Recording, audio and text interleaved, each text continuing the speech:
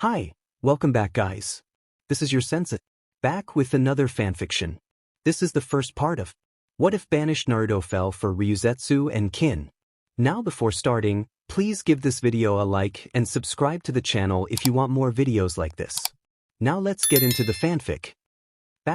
Land of Fire. Forest Konoha Team 10 finds themselves waking up in a forest, a campsite, and Shikamaru jolts up from his sitting position, glancing around warily, unable to recall how they got there. A slight panic sets upon him, yet as he checks his surroundings, he finds traps and the like set up to protect the group. Moving toward the two tents, he wakes up his teammates, who, like him, panic upon realizing they have no idea where they are. Ino spotted a map with a kunai sticking in it and quickly moved to inspect it. "Hey, over here," she called, and her team moved to her. It took them moments, if the map was accurate, to figure out that they were only half a day from home. "Ino, how's your arm?" Choji asked, and that's when they all realized their injuries had vanished. "Now that you mention it," Ino responded, looking down at where a sword had sliced open her arm. Not even a scar remained. Suddenly, the group was surrounded by a group of Black Ops. Team 10 was on guard, back-to-back, weapons drawn and defenses up. "Identify yourselves," the monotone voice from one masked ninja said. "Chunin Yamanaka Ino." Ino answers without question. "Chunin Akamichi Choji," Choji responds. "Jonin Nara Shikamaru, ID number." Shikamaru states, giving their ID numbers, which the man nods. "Come with us." The team scritted the trio back toward the village. Upon their return, confusion was written all over their faces as, despite the early sunrise, they could clearly see a crowd at the gates. A closer inspection showed that all their parents, friends, and even the Hokage herself were part of the welcoming party. "What's with the—" Shikamaru was tackled by his mother, who fussed over him with a great deal of concern, just like the parents of his teammates, which added to their confusion. "It's good to have your back. We were worried that you had run into trouble," Tsunade Senju explained, stepping forward through the crowd. "Thank you, Tokasama," the three chorused, but it was clear they were confused. Tsunade spoke up. "It seems you're confused about something." Shikamaru spoke for the three like always. "Yes, well, you see." He glanced at his friends and comrades. "Why is everyone out here?" "It was just a routine patrol." Silence reigned. Tsunade looked between them before raising an eyebrow. "You left on a patrol near Water Country almost 4 months ago." More silence. "What?" Ino squealed. "Konoha General Hospital a week later." "Nothing out of the ordinary," Tsunade said, sitting on a chair before her three shinobi, looking over numerous tests and graphs from the prior week. "In your report," she continued, "you stated that you, Ino, took a sword strike to your arm." Looking at the platinum blonde who nodded promptly, the Sannin then looks to Shikamaru. "And you had a gash across your back." The Nara nodded as her focus then turned to Choji. "And your arm was broken in 2 places, with a fractured hand." Choji nodded in agreement, remaining silent to allow his leader to continue. Yet, the Slug Princess looked back down at the charts. "All these supposed wounds have been perfectly healed, bones reset, and scarring removed." She let out a tired sigh. "Yet, none of you remember anything after your fight until you woke up in that camp the Umbu found you in." The three nodded in agreement, but Tsunade saw the contemplative look on Ino's face, as if she was withholding something. "Ino," the ponytailed blonde snapped to her leader. "There is something that's been kind of bugging me." She half fumbles her words, still clearly distracted by whatever it is. "Oh," the Senju raises an eyebrow at her. "Kinda like." A heavy sigh passes the young blonde's lips. "It feels like when you see something out of the corner of your eye, but when you look, it's gone. Then, when you see something again, it vanishes, but it's like a memory or something. I've been working with my dad, but even he hasn't seen something like this before." "That's not all, Tokasama." Shikamaru spoke up next, drawing the leader's attention. "Though normally I would feel rather disturbed about having such a massive blank in my memories, for some reason when we focus on it. I feel safe and happy, but I don't know why," Choji adds with a shrug, further confusing their Kage. The older woman pinches her nose, as this was just getting weirder and weirder, but figures she asked the last question. Keep working with Inoichi, all three of you, but before that. She pulls out a small piece of card that held a white cloud, an orange sun peeking above it. Does this seem familiar to any of you? But they didn't need to answer, as all three just smiled at it. No, but for some reason it seems friendly. Ino questions, furrowing her brow at that sensation, with the other two nodding in agreement. Another long, heavy sigh from the blonde Hokage, who sags in her seat, head hanging back. Troublesome, she whispers, causing a snort from the Nara. Konoha, Kage Tower, heard your brats were found alive. Jiraiya, the Toad Sage and former teammate of the Slug Sannin turned Hokage, speaks as he steps in through the window. Yeah, with no memories of what transpired in their absence. She mutters, not even breaking stride in her signing of the paperwork that is all Kage's worst nightmare turned reality. Curious, the giant white-haired man murmurs, caressing his chin. Did your network pick up on anything?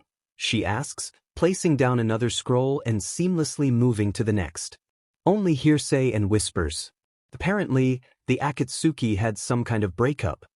This news caused the Hokage to freeze for a moment before looking up at his oldest friend, carefully so as not to raise her hopes, though he was grinning like an idiot.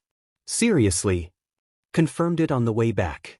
Apparently, several of the members turned on their leader. No clue what happened after that, though. So, does that mean? She asks, as hope begins to swell within her chest. The sage nods once firmly, his voice softening significantly, almost to a whisper.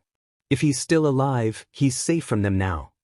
Tsunade's whole form seemed to lighten up at that, her smile radiant as it grew upon her face. Then perhaps we can bring him home. How do you? With the threat gone, the council has no leg to stand on, and we can lift the banishment, she declares, pushing aside her paperwork carefully so as not to disturb it enough to fall. Jiraiya spoke up though, unsure about that. I don't think. Shizune. The last Senju roared, and her first apprentice poked her head in as dutifully as always, awaiting the words of her Summon a council meeting. I want them assembled now. The woman vanished back behind the door without a word. It was unnecessary, as Tsunade was visibly beaming at the thought of her knuckle-headed son/brother returning to her arms. Oh God, he's going to be so big now. What is he like, 22 now? 23, yes.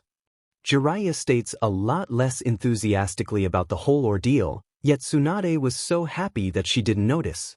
Tsunade? He almost whispered, and she settled down at that. He never used her name like that unless it was important. His solemn look was more than telling. Jiraiya. Do you really think he'll come back? Willingly at that. He asked in an uncharacteristically serious tone, which actually gave her a pause. In her excitement, she had forgotten that part of the reason for his banishment was due to her negligence in her duties. If she hadn't gotten so drunk after all the members of the retrieval team made it out of the danger zones, including the traitor, she just had to celebrate a job well done a bit too hard. A lump formed in her throat at that, and her mood soured significantly. You're right, Jiraiya. He thinks we turned our backs on him back then. That I turned my back on him. Her voice drops to a whisper. Yet I can't back down until I at least try and convince him that it was all a misunderstanding.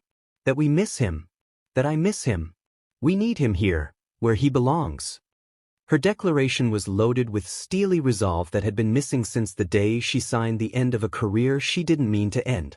Her old teammates sighed at that, not sure how this would play out. I hope you're right about this, Suham. It's been a decade since he left. Assuming he's still alive, he's no doubt changed quite a bit. He may not be so forgiving. Konoha, council chambers 10 minutes later. Why did you call a meeting, Tsunatama? Elder Udatain questioned as Tsunade, flanked by her former teammate, took her seat. Remember your place, Elder? She growled with a sideways glare. Now then, she cleared her throat. I have received word that one of our biggest threats has been dealt a crippling blow and has since disbanded. Her opening was met with the room's full attention. The Akatsuki is no more. Who destroyed them? Shikaku questioned, his laziness completely forgotten with that opening statement. This time it was the Toad Sage who stepped up to explain. According to my intel, it was a two-pronged attack. From within and from the outside. Defectors? Hayashi Hyuga questioned. The sage just nodded with a grim look upon his face. What's to stop them from reforming? Asked Hana Inuzuka, taking the place of her mother, who had a bad injury and was in the hospital at the moment. It seems only their leader was aware of the full plan. When he was killed, the other surviving members all went their separate ways. It wasn't a quiet affair, however, Jiraiya explained, as the others could put two and two together. Then, if that is all, a civilian inquires, getting ready to stand. That isn't all, Counselor, Senju growls, causing the young man to promptly retake his seat. Fear is a powerful tool. In light of the news presented, I would like to propose a motion to repeal the banishment of Naruto Uzumaki and restore his rank and status as a Konoha shinobi. Tsunade said, allowing silence to fall and the words to sink in. The various clan heads shared looks of confusion, then realization, before contemplation, but not one wanted to speak their minds, as this was a paper bomb of a suggestion and no one felt like lighting this note. An unspoken game of chicken was being played as the Hokage began to grow impatient at the lack of response. But just as she was about to explode, one civilian counselor spoke up, "But why do we need that demon back in the village?" His throat was cut through with a single clean slice, and the Umbu who did so promptly vanished within the next second, taking the body with them. This is a shinobi matter. You civilians should remember your place. The Senju snarled, the 7 remaining civilians sinking back into their seats, not wanting to gain her ire. Well, she looks across the shinobi clan heads for a response which came from the quietest of the group. If memory serves me right, Shibuya Bream speaks up, it was a 10-year banishment. No. If that is the case, then it should have ended several months ago. Tsunade's jaw drops before she clicks her fingers, and a silver-haired Umbu drops before her, a dog-masked one, kneeling before her dutifully. Fetch me those documents. No need, they responded, handing them to her, causing the sitting Kage to raise an eyebrow before the said Umbu returned to their posts. She read over the document carefully, and there it was, the clause in small print stating that very fact, but only if the threat had been dealt with. She smirked, nodding to the clan head who mentioned it. As logical as ever, Shibi. Thank you for pointing that out. Then, turning to the group, she continued, I want several teams of trackers out looking for him. Hana, Hayashi, Shibi, can I count on you? All 3 nodded as Jiraiya stepped up again, his face neutral. I've already set my network to look for any clues about his whereabouts. I should have something by the weekend. Check back with me then. The 3 nodded again. Dismissed, Tsunade ordered. Konoha, General Hospital Psychological Ward, are you sure it will work, Nichan? Yeah. The other 2 will work with the standard seals, but she's a Yamanaka. Their mental defenses are far higher than those of average shinobi. That's why I'm modifying this seal specifically for her, Amaru. Hey, going for a drink. You coming? A new voice. A familiar one responded, give me a moment with this. You shouldn't smoke in here, said the one named Amaru. Relax, I've almost finished, replied the familiar voice. A slight jolt. Careful, Nichan. I just closed those wounds. A warm chuckle, the voice jovial, though it sounded like they had something in their mouth, no doubt the mentioned cigarette.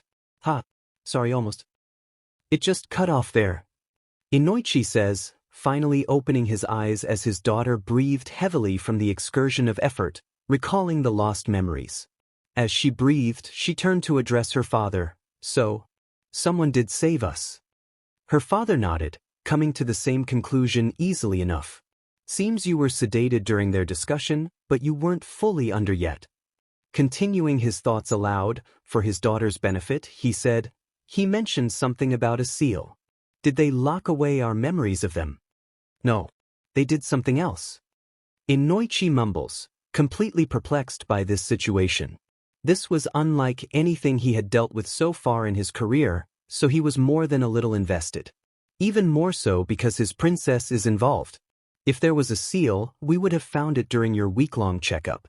No mental sealing either, or we both would have found it by now. It's like you literally had no memories at all. I've never seen anything like this. Great.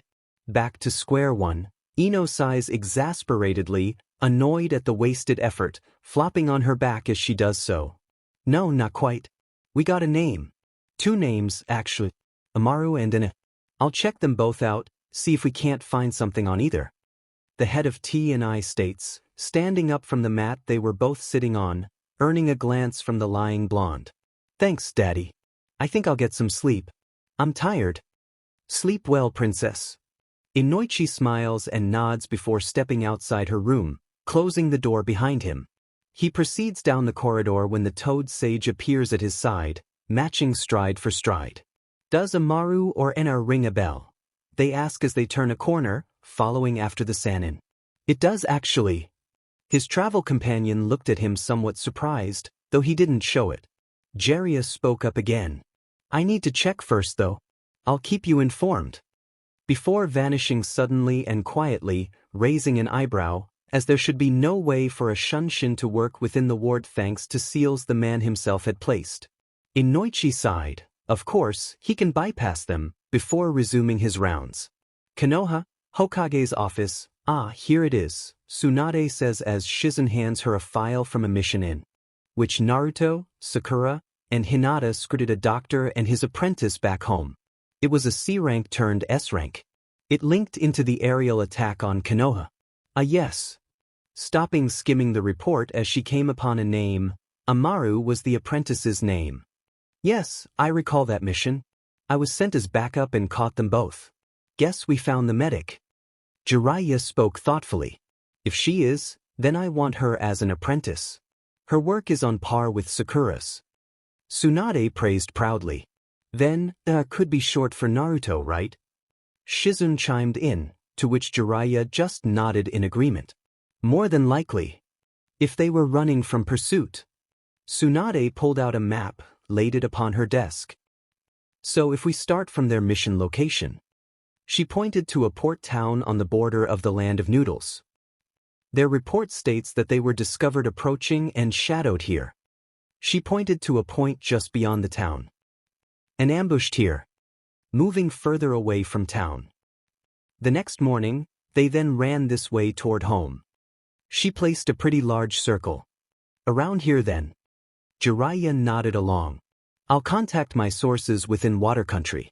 See if anything happened in the last few months of note around that town. I'll send a few tracker teams to the area, Tsunade adds with a nod. I'll send an Umbu team along with them, in case you run into any trouble. Jiraiya nods in agreement. I'll head out immediately. Land of Noodles, Southern Port Town Konoha's former Team 8, consisting of Hinata Hyuga, Inazuka Kiba, and Aburame Shino, approached the small town but did not enter it. Shino had his bugs on lookout as Hinata used her bloodline, the Byakugan, to scan the town for any signs of shinobi activity. She idly noticed the 3 other tracking teams, identical in makeup to her own, all nearby doing the same as they were, but at the other cardinal directions, even the one out on the ocean. Looking around, she didn't find anything out of the ordinary until she found a single person with a highly developed chakra network. It was being suppressed, heavily but professionally. Looking under closer inspection, Hinata also noted that they had the identifying mark that all teams had, a white cloud with a yellow sun peeking over the top. Found someone. They're in a bar, having a drink at a table. In that case, we should move in with one of the teams backing us up, Shino states. Her bug-using friend sends out several messengers to his clansmen in the other teams, but they suspect that the others have already detected the same as them. Team 8 moves in and is joined by 2 of the 4 teams who remained outside the town in response. Reaching and entering the tavern, the Leaf Shinobi noticed the sly looks within the shadows. The murky air was usual for such an establishment, with the room lit dimly, despite the late evening beyond it. A quick pulse of her bloodline told Hinata that the woman in question was in the corner, talking casually with a civilian rather animatedly, both clearly minding their own business. Moments later, the woman stiffened, turned to the new arrivals, and a flicker of anger flashed before it turned to annoyance. Her companion also looked more than a little annoyed at the arrival of the Leaf Shinobi. Demon Leaf, strolling around like they own the demon place, the dark-haired woman growled. The civilian woman at her side nodded in agreement, and it seemed that they weren't the only ones who thought that, noticing the other patron's stares. Undeterred, Hinata spoke up softly, "I'm sorry to intrude upon you today, but we have some questions for you." "Oh, little ol' me?" their target asked, quirking a brow, while lifting her drink. The Leaf Ninja all nod as the lady drops her elbow to the table, supporting her head in hand while still sipping the ale. "That insignia upon your arm." Hinata points to the cloud emblem on her upper arm, attached to the armor plate that protected her. A growl from the mercenary, with a very noticeable edge to it. "What of it?" The air in the building abruptly grew almost unbearably heavy, with both Shino and Kiba noticing the tensing of multiple patrons in their observations. The ambient chatter died out completely, with all eyes turned to the Leaf Shinobi standing in the middle of the room, confronting the still unnamed woman. "Can we not move somewhere more private?" Hinata asked softly, not showing her discomfort at the rising threat, though a snort was the response, followed by a venomous retort. "What do you want, Leaf Shinobi?" Years of training allowed Hinata to mask the flinch at the hostility in the response, but she pressed on regardless. Her beloved was at stake here. One of the teams was rescued by. And the civilian lady spoke up, glaring at these outsiders the whole time. "They've saved us more times than any of you hidden villages." If you have a problem with her, the numerous civilians all began standing, several mercenaries moving into defensive positions. No, need to be aggressive? Hinata not even batting an eye at the implied threats surrounding them all. "We just wanted to make contact. Perhaps we can." "No need," the armored woman responded, waving off the offer immediately, almost instinctively. "We don't want anything from you people." "And why is that?" Hinata presses, causing the glare to become near murderous. If the Hyuga was less of a woman, she may have erupted into flames at it. "Leave." "No. Tsuke. We came only to thank you people, why so?" Kiba was silenced by a smothering level of killing intent from their target, his throat suddenly dry, as the words were spoken in almost a whisper. "We won't ask a second time." This caused the other mercenaries to begin flaring their chakra, surprising the ninja, who had thought they were mere civilians at best. "Very well."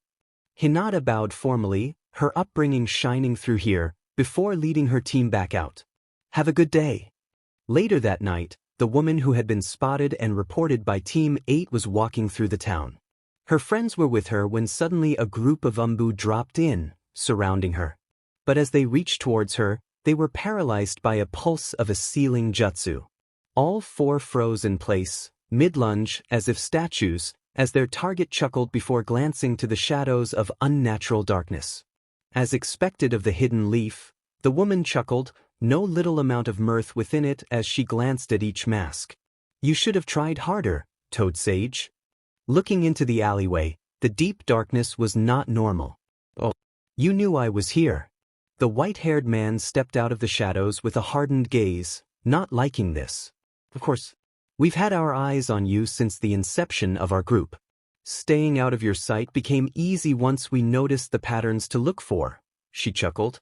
The soft frown that appeared on the man's visage told of his displeasure at the news. "Oh." His target nods before smirking, a wide, knowing smirk. "We are well aware of your intention, predicted it and planned accordingly." The feral grin seemed to be the signal as multiple masked shinobi appeared all around the chief spy Mstu, grabbing him before he could react. Konoha, Hokage's office 3 days later. A puff of smoke alerted Tsunade to Jiraiya's presence, beaten and battered on the floor, barely conscious or aware of his surroundings. "Jiraiya!" she yelled, jumping over her desk and switching to medic mode. "What happened?"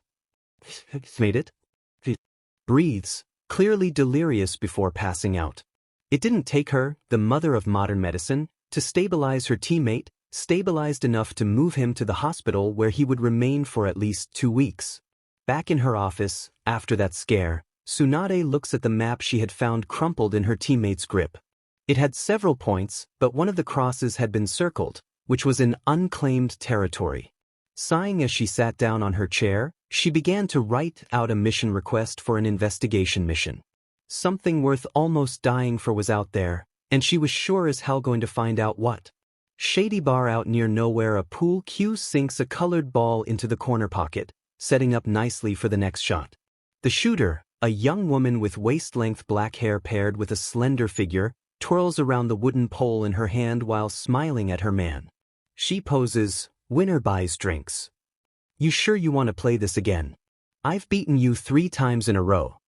A blonde-haired man responds as the woman twists into him, his arms wrapping around her in a way that showed their NTMT relationship.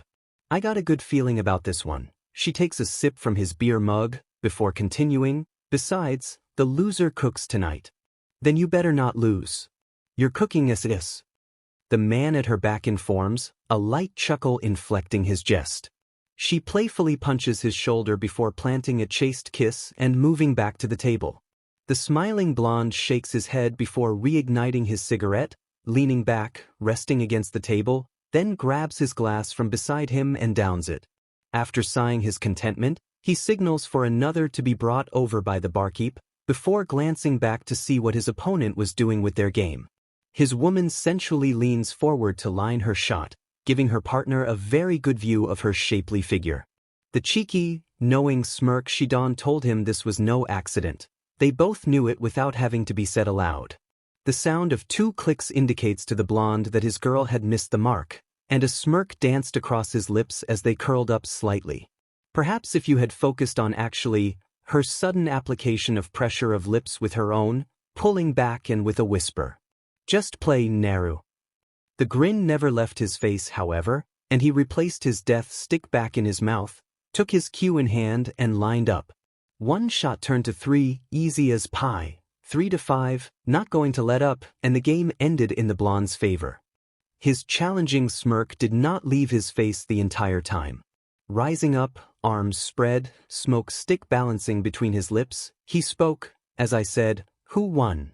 A voice from the darkness of the bar they were in calls out. "The commander, obviously." Another answers as a few chuckles echo through the bar. The raven-haired woman growls before glaring into the darkness. "Shut your traps." Silence rules once more, but the low murmurs of distant chatter remained. The blonde approached calmly, saying, "Lighten up, kin. After that last job, we made out like bandits.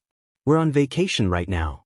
Don't let—" "I get that, I really do, but Naru," the towering blonde nods, understanding his lady's current mindset, and offers, "You just want to get home, right?" Her simple nod to his question was telling, though he smiles while bringing her into a firm, comforting hug. "Arg, they're all lovey-dovey again. Think I'm gonna be sick. Wanna try that again, Larn?" Naruto growls in response to the said man, currently in the darkness, yet the blonde picked him out as if he were as bright as day. Thus, Larn tried to ignore his own existence under the frigid glare of his commander. He was demon scary when angered.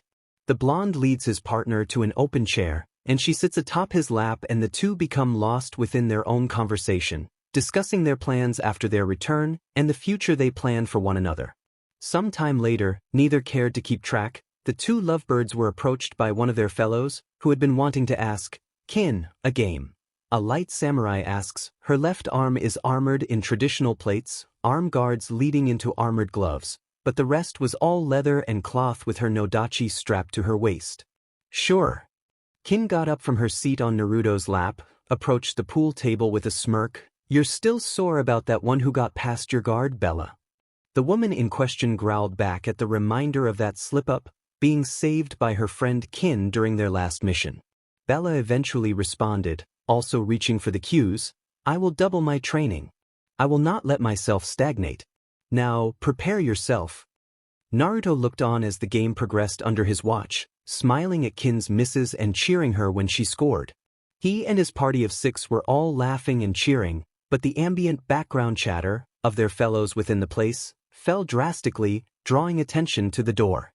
A pair of shinobi, not part of their group, now stood, observing the large bar's occupants. As they move in, replaced by more and more leaf shinobi, a snort is heard from one of their friends within the dimly lit place, and Naruto glanced to his side, where his friends and comrades glanced at him too, all frowning as they knew what they were here for. "Leaf Shinobi, you aren't welcome here," the bar maiden informs them, leaning forward on her bar, a hard stare until one of the new arrivals also notices the same insignia on an armband she wore. One of the unknowns spoke up to forestall any trouble. "Sorry, but we need a moment with." "You better watch it, kids." One of the many shinobi without a headband stepped forward to address them, his armor also denoting his allegiance to the same organization as the bar lady, his gaze as hard as the kunai he was fingering in its pouch. "We aren't your friends here." Yet one of the leaf shinobi snaps towards the pool table, as if peering through the darkness, smoke, unease, and grime. "Naruto!" The whole bar snapped up, taking defensive positions, and weapons were drawn as the leaf team found themselves surrounded by enemies. "What are you doing here, Hyuga?" The voice of Naruto Uzumaki cut through the darkness that still engulfed his figure, none missing the cold razor edge. The coldness in the tone sent shudders through all the leaf ninja's spines, and caused the addressed girl to retreat into herself, much like she did when she was still a child. Seeing this, her ever-loyal Inuzuka, currently nicknamed Little Pup by the opposing forces, steps forward in her place, growling out, "Oh, I dead last." More than a few weapons were drawn immediately when the Inuzuka yelled that. "Watch your tongue, mutt." An Inuzuka standing on the opposite side, with the same insignia on his right breastplate, growled at his partner, who wore a bandana denoting its allegiance around his neck, and followed suit. This actually took the young heir apparent by surprise. A missing nin of his clan standing up for someone they were sent to collect, muttering lowly, "You're." "Enough." Naruto's voice echoed through the room, not shouting or even raising his voice, and all on his side were suitably cowed. Standing up with a sigh, he took out a cigarette, lit it, and then retrieved his drink before strolling over to one of the few scattered lamps by the pool table, revealing his tall 6'1" figure, built well but lean, wearing a mesh shirt beneath a dark blue jacket. Paired with black cargo trousers and boots, speaking lowly but all heard his words. "Now tell me." The air seemed tense as if waiting for him to breathe out a puff of smoke. He was resting against the pool table, one hand in his hoodie pocket, the other occupied by the cigarette, staring at them with a perfectly indifferent face. "What are you doing here, Leaf Shinobi? You are a long way from home." A throat cleared, and the very familiar silver-haired jonin of the trio stepped towards his former student. He strolled carelessly towards him, thinking nothing of the danger that may pose, and with a casual, almost jovial tone, he began. "What are you doing here? Final warning." The sun-kissed blonde spoke with finality, no fondness or kindness in his narrowed eyes, just cold, hard steel. A brief moment of silence followed, allowing the surprised leaf contingent to regain themselves, before the jonin continued forward, to confront his target, reporting crisply. "By the order of the Fifth Hokage, Tsunade Senju, you, Naruto Uzumaki, are hereby ordered to return to the village hidden in the leaves and report for active duty." The shinobi's report caused everyone to look at him incredulously, trying to figure out if this was a joke or not. No one moved, not an inch, as the silence dragged on. Naruto himself just continued to puff on his smoke, not breaking eye contact, face blank. As the last pieces of ash fell from it, smoke hanging heavily, a hand appeared next to him and presented an ash tray for him to put it out. He did so casually, and the hand took the brown glass tray, placing said object aside, and stepped beside him. A slow chuckle escaped the blonde before the whole bar broke out in hysterical, side-splitting laughter that could be heard from miles around. It went on for so long that the leaf shinobi really felt out of place among the laughter. Several minutes passed before any semblance of normality returned to those within, with Kin wiping away tears as she leaned back against Naruto's chest. That was a funny joke. They actually my sides." A red head in the corner heaves while the now drinking Naruto, who was very clearly highly amused, just sighs as he puts his beer down before looking back at the intruders, wiping away a stray tear with his open hand. "Oh my, ain't that rich, coming from you, Kakashi Hatake." The jonin produced an official document from his weapons pouch, fully dressed up with bow and all before he tossed it toward his former student. It wouldn't make the trip as another hand plucked it from the sky, intercepting it with little trouble, opening it up and reading its contents. The interloper spoke up after the fact. "Hey boss, it's official and in writing." The girl proclaims, flapping around the now open scroll. Kakashi speaks up, keeping everyone on the subject matter, his gaze not wavering. "What is your answer?" Kakashi stares at his sensei's son, who only now takes the presented scroll and glances at it lazily. "So, my banishment was lifted." He receives nods from the leaf shinobi as he holds Kin with his spare right arm tighter. She reciprocates by hugging his arm tighter to let him know she was with him on his decision. This action did not go unnoticed by one pale-eyed Hyuga who felt several emotions flooding her mind, none of which were positive. "And they want me back." Another nod was received. "Why?" the blonde asks with a raised eyebrow, Kakashi taking this one as the spokesperson for his team. If you say it's for my own protection, neither you nor your friends outside will be safe," Naruto warned them all with a sharp edge. His intent was clear and unmasked, which caused priceless surprise on the faces of the new arrivals, while the other patrons all smirked at that. "Now answer me, Jonin of the Hidden Leaf." His battle-tested, icy blue eyes bore into the black eye of the one-eyed shinobi opposing him, who spoke firmly and without restraint. "It is your home. It is where your precious people live and where you belong." Multiple snorts echoed through the tavern as even the dogs within were clearly amused, none by the drivel being spoken here. The amusement at the reaction was clear on Naruto's face, the ghost of a smile telling before he finally addressed this directly, humming. "Home huh." Grabbing another cigarette, he allows everyone to dwell on that a moment, while placing the stick between his lips, but it was pulled away by the brunette in his arm. A sigh followed, his eyes down at her with a soft growl, causing the girl to smile foxily. Naruto was now forced to speak up. "My home is right here." The kunoichi in question, unprepared for such a compliment, blushed rather prettily but didn't hide it away. She was proud to be her man's arm candy right now, even if he causes her to blush on occasions like this. Naruto then speaks up, eyes flowing from the warm log cabin to an Arctic desert as he spoke. "Besides, I haven't seen that cesspool in a decade." "Forget it." A new voice from the side, at least to the Leaf team, then spoke up. It was Naruto's most loyal friend and field partner, Ryuzetsu, formerly of Hidden Grass Umbu. "Do you really think a betrayal could be forgiven so easily?" Kakashi noted that she had 2 kodachi in her hands, with only one sheath. "Leave, Kakashi of the Sharingan." A red-headed man stepped into view, opposite the white-haired woman. His ripple-like dojutsu pierced into the man's soul, forcing them to take a step back subconsciously. There was more than enough hesitation to go around as Naruto and his new allies stared down their Leaf team, and it was clear who was winning. Kin noticed the Hyuga's glare at her. The killing intent was pitifully low, but she chose to poke that tiger with a raspberry. It worked as the intent climbed. Yet, before the Leaf could do anything, Naruto's killing intent flooded the room, robbing the outsiders of their breaths and voices. His voice was so cold that absolute zero would look warm. "Leave." Unable to verbalize his response, Kakashi simply nods, as he struggles to get his feet under him. A quick glance shows his team is about ready to pass out until a throat clearing causes the tension to vanish. "Better let them leave on their own power," Ryuzetsu comments from Naruto's side, seemingly unbothered by the whole display. Naruto nods to that, and they all watch their foes stumble over one another, helping themselves out. As the Konoha shinobi leave, Naruto turns to his cousin, "Nagato, all our local jobs here are done. We should move out and head home." The Renenigan user nods. "Agreed. We'll have to move up our schedule." The crowd whines.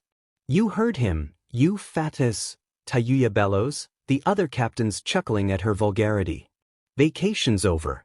Pack up camp and prepare to move." "Yes, Captain," the room responds, and immediately the bar clears out. Naruto looks at his foul-mouthed cousin with a foxy grin, still holding Kin's arm. "As tactful as ever, Tade." She growls at the name, but finally smirks. "You know it, Whiskers." Ryuzetsu hands him his weapon, which she was holding for him, speaking up as he takes it and hooks it to his side. With the hidden leaf here, they'll try to capture you more forcefully now. He nods to that, smirking as he heads towards the door after everyone else, girl in arm and friend at his side, will do the usual with leaf teams. Fireproof is still in effect after all. She nods to that as they exit into the street, waving at people as they. It had been a few weeks since they arrived to secure the town. They rebuilt 90% of the place and toppled the local bandit groups. They made a pretty tidy profit from their stolen wares. Still, are we sure Fireproof will work this time? Kin comments, and Naruto glances at Ryuzetsu, who shrugs. It's worked well so far. The white-haired woman nods, finishing his sentence. We'll have to head back sooner rather than later. The leaf shinobi watched from a distance, in trees and atop branches, as they observed the mass exodus of shinobi and samurai leaving the establishment, which they themselves had left not too long ago. All of them, now in the open, could be seen bearing the insignia of the white cloud somewhere on their persons. Even their target of capture, who had it on his jacket, and the wakizashi on his back, the sheathed one from the white-haired lady, from the looks of things. The group was clearly cheerful and friendly as they headed through the small town, which cheered and waved back at the group as they passed. Kakashi also notes how most were in the bingo book he was holding, with most being of B rank or higher. He lowered the book when Naruto steps out with Kin on his arm, Ryuzetsu talking with him rather animatedly, though the redhead fellow, talking with a pair of samurai, follows shortly afterwards. The Jonin was wary of this man in particular. Those eyes seemed unnatural, not of any dojutsu he had seen previously. His thoughts were cut short as the man paused, looked directly at the copy ninja from several miles away, and visibly sighed before turning away and rejoining the retreating group. White Dawn campsite. The group arrived back, partially inebriated but in high spirits as those on guard duty welcomed them all back. The hidden leaf has sent its shinobi after the commander. Ryuzetsu explained to the guardsmen, who all stiffened at that, though she continued regardless. So, we are cutting the vacation short. Inform the others, set a perimeter, and prepare to move out before first light. Yes, ma'am, was chorused before they all vanished in various body flickers, allowing her to sigh out, "This is troublesome." Nearby, trailing the group of mercs and missing ninjas, a pineapple-haired shinobi sneezed as he leaped from branch to branch. "You okay, Shika?" his blonde friend asked, hopping beside him in their normal formation. He nodded, responding in his lazy drawl, "Someone might be talking about me." Troublesome. It didn't take long for the large camp to be reduced to only sleeping tents, with all the auxiliary facilities packed up into scrolls of various sizes. As the sunset drew closer, multiple campfires blazed. Naruto was sitting with Nagato, while Ryuzetsu inspected her blade as always. The two Uzumaki continued discussing plans for a small diplomatic mission that their spy network had suggested looking into. The former Akatsuki member found himself smiling as he gazed upon the dancing flames between them. "You know, Naruto," he began, drawing the smoking blonde's attention to him. This was what the Akatsuki was originally meant to be, a force for good to protect those who couldn't afford it. "I know," Naruto's tight curt response, blowing out the smoke, before continuing on the next breath. Then the leaf poked its head in, helped Hanzo rout your forces, which in turn allowed Obito to manipulate your anger and hatred. A mirthless chuckle left the redhead's lips. Indeed. Looking to his blonde cousin, the streaks of red stood out in this setting sun. "Though you pulled me out of it and showed me the path I had forgotten so long ago." Naruto leaned forward on his knees and let out a sigh, flicking the bud into the flames. "Hatred and pain cause us to act irrationally. You just needed a helping hand." Looking to his second in command, he continued with a growing smile. "Thanks to you, we have gathered so much support and you have offered me guidance. I could never thank you enough." His smile was matched by Nagato's. "We're Uzumaki. Family above all. Even though my hair's blonde." Naruto jokes with a grin, to which Nagato chuckles lightly, shaking his head. "You seem to have missed those red roots you've been gaining in recent years. You're going senile." Naruto laughs lightly, turning back to the flames, then sighs again. A moment of silence before he stands, his friend at his back, matching him. We should get to it then. We should. Nagato also stands, looking at the white-haired Kunoichi, who always stands in his cousin's shadow, and nods. She nods back, her sword back on her hip, and the three of them all body flicker away. In the trees overlooking the camp from a distance, the small company of leaf shinobi were sitting in wait, hoping to catch Naruto and his party off guard and snatch him up before they could offer any real resistance. It was an underhanded tactic, but they didn't want to use it. They were left with little choice. They needed Naruto back in the village, and the Fifth Hokage gave them orders to ensure that outcome. Kakashi sighed silently, looking back at the team with him. Most of the Konoha 11, Naruto's old classmates, were in attendance, hoping to use sentiment to guilt him back. The confrontation within the bar was unexpected. His student had changed during his decade away from the village and now seemed to be leading a group of missing ninjas and ronin. Glancing back at the camp, he noticed that Naruto, the white-haired chick, and the redhead had vanished. But before he could voice this, the sensation of cold steel against his throat was unmistakable. Sheet came from the dog knee known as Kiba, which told Kakashi that he wasn't the only one held at blade point. The gruff voice of the redhead that was conversing with Naruto in the clearing. We thought we told you to leave. We have a mission to recover Naruto. Kakashi reports calmly, wondering how many enemies they have ambushed. I told you that ain't happening. Naruto responds from somewhere behind the silver-haired Jonin. Come on, Naruto. We came all this way. Silence, mutt. A voice Kakashi didn't recognize spoke up again, the final time for a long while. This will be your last warning, Hatake. Everything went black. Naruto sighed heavily at the 16 knocked-out leaf shinobi as he looked to his men and women, who all nodded, awaiting their orders. We'll take them to the clearing, set the tags so they'll wake after we leave. Yes, sir. They all respond and take the fallen group to their camp, placing sealing tags upon their persons. So, they didn't leave, huh? Taouya announces her presence, appearing as Naruto growls out. No, they didn't. What's the plan? She pressed, liberating one of the smokes from her favorite cousin, who stated, tag them and leave them here. Memory tags. Taouya asks with a quirked brow, lighting the stick with minor fire manipulation. Naruto nods once, watching as Ryuzetsu finishes checking for anything of interest, recovering a map that was reported stolen not long ago. She tosses it into the fire as it was unneeded. Perhaps. Not really sure if they'll work or what they would remember. He says with a shrug. She chuckles at that, pulling out a pot of ink and empty paper. Should be fun. Though, this is the second time for Blondie, Pineapple Head, and Chubby. She glances at her clansmen. You're being soft on 'em, maybe have a thing for blondes. True. Naruto concedes, reaching for his smokes before noticing the cigarettes in the Nara's pocket, Saratobi brand tobacco which he swiftly liberates. Payment, he claims at the incredulous look from his female counterpart.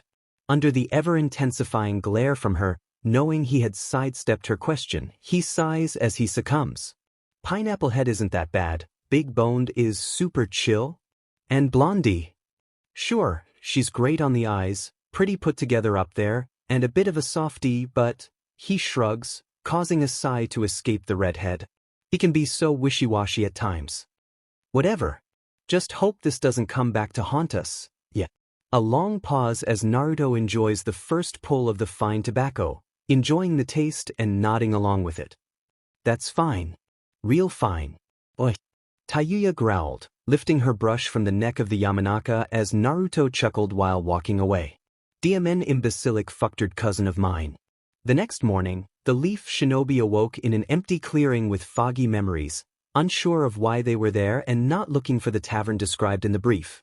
Kakashi sat up, glanced around, and saw all his people there, which somewhat subsided his panic. Kiba was the first to ask, what were we doing out here? His partner, Akamaru, groans and whines as he stands up, stretching and yawning widely. Shikamaru speaks up, Dunno, glancing around. He reaches for his cigarettes, only to find them gone. My smokes. He growls, a bulging vein atop his face. All of them are so disoriented that they don't notice the shadow clones in the trees, who fade out after confirming they have no knowledge of the night before. Land of Rain. Havoc-Teir. The group of mercenaries arrived back in the Land of Rain, the former stomping ground of the Akatsuki and now the home of the White Dawn organization. It didn't take long for the group to scatter and filter out toward their homes, reuniting with their loved ones. Naruto led Kin and Ryuzetsu toward their executive offices in the city center alongside Nagato, all four talking casually and animatedly with smiles on their faces. "You're early, what happened to the vacation?" Konan, the current leader of the Hidden Rain, was a brunette with a very soft face and amber eyes, a paper flower in her hair.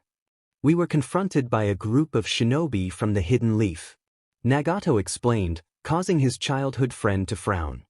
"Do you think this was due to our operatives confronting Jiraiya-sensei?" "Probably," Naruto offers as he passes the duo, heading back to his own office. Konan sighs before responding, "So, we'll send out feelers, see what they are doing." "Better safe than sorry," Nagato agrees with a nod. "Perhaps we should issue headbands." "No. It could cause more problems internationally. Let's talk to the daimyos. See if we can get a compromise ready," Konan thought diplomatically. Nagato nodded again. "A wise course of action as always, my love." Land of Fire. Hokage office. A month had passed since the retrieval team left before they returned with a mission failure, which did not go down well. "So, you found him?" Tsunade asked, to which they all looked at one another. "We don't know. We went to the target area, found the tavern, but then nothing," Kakashi reported, which caused the Kage to rub her temples. She noticed Ino's hesitation and narrowed her eyes. The rest of the report went through, with growing frustration from the last Senju. Upon the group leaving the office, Tsunade calls out to Ino, "Stay behind, Ino. I want a word."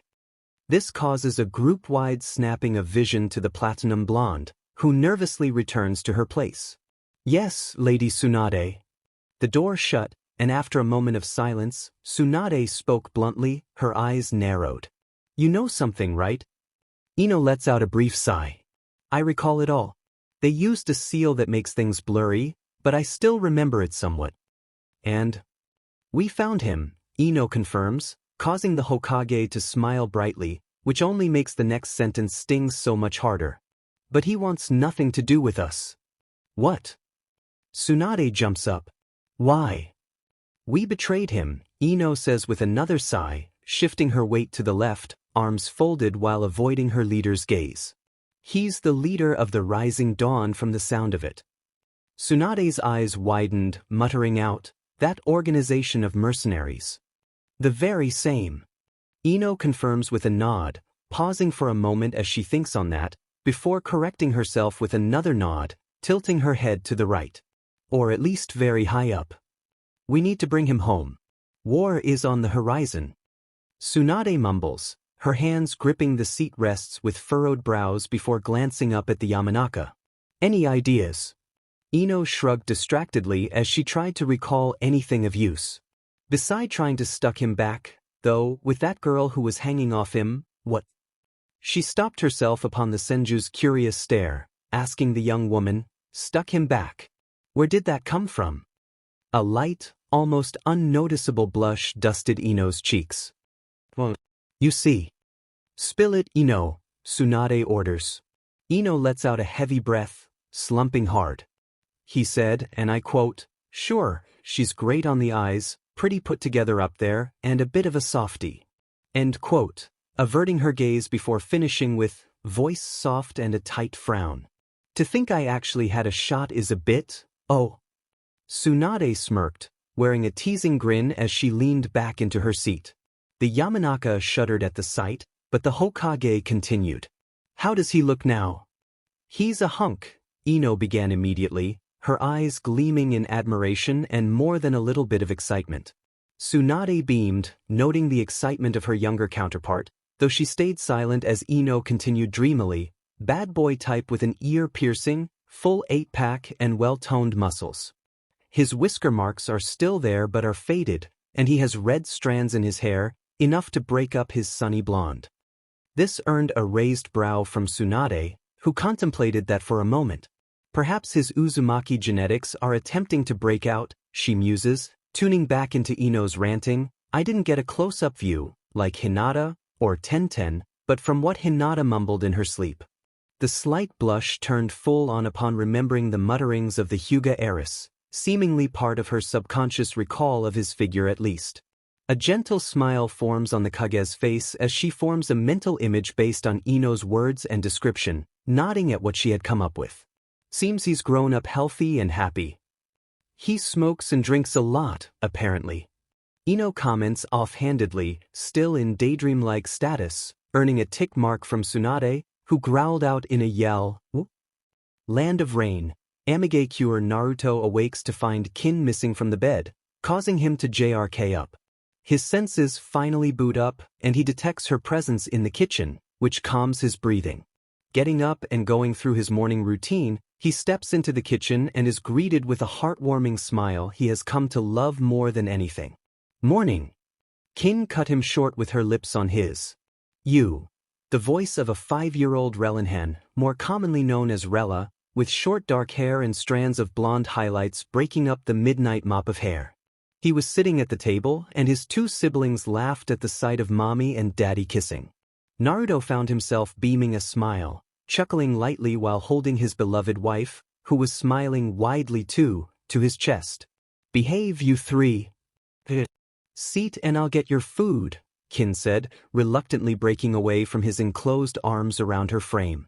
Naruto nodded, still smiling as he made his way to the table, ruffling the black hair that appeared crimson at certain angles of his eldest, nearly 6-year-old daughter Kushina, who asked her father, "How was your mission, Daddy?" Naruto smiles at her innocence, growing faux serious, and reports formally, "The bad men were caught and sent for a timeout." Kushina beams up at him, turning to her siblings with confidence and declaring proudly, "See. I told you that Mom and Dad are the strongest." Rellenhan stuck his tongue out in response. His younger 3-year-old brother, Juk, followed his example, causing Kushina to growl at them. Naruto shook his head softly, cutting in before the argument began. "Calm down, princess." Naruto started patting her head before running his fingers gently through her lush hair that reminded him of both his mother's and hers, as he continued softly. "As long as you believe in us, then that's all that matters." His princess blushes at the praise and smiles up at him again, cheering up while replying, "Thanks, Daddy." Naruto offers a brighter smile, nodding as he turns to the plate just placed before him by his lovely wife.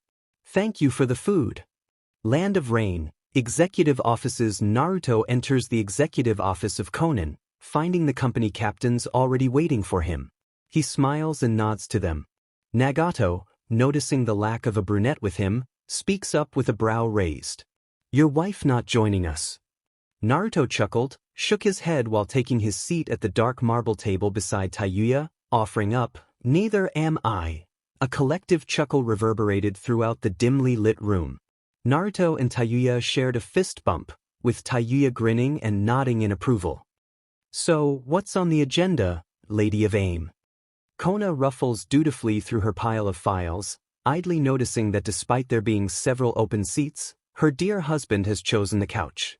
After sorting the papers, she gazes up at the captains and commander, addressing them evenly. "Well, we have several requests, but I feel that this one is most urgent." Pulls out a thin file and hands it to Naruto, who is sitting directly to her left. Naruto promptly schemes the title before speaking up. "Land of Iron. If Mifune-sensei is getting involved, then..." The brunette known as Konan nods, her amber eyes peering through the dimly lit room. Fong and Mountain have both seen an uptick of border skirmishes with IWA shinobi. We also suspect that Bear has too, but they have not responded to our inquiries, so it's only to be assumed at this point. The others remained silent, clearly contemplating this troubling news. As the land of wind and Sunagure, we will be forced to act. Taouya spoke up first, breaking her silence. "Do we go to the mountain or the conference?" "We have a deal with both, assets there too." Naruto informs quietly, still in thought as he looks to Nagato, who nods too. Karen is still training medical personnel in the Land of Mountains. It's also a vital source of our metal shipments for us and Wind Country. Conan informed, a firm nod accompanying it. Naruto spoke up, his face tight with a frown. We don't have the forces to spare if we go to the summit. We are committed to attend. Mifune-sensei is someone we cannot fail to meet with. That will leave any forces we send either outnumbered by a very large margin. Larn states. As the head of the Ronin element of the group, he is considered equal to Naruto as a commander, but referred to among the captains for reasons only he and Naruto knew. They wouldn't have to hold out indefinitely, just long enough for the meeting to be wrapped up, right? Taouya asks carefully, with Conan nodding in agreement. Naruto then chimes in thoughtfully. However, if the stone knows this, then this summit may be what they are waiting for and will drag their heels. His gaze flowing over the group, the hardened experience within his blue orbs as he continued. To keep us wrapped up there as long as possible. I will lead the team, Nagato announced, drawing all eyes to him. I will lead a team there and hold out until you arrive with our main forces. The oldest Uzumaki looked at Naruto, then to Taouya, then to Larn, and smirked. I will place my fate in your hands this time. Naruto whispered, risky, but... His eyes shifted sharply from face to face. Conan, sensing her protégé's unease, pulled out a request form and spoke up. I'll send some shinobi along with them. Naruto's eyes snapped to her, spotting the request form and nearly imperceptible smile on her porcelain-like face. He smiles softly too, nodding once. I'll cover the costs this time then. Conan looked at him, sharing a moment between them. Their relationship was that of an older sister and a younger brother, and she nodded back. Naruto then verbally surmised their course of action. Then, Nagato and his fourth group, backed by the shinobi of AIM, will head to the Land of Mountains. The rest of us will take the first through third groups to Iron and assist in security for the Fifth Hokage summit. Larn, a dashing young man with short brown hair and black eyes, who trained alongside Naruto in the samurai arts, lets out a wary sigh, speaking up, guess that's all we can do. Naruto nods, looking over the group again. They all nod along with him. Conan finishes the request form and stamps it. How long do we have? Larn replied swiftly, meeting his fellow disciple of the Blade's gaze firmly. It's in a month. It'll take us 2 weeks to get there. Naruto nodded along to that. We'll leave in a week then. Give our people some R&R. With that all agreed on, both Taouya and Naruto puffed away, informing their originals of the plan decided by the council. The others made their exit too, though Conan would call her secretary for her Jonin commander's presence. That evening, Naruto returned to the office to find Conan with her son Yahiko on her lap, going over a few retail reports. Conan, you got a sec? The woman looks up, smiles, and nods. Yeah, what do you need, Naruto? She giggled upon seeing Naruto's exasperated sigh, shaking his head, before getting serious. I have no doubt that uncle is going to do something rash. She raised a delicate eyebrow at that. Oh, what makes you say that? Naruto smirks, an Uzumaki smirk. Because I would. Conan couldn't find fault in that logic, so she nodded and said, so, what do you want me to do about that then? I've already selected those for his supporting unit. Naruto shrugged, seemingly casual, nothing. Just letting you know I will be dispatching them to keep him from losing his head in his recklessness. Conan's amber eyes glistened in understanding, not missing his emphasis on the word them. So she smiled in thanks. Thank you, Naruto, for keeping my trouble-prone husband safe. Naruto shrugged with a soft smile. Can't let my nephew's third favorite parental figure get hurt, now can I, huh, Yahiko? He looked at the red-headed child, who had his mother's amber eyes, and grinned up, nah-ah. Earning 2 chuckles from the adults, Naruto smiled half-heartedly at his big sister figure. I just wanted to let you know. Just in case, yeah. She nods. Yeah. I will inform my Jonin of the addition. Land of Fire. Hokage office Tsunade responds to the knocking on her door, come in, and Shizun brings in the infamous Konoha 10, along with their former. Looking up from her work, Tsunade nods, ah, good to see you all. Giving Ino a look, who breaks rank and heads to the Kage's side, much to the confusion of the larger group. Tsunade speaks up before they could voice their confusion. After some investigations into your last mission, courtesy of Ino here, gesturing to said kunoichi, before continuing, we have discovered what happened during the blank in your memories. The group's eyes widened slightly, but they remained silent. The Senju did not wait, saying, some of you may not be aware, but the Yamanaka clan's mental defenses are significantly higher than those of regular shinobi. Their clan techniques only heighten this to the point where memory retrieval and alterations are muted against them. The Hokage explains, causing a few to nod, the others gawking at that information. Due to this, Ino here, gesturing to said girl at her side again, has confirmed that you did indeed locate and confront Naruto Uzumaki and his group of mercenaries. The shinobi present nod along. She continues but is interrupted by Shikamaru. Wait, if that's the case. His eyes flicker to his best friend. How come you don't remember the last time? Ino nods, expecting her childhood friend to ask as such. From what we can only guess and summarize, the sealing done last time was performed by Naruto himself, who seemed to be aware of my clan's mental defenses and compensated accordingly. The other theory is that whatever seal it was fundamentally different from the one used this time. As in, Kakashi questioned, curious about this and perhaps figuring out a way to shield themselves against such things in the future. Ino began with, as in, pausing, trying to figure out how to best explain it to those who lacked NTMT knowledge of the human mind. A brief nod to herself, believing she could do so, she continued. Last time, I don't think it was us forgetting, so to speak. More like we don't remember. What's the difference? Kiba argues, clearly confused. Are they not the same? Ino smiled, shook her head, and broke it down differently hesitantly. Everyone has short-term and long-term memories. Seeing the nods and focus on her, she pressed on. Looking at the duration of our absence the first time around, I suspect that it wasn't us forgetting but rather a seal that prevented us from remembering. We may have been conscious and walking around with them, but the seal prevented us from storing our short-term memories into the long-term. With me so far. They all nodded, following the explanation, so Ino moved on. This time, however, not only did someone inexperienced with my clan perform the sealing, but they also used a seal to make us forget, allowing my mind to resist its effects so that I can recall, although blurred, the events that led to the mass amnesia. So, we got lucky? Kiba questioned, a raised eyebrow accompanying it, to which the blonde nodded in response. Asuma then asked, his own brow raised, do we have any information on their next moves? Both blonde kunoichi frowned at that, Ino shaking her head. Tsunade took back the reins. Unfortunately, we aren't that lucky, so no. They were careless with the sealing but not about what they discussed. Just that they were heading home. The Hokage coughed, drawing the room's attention to her. Speaking up, she said, the 5 Kage summit is coming up, and as tensions are high, I will need a few SE artists. I have decided to bring Kakashi, Guy, Kurenai, and Ino. Shikamaru raised a brow at the selection. It was unusual, to be sure. No offense, but she isn't exactly a combat type. Ino frowned at his dismissal of her combat capabilities. Tsunade spoke up. True, but I want a Yamanaka with me.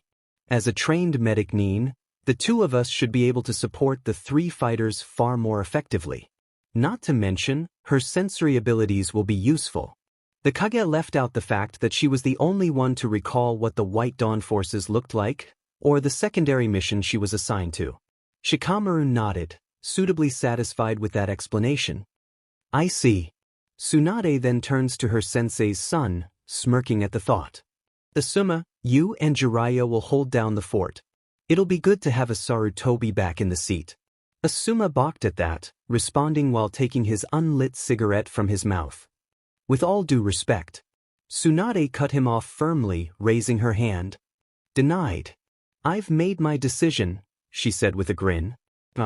You have your orders. Dismissed. Land of Iron, 3 Wolves Mountain Fortress 2 weeks later. At the gates of the samurai fort, Mifune, leader of the perpetually neutral samurai nation of Iron, stands as he comes face to face with his last disciple, shaking hands. Greetings, Commander Uzumaki. Naruto smiles at the man, nodding as they shake hands.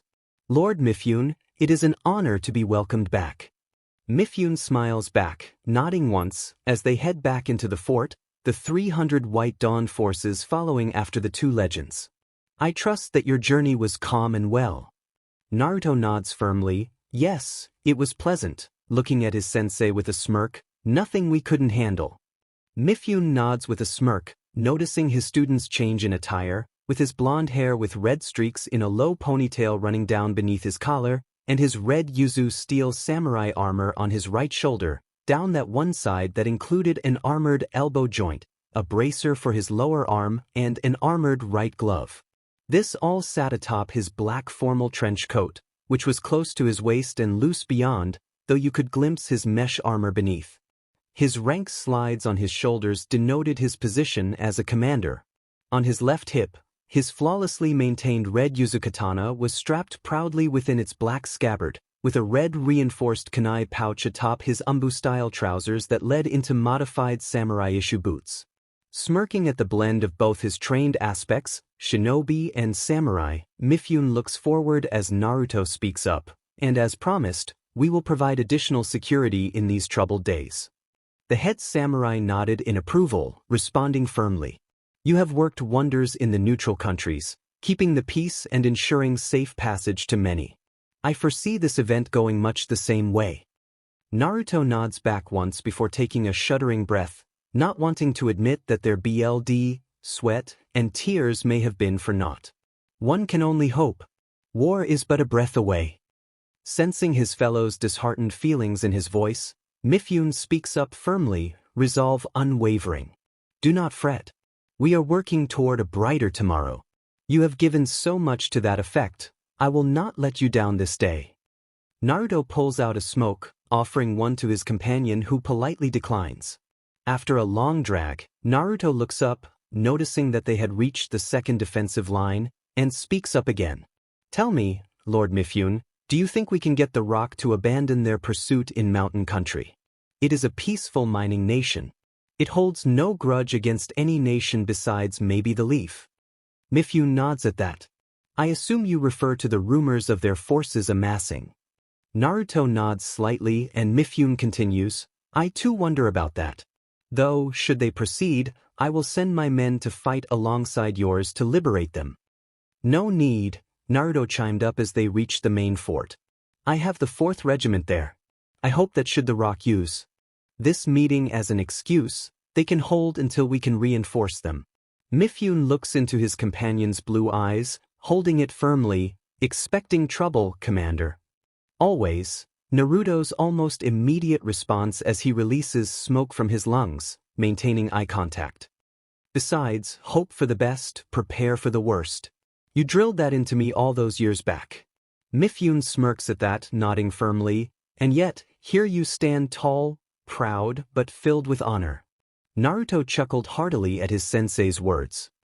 I may have adapted a lot of your teachings, but I am no samurai, Mifune-sensei. Mifune grins, leading them inside. No, you are not. You are an unpredictable shinobi samurai. I taught you well. The next day evening came to the fortress, and the White Dawn forces had finished setting up their posts among the land's samurai defenders. Their presence was never as disruptive as others, and the samurai found that even the Dawn's shinobi were tolerable, unlike most of the main villages. They were here to make things easier, to work side by side, and for that they had honor. Honor that those of the blade could respect. This caused many of the local watering holes to fill up with both sides of the armed defenders. Joviality was widespread among all, and training was always intensified as neither side wanted to lose to the other. Only in a few cases did this get out of hand, but the friendly rivalry was healthy for all. This was originally pioneered by the now legendary rivalry between Naruto, the second coming of the Red Death, and Larn of the Blue Steel, known for his blue armor and katana. During their training in the frozen tundra of the Land of Iron, they were fierce rivals yet somehow managed to be the best of friends. Thus, when Mifune informed Naruto that his training was finished, Larn, not wanting to let his chosen rival go alone, joined him on his quest for peace. The tale has been passed down through the land's samurai since their departure, and their exploits are well known within the nation as a result. That, however, is not the focus for right now. Bella, one of the light samurai in Naruto's unit, was rushing to the dojo where her commander was sparring against a few new recruits under the watchful eye of both his rival and sensei. Pushing the door open, she watched as Naruto dispatched another rookie with a textbook flick and move. Larn nodded at the cleanliness of the strike, calling out, "Game." Both took steps back, sheathed their practice weapons, and bowed.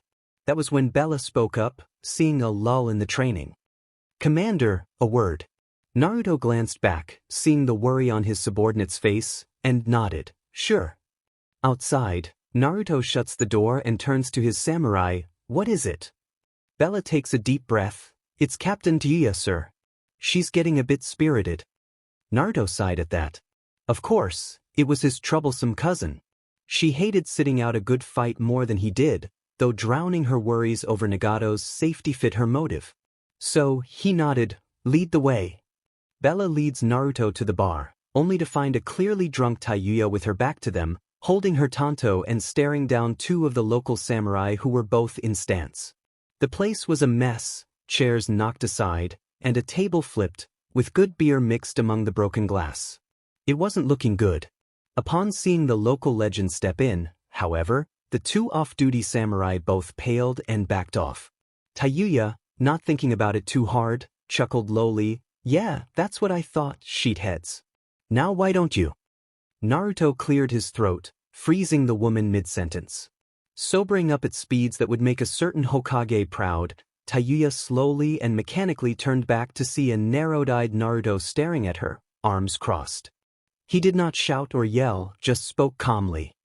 "Taouya Uzumaki." Everyone, and I mean everyone in the land, felt the need to gulp at the cold tone he used. The fact that he had used a middle name when addressing his target suggested that he may be a little more than a bit upset. This obviously did not go over Taouya's notice either, and she genuinely paled when she heard the middle name.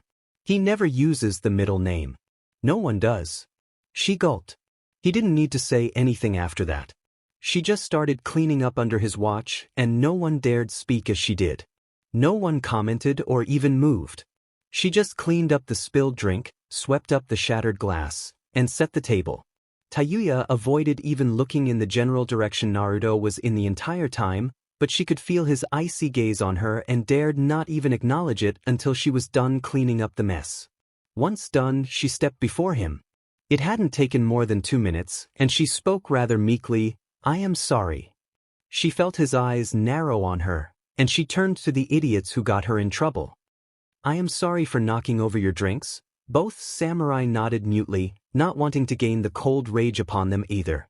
Naruto nodded, before looking to the bar and, "Give everyone a free round. An apology for the disturbance." "No sweat," the bartender nods. Naruto nods back before recalling the broken glasses. "The glasses too. Put them on our tab," he says. The man nods again. Looking back at the troublemaker, he almost whispered, "Move." She moved towards the door, and the crowd parted as they passed. None dared even look after them, for the commander can be unintentionally intimidating. Most know he isn't a bad person, it's just that he's like a Kage. Being near him causes others to think twice about their actions. Taouya and Naruto stroll through the snowy path, up toward the barracks set aside for the dawn during their visits, in silence. He wasn't mad or anything, just disappointed. She knew that too, but somehow it felt worse because of it. If he was mad, that's fine. She can fix that, but being disappointed, that's hard. Heck, he used her middle name. Then, how the hell was she meant to fix this? Taouya was so lost in thought that when she caught a slab of black ice beneath her foot, losing traction, Naruto caught her before she realized she was falling. Letting out a deep sigh, he pulled her up and said, "Pay attention." She nodded, regaining her footing, unable to say anything. It was clear she was distracted, and even worse, she was making a fool of herself. A hand on her head snapped her attention to the only man she respected enough to care about. He was staring at her firmly, blue eyes meeting brown. "Taouya? I know you have trouble sharing your emotions. Still hiding behind your vulgarity, but I think there are times when you take it too far." As she was about to respond, he raised his hand, shook his head, and said, "Wait, I'm talking." She nodded, and he continued, "I too am worried about Nagato, Kyle, and the others of the fourth company. Did you forget? Neither of us likes sitting out the dangerous game, right?" Taouya nodded at that, recalling that about this dumb F-, but held her tongue. He continued, "So, although I am happy that you are letting others in, I also can't have you fighting every dumb F-, as you so often state, when someone gets on your nerves." She nodded, knowing that too, but still, they were dumb buttes for pissing her off.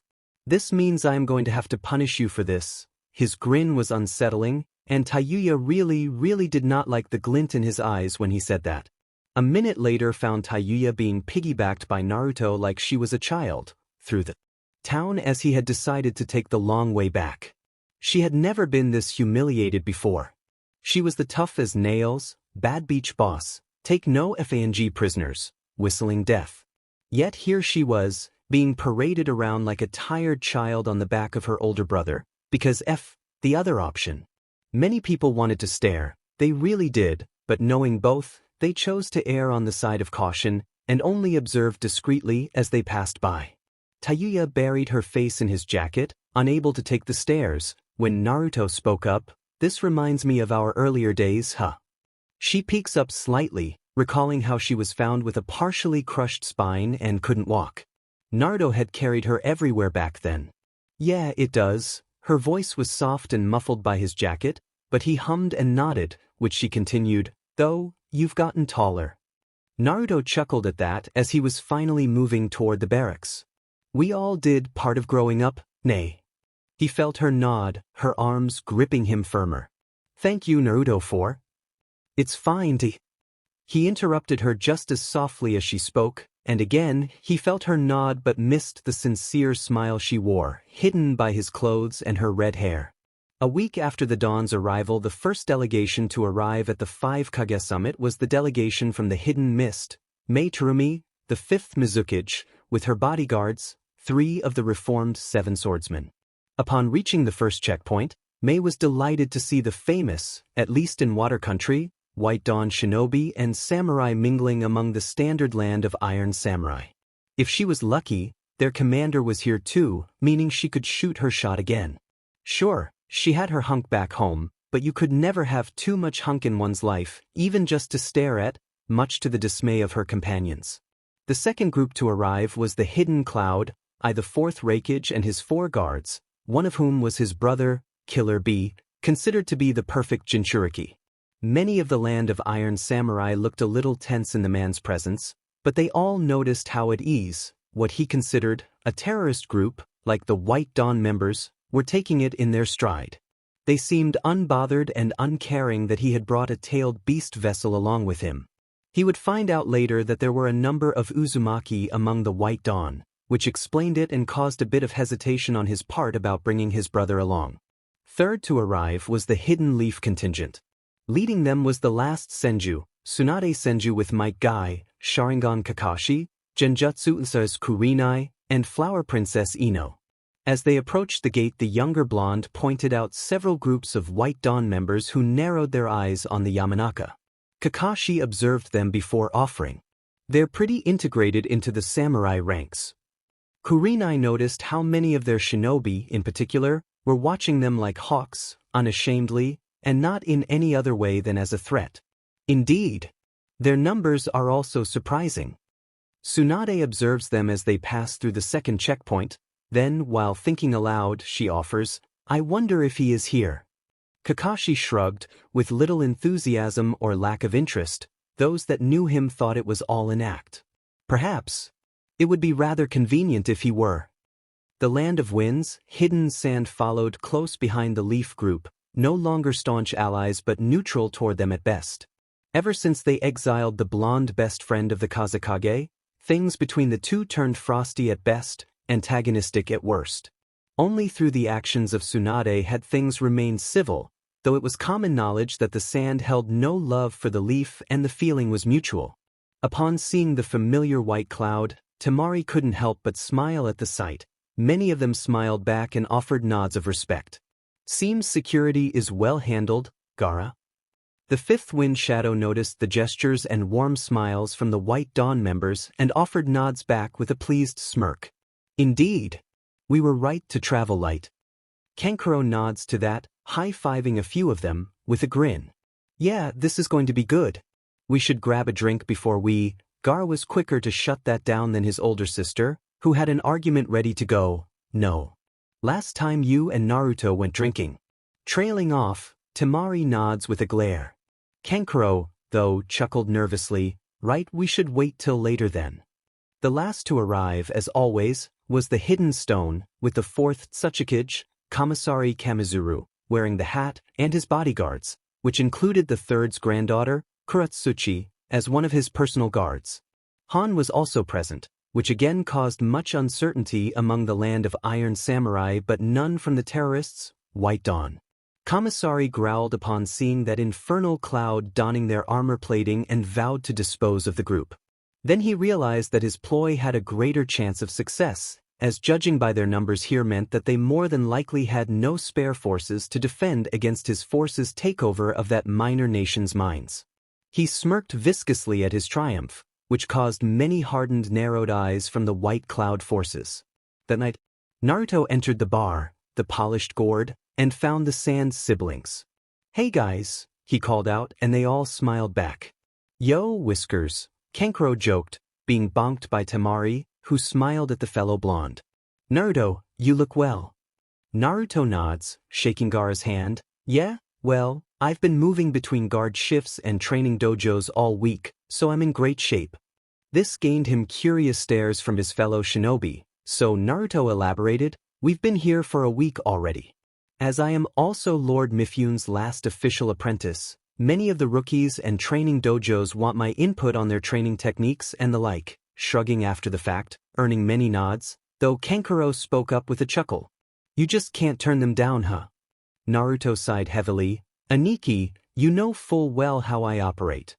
The others nodded, though Temari leaned forward, elbow on the desk, cheek in her palm, smiling all the while. Yeah, you can't help but help people in need. Gaara nods, drinking his own water. Indeed. Remember, Naruto, if you ever need anything. Naruto nods to that. Thanks, guys, he says, taking a swig from his own beer. I knew I could count on you. The Fursum would spend their remaining time talking about mundane matters, including having Naruto run a few classes in Tsunade's academy, smelting with Gaara's sand, and listening to Temari rant about the lack of stand-up men in Suna.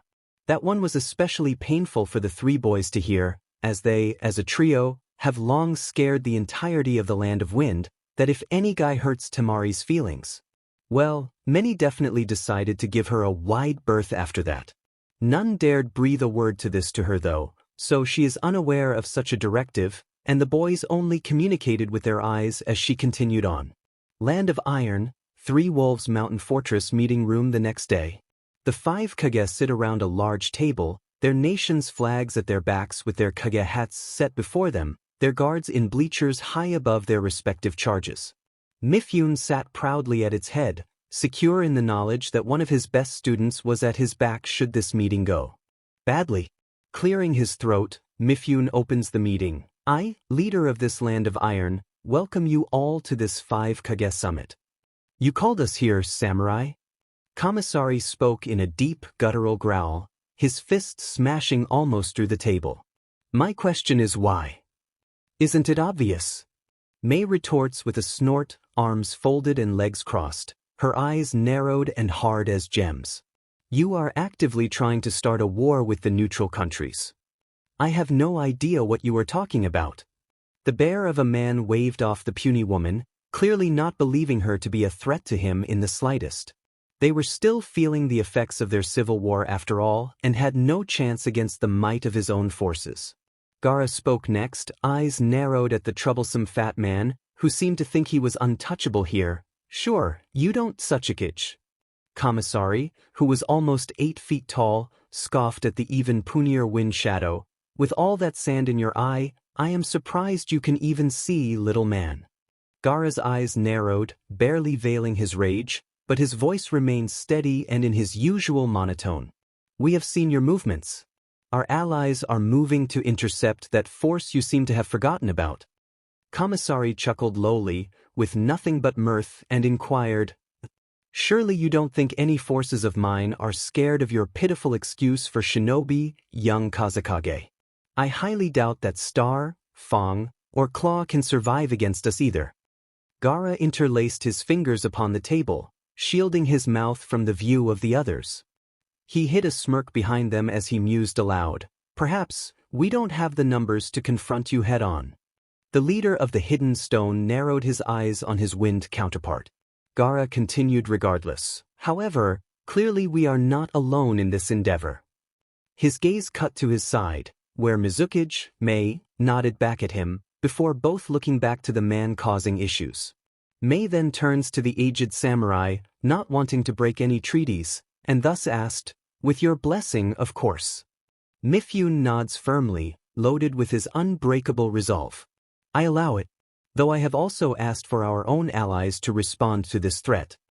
Reikage raised a brow at that declaration, as the Land of Iron has always stayed out of shinobi matters, and thus asked, "Allies, Lord Mifune? I recall you remaining neutral to all. To whom do you refer?" Mifune faced the frowning bulk of a man firmly, nodding at the truth of his words but donning a knowing half-smirk from the aged warrior. "Who else but White Dawn?" The leader of Kumogakure roared, leaping to his feet in outrageous fury, lightning dancing across his frame. "Those terrorists." Tsunade spoke up, bewildered by this new claim. "Terrorists? Why do you call them?" Mifune spoke over her unknowingly, as the Reikage was ranting closer, his eyes level and unyielding. "I am well aware of your thoughts on them, Lord Reikage. However, we are also aware of the false flag campaign you have against them." The Reikage yelled back, unfazed by the accusations leveled against him. "They are traitors and bandits." Tsunade's voice abruptly cut in here, trying to keep the conversation on topic. "Let us calm down." Commissary cut her off, though, eyes narrowed and spitting his words like venom. "Shut it, tree hugger," roared the Tsuchikage, jumping up. This caught the attention of Ai, who turned on her too, sparks increasing across his frame. "Yeah. I bet you harbor those foul missing nin just to spite us." A massive tick mark appeared on the Lady Hokage's forehead, as she growled lowly before yelling back at them, leaping from her own seat. "We didn't even know about them until 2 months ago," she declared with a huff at the end, causing the room to fall silent, falling back into her seat with arms folded. 2 snorts filled the room, one from the leader of the Hidden Stone Village, Commissary, and the other unknown. Both were soon drowned out by a massive bellowing laughter from Ai. His laughter continued for several minutes, even catching the attention of the Tsuchikage. The two continued to chuckle for a while. Tsunade slipped back into her seat, her cheeks a faint dusting of pink in embarrassment. Mei was bewildered by the claim made by her fellow Kage, as White Dawn is pretty famous throughout the neutral countries and out-of-the-way parts of the world, so she had to ask, "Is that really true, Lady Hokage?" Gaara maintained a constant smirk, knowing the lengths the Dawn had gone to remain out of the Land of Fire and beneath their notice this entire time. He cut his musing short as his leaf counterpart just sighed with a resigned nod. I continued to chuckle, a mirth-filled grin accompanying it as he bellowed, "Seems the great leaf's all-knowing might is not what it once seemed," with a smug look upon his face and a dagger glare at the busted blonde. Tsunade glared back at her lightning counterpart for that comment, but Mifune spoke up, gaining the room's attention. "Perhaps, however, Reikage, may I also ask as to why your forces are amassing within the Land of Frost?" All the leader's eyes widened at that question. Though I did frown, his forces being so easily discovered was a hit to his pride, but before he could respond, Mifune turns to his side as a White Dawn samurai, her matte gray armor and muted white clothes showing his allegiance clearly, approaches and whispers into his ear. A nod from the old man, and his eyes turn to the Reikage on his immediate left, then to the Tsuchikage on his direct right, then to the Hokage sitting opposite. "May I ask why you, Reikage?" He looks at the man. "Tsuchikage." He looks at the other man. "And you, Hokage, have Bolt, Gem, and Umbu forces attempting to disrupt this discussion." His eyes widen at that. I didn't. Our security forces have them all subdued. Mifune cut off the rakeage. Those are rogues. Commissary explained candidly, far too quickly in some people's eyes, especially those hidden nearby, as it was clear he was trying to bluff his way out. Tsunade spoke up after the other two, not wanting to start another shouting match. I never gave such orders. Another low chuckle is heard from the bleachers above. Yet again, no one pays it any mind. For some reason, Mifune speaks up, seeing as no one was owning up to this transgression. In that case, we shall have to get our answers from them directly, he says, glancing to the samurai at his side and offering a small nod. The woman of the independent force bows her head before leaving. You can't. Mifune cut off the leader of the hidden stone, his voice as sharp as his blade. I can't what, Tsuchikage?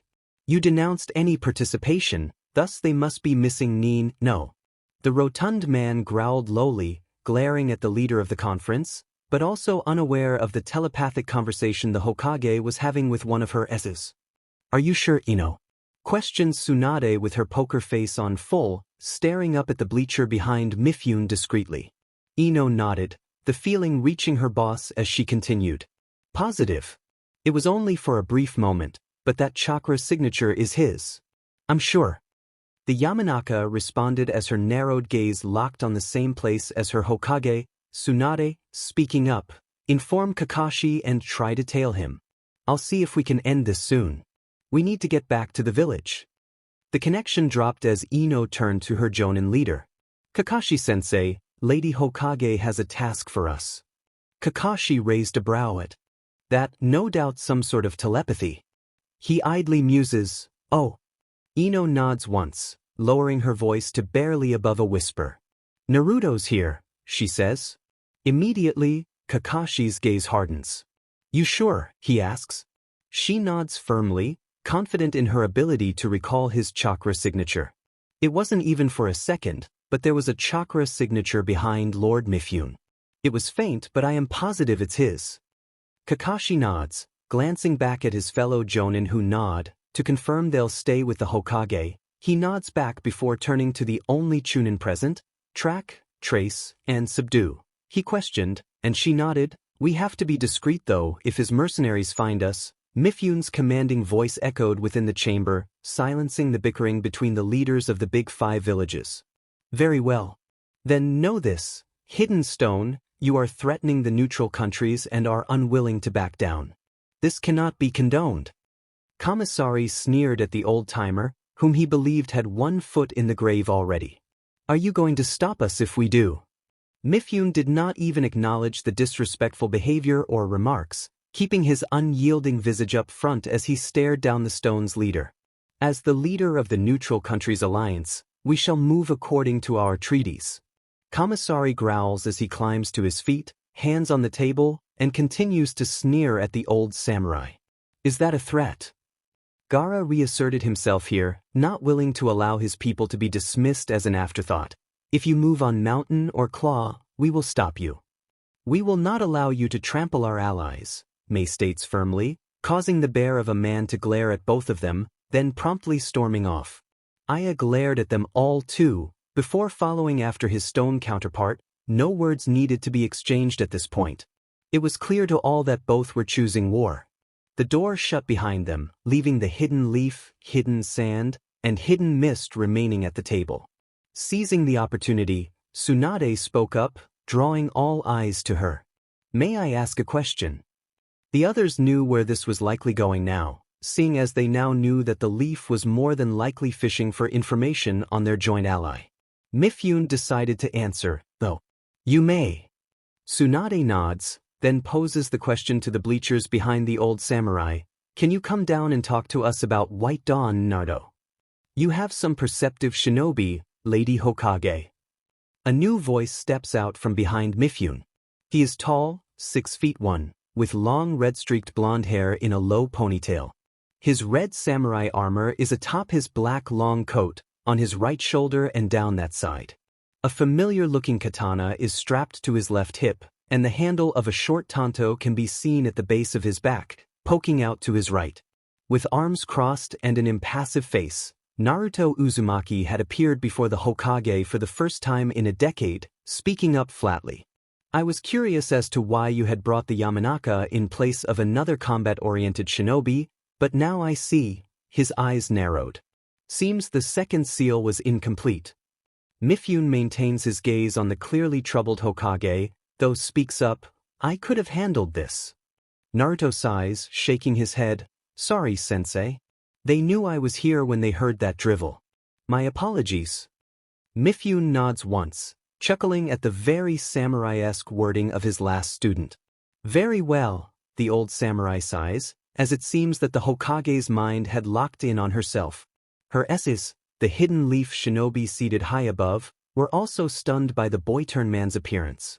He was similar to his father but had clearly taken more after his mother in all but hair color. Though, that too was debatable, as those red streaks weren't there before. While the Land of Fire delegation ogled him, Naruto looked to the other two Kages with soft smiles for both. May, it's been too long. That it has, Nergi. May, the auburn-haired woman, chuckles, paired with a stuck wink, earning a smirk and chuckle from Naruto, who shakes his head before asking, how's the husband and kids? They are well, thank you, May responds again. Though, I am still upset that you turned me down, she pouts, good-naturedly before breaking into a smirk. Naruto smirks back, responding, I prefer my freedom, thanks. He looks at Gaara, who smirks as well. You really should come visit us soon, Naruto. I'm sure your nephew would enjoy the company. The Kazekage mentioned, causing a few raised eyebrow from around the room. The blond leans against his MSDR's large chair, a brow raised and matched his brother's smirk. Are you sure you aren't just trying to get me into the village for another lecture? Gaara managed to pull off an innocent act worthy of a Grammy nomination. I have no idea what you are referring to. The four all chuckle heartily at that, causing the Hokage to finally come back into the room. Naruto, she whispers, drawing the room's attention. Naruto nods back. Lady Hokage. Naruto's curt response caused more than a pang of guilt to rise within the lady's chest, so she asked the most predictable question, you need to come back to. I don't need to do anything, Naruto cut her off, raising his hand. You have Kumo to worry about. As a favor, for old time's sake, we shall take care of the stone, so you can fight without having to worry about a second front. Tsunade stood from her chair, hands on the table, but your banishment. None of it is my concern, Naruto said, his gaze and tone turning frosty as he interrupted the woman again. I have things to do, and returning to the hidden leaf is not one of them. Tsunade remained adamant, arguing back, but it is your home. Naruto waved her off, was my home. Hasn't been for a decade. Tsunade was losing ground here.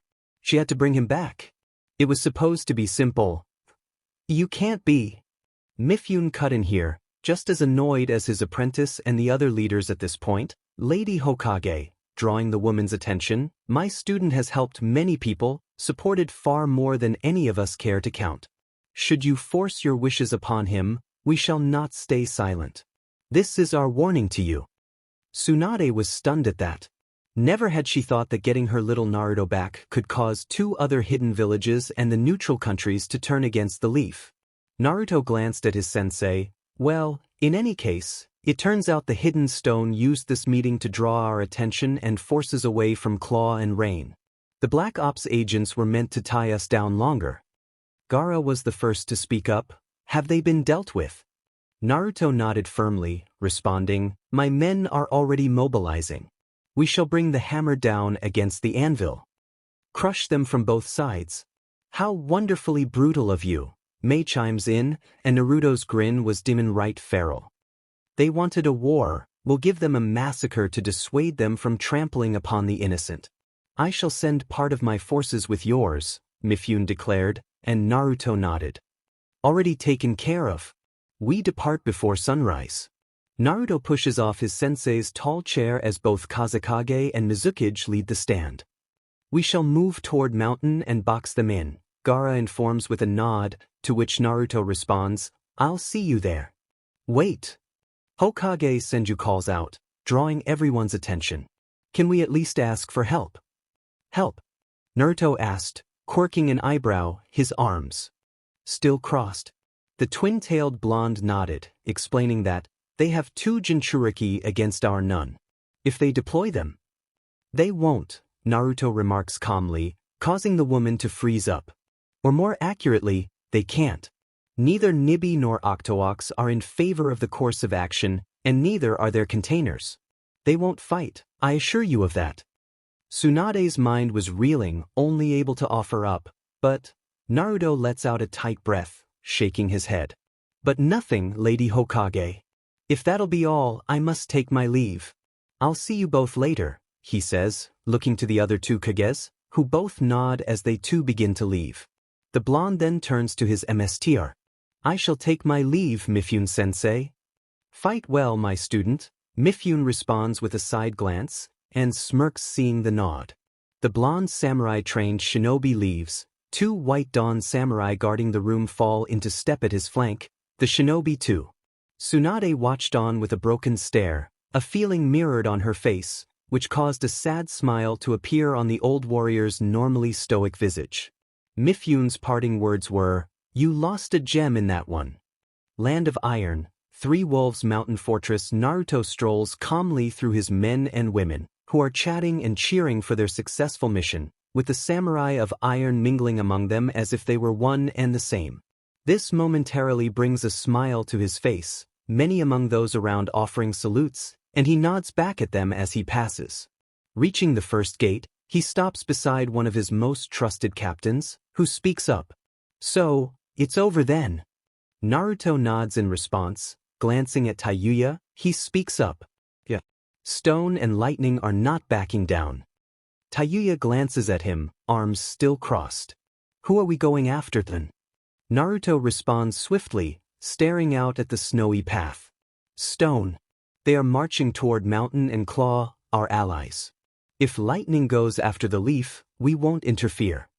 Taouya's snort was her elegant response. Listen, Sheet Stain, if you want to go help them, we can go. Naruto turned to her fiercely, cutting her off. Taouya, the tone in his voice killed the words in her throat. The only man she respected enough to care about, glared at her as he continued. Remember the rules. Stay away from the Land of Fire and, above all, the Hidden Leaf. We have more important things to worry about. Taouya nods once before responding about the other thing, turning fully to face her commander, hands on hips. What about the sound? We still need to pay that BSTRD back for backing out of the deal we had. Naruto grins, holding out his palm. He'll get what's coming to him. She sighs as she pulls out his smokes from her pocket, dropping them into his waiting hand. He continues, you'll get your P&D of flesh, his words eliciting a truly sinister grin to form upon her lips as she responds, I sure hope so. She grabs his cigarette, which he had just lit, though Naruto simply lights another, and the two turn to stare at the frozen tundra before them, enjoying the peace, even if it was only for a moment. Taouya speaks up, ruining the moment, and asks, are you going to deal with them now or later? She questions as they continue looking forward. Naruto let out a sigh, which flowed into a growl as he side-glared at her. I was going to do it later, but it seems you've freaked them into action. She chuckles lightly, still staring forward. My bad. The two shinobi they had both sensed appeared at their backs, Kakashi and Ino. Naruto addressed them while keeping his eyes forward. What do you want, Miss Yamanaka, Mr. Hataki? Kakashi responds simply, calmly, and with a straight face. Naruto. We need you back in the village. Your banishment has been lifted, and, Kakashi states simply. Naruto and Taouya chuckled, recalling the last time he had said that. The former shook his head and responded after a moment, not turning to him. You already have my answer. So does your leader. Naruto paused from his musing and smoking, looking at his red-headed friend. Oh, you messed up on their seals. Taouya snaps back at him, a look of incredulous disbelief. Impossible. Naruto points with his thumb at the platinum blonde. She is a Yamanaka. You didn't consider her mental defense and use the right one on her. She is why I had to deal with this sheet. Taouya's mouth opens to retort, but her mind freezes, and it shuts again, causing a victorious grin to appear on Naruto's face. Ino then pleads, hoping to sway him a bit, please, Naruto-kun. This caused two raised eyebrows, as the Uzumaki glanced at one another, then back at the two-leaf shinobi, Naruto questioning. Where the f did that come from?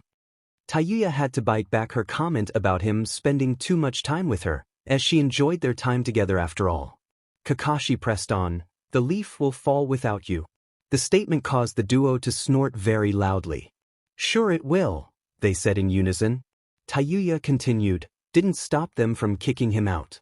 Naruto nods, before looking at his foul-mouthed cousin remarking, good thing they did, though, or you'd be a cripple at best, prisoner at worst. She punches him playfully, at least for them, grinning as the two chuckle with one another. Yeah, whatever. Doesn't matter anymore. Kakashi took a very threatening step towards them, headband raised, ready to capture his target. I have to take you back, Naruto. Suddenly, he is knocked out by the blonde Chunin at his back, which confuses the duo momentarily. Their brows raise at the act. Ino says, while looking at the unconscious Jonin, didn't actually think that would work. Taouya offered hesitantly, why'd she just? Naruto spoke over her, knock him out. No idea, though Ino turned to them with a beaming smile, I want to join you. Naruto murmured, what? Ino nods firmly, not helping with the confusion. I want to join White Dawn. The more I hear about it, the more it seems like I should be here instead of. Naruto narrowed his eyes, retrieved another pair of cigarettes, and spoke crisply, you're an heiress of a major clan within the Hidden Leaf. It isn't that simple. You'll be classified as a missing nin, unable to return. Ino scoffs, hands on hip, glaring back with all the heat she could muster. Oh please. I have no prospects back there. My last serious relationship was like 5 years ago. My dad wanted to marry me to a cousin, or Shikamaru, whom I can't stand, and I'm stuck at Chunin until the war ends. No thanks. The two White Dawn members looked at each other in silent confusion, communicated with their eyes, and reached an agreement before turning back to the blonde with blank faces. Rework A/N, a refresher and should read better. I also added a few minor things, exploring the relationships of the various characters I overlooked previously. Man, I was terribly short-sighted and hurried in the beginning of this writing journey. Inadvertently doubled the length of this chapter. I'll be working through the others sparingly 2 days later. Land of Earth, Valley of Death bodies littered the ground as the preemptive strike from the White Dawn proved overwhelmingly effective, and Nagato's forces pushed the enemy back further and further after their initial counterstrike. The former Akatsuki leader knew, however, that his forces' position was shaky and tentative at best. But the enemy's retreat was so chaotic that they never even thought about counterattacking. Smirking, Nagato looked back at his forces. Despite their success, they were down to just above half. We've done well. They didn't expect a counterattack, let alone a preemptive one. No sheet. Another White Dawn samurai chuckled, covered in BLD as the red liquid dripped down his thin katana. The enemies had no idea Something's not right, Nagato announces with narrowed eyes at the enemy's retreating forces. That direction is toward the town. He glances at his squadron of fighters. The smirking aim shinobi nods to him, and he returns it before announcing, I think the second and third teams are in trouble. We'll need to move quickly to guide them away from the civilians. They all nod, one of the samurai shaking off the BLD from his hand. No rest for the wary. A samurai sighs, returning to his feet, offering a hand to Nagato, who took it appreciatively, and he was pulled to his feet. Nagato glances back at the horizon, saying, this is our fight, we should see it through to the end. Just as Nagato reported, the Stone Ninja group retreated toward the nearby town, right into the White Dawn's defense teams. 4 of his squads had flanked around and dug into the farming village, and no doubt were fighting back against the encroaching force. Nagato's forces were spotted dashing across the ravine. In the distance, the 40 men and women in the defense forces spotted them, and their faces lit up. With one samurai lieutenant raising her sword above her head, she shouted, reinforcements. Hold the line. Her comrades roared, and the stone shinobi noticed that they were about to be caught in a pincer movement. They wisely chose to withdraw. They will return with reinforcements. Nagato and his team arrived to the cheers of his fellows, who greeted him with smirks and cheers. Report. Somewhere near the preemptive strikes, the retreating forces find their fallback position ablaze with bodies torn asunder. What the hell happened here? One Jonin asks, looking over the dead, torn to pieces with deep slashes through the armor. A few are blown to pieces, no doubt from explosive notes, but a few look like they were hit by something fast and hard. We should head to the next place. They couldn't have pushed that far in, right? The Jonin leader looked back at his men, offering a solid nod, missing the slight flickering in the shadows of the flames. We can't lose hope. Once we get back, we can regroup and push out these invaders. Sir, was returned. Before long, they set off. As they leave, none noticed the hidden specters who call into their radios. They're heading your way, Kappa. Remember, stay out of sight. Understood. This radio chatter was picked up by the Uzumaki commander, who sighed hard. Of course, his nephew had sent them to back him up. They are probably messing with the enemy supply lines, command structure, and communications. No wonder their counterattack is so disorganized. Nagato looks over his shinobi and samurai who were tending to their wounded. The AIM shinobi were learning a lot from the White Dawn forces. They had at least a week of this hit and run before the main force arrives. This was a good start, but he can't get complacent, or things will turn sour fast. Land of Grass. White Dawn campsite. Taouya steps out from the command tent and strolls through the resting area, passing by the numerous teams of both White Dawn and Land of Iron Samurai. The latter were the reason for the delay. Iron Samurai are well trained but lack the fortitude and stamina of their Dawn counterparts. It was unfortunate, but a necessary rest. They had crossed 2 countries already. Reaching the edge of the camp, the Uzumaki captain came face to face with the blonde who was standing guard. Naruto, you should get some sleep too, you know. Naruto breathes out his smoke, glancing at his younger cousin. I'm fine, he says, causing her to growl, lacking any heat. We need you at full strength too, you know. Don't be such a sheet for brains. Naruto fully turns to her and glares briefly before noticing the genuine concern hidden beneath her eyes and bad beach attitude. He sighs, glancing back to find Bella stepping up with Yusaka, a former genin who fled from this land, before joining the Dawn. Bella speaks up, "We'll take up the remaining time, sir." Yusaka nods, smiling softly, as she salutes her commander. "Yes, sir. We can handle this. Leave it to us." Naruto sighed, nodded once, and moved off, leaving behind his dissipating smoke as Taouya smirked and held up a victory sign to the pair who smirked back and nodded. Taouya skirted Naruto back through the camp, walking casually, and the others waved and cheered as they passed by. "Things are going well," she began, and Naruto nodded silently. Passing by the mess hall, Taouya spoke again, "Wanna get a drink?" "My treat." Naruto looked back. "It's free, dumbass." She glared back, pure rage in her eyes. "Hey." Naruto turned into the command tent, with Taouya glaring after him. "Why you acting like this?" "I'm upset too, but have faith in the old man.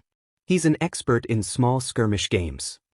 Naruto turned on her fiercely. "I know." Taking a deep breath, he slowly calmed his unease. "I know," he sighed, realizing that he was about to explode on the innocent Taouya.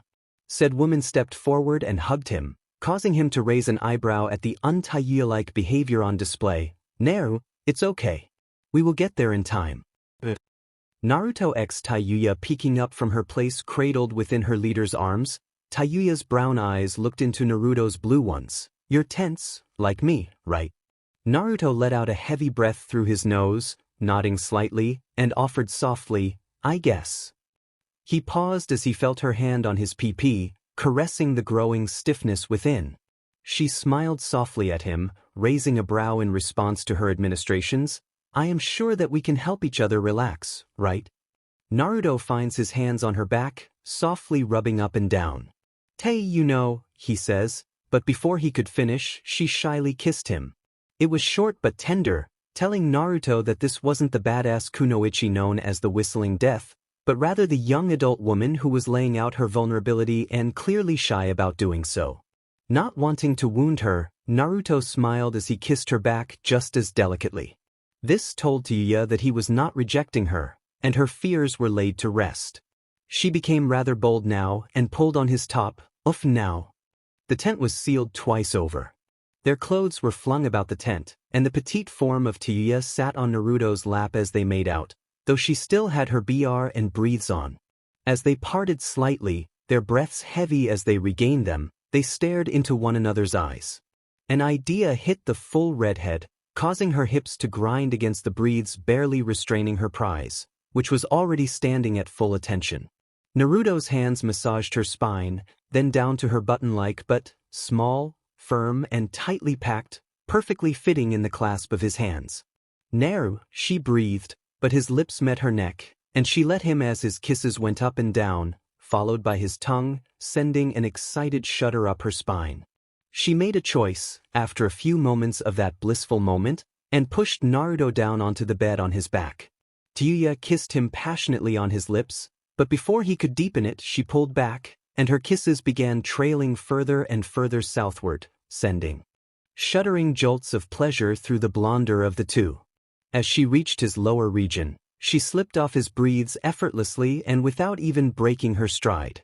A gasp escaped Naruto's lips as her own wrapped around his urchin, her tongue dancing across the head before running up and down as her head moved. It was clear she was using her insurmountable amount of experience as a flutist. Naruto idly noticed as he gripped the mattress to not groan out too loudly, the pleasure overwhelming his senses. Reaching his limit, the man tried to warn his partner, but she just stared into his eyes as innocently as she could, though she knew exactly what she was doing. The first explosion of his load halted her administration briefly, but she continued pumping upon, watching him start to squirm and twist as he succeeded. The sound of popping signaled the release of Taouya's hold on his still twitching member, as she swallowed whilst watching her partner breathing and trying to regain his mobility, and she smirked. It was amusing that she was able to reduce their infallible leader to a twitching mess. She was a wicked badass. As she climbed up from her kneeling position on the floor, her BR found residence at her feet, followed shortly by her breathes as she kissed back up his body, which shuddered each time her lips made contact. She smirked upon noticing the raised goosebumps as she reached his chest. The power she held right now was somewhat intoxicating, and her own lust was rising in response. Their eyes met, but neither paid much attention to that fact as her hands were still grasping his member, her gentle strokes the focus of his attention, though the other half was on his own hand rubbing her moist lips. Wordlessly, she dropped down, and his member breached her folds, her lustful excitement allowing the wetness to facilitate a smooth passage for Naruto's D-dash, and the walls clamped down immediately as the woman gasped and tensed upon the sensation. Taouya had long missed this sensation. Oh boy. She had missed this. His D was throbbing hard as it reached her innermost part. Due to this, and the time since she last partook in this, her swift rise to orgasm was of little surprise. Her entire body went rigid in response. The two stayed together like that, resting against one another, breathing deeply for several moments. Naruto ran his hand up her spine, stretching her silamix for several moments, before she finally looked up at him with a kind of smile, the smile you'd find on an innocent girl from next door. Sorry, I just... Naruto kissed her, silencing her, though the woman returned it with equal vigor as their tongues battled for demps, distracting them from their interlocked organs that were both twitching.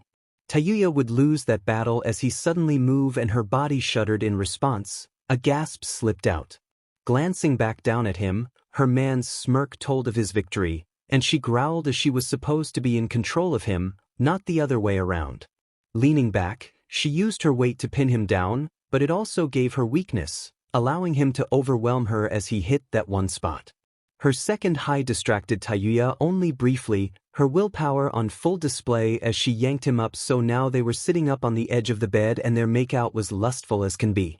It also robbed Naruto of his leverage as she planned. Now with full control of the situation, Taouya was able to move as she wanted, ensuring that Naruto would feel the maximum amount of pleasure and be the next one to CLMX, returning the power and control to her.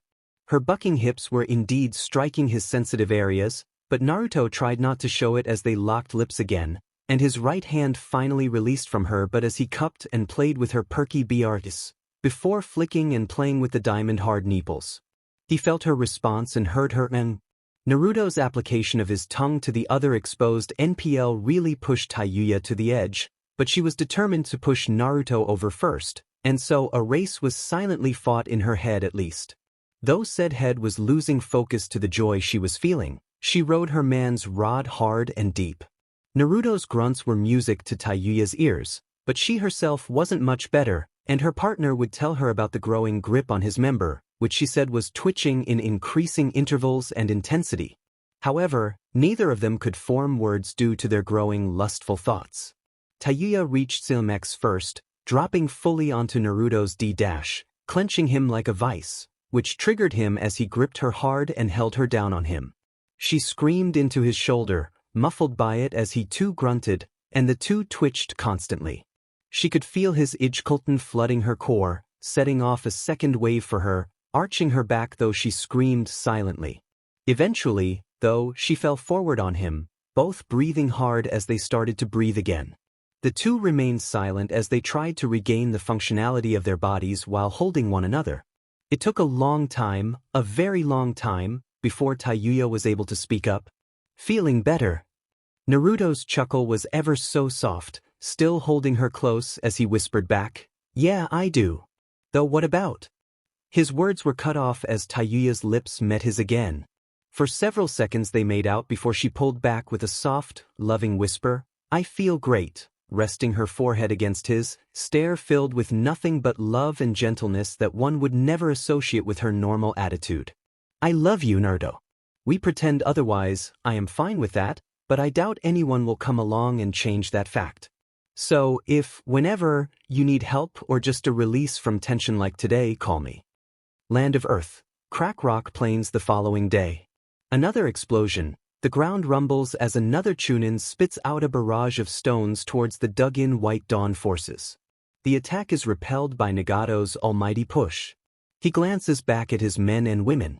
"Pull back to the next line. I will bring up the rear."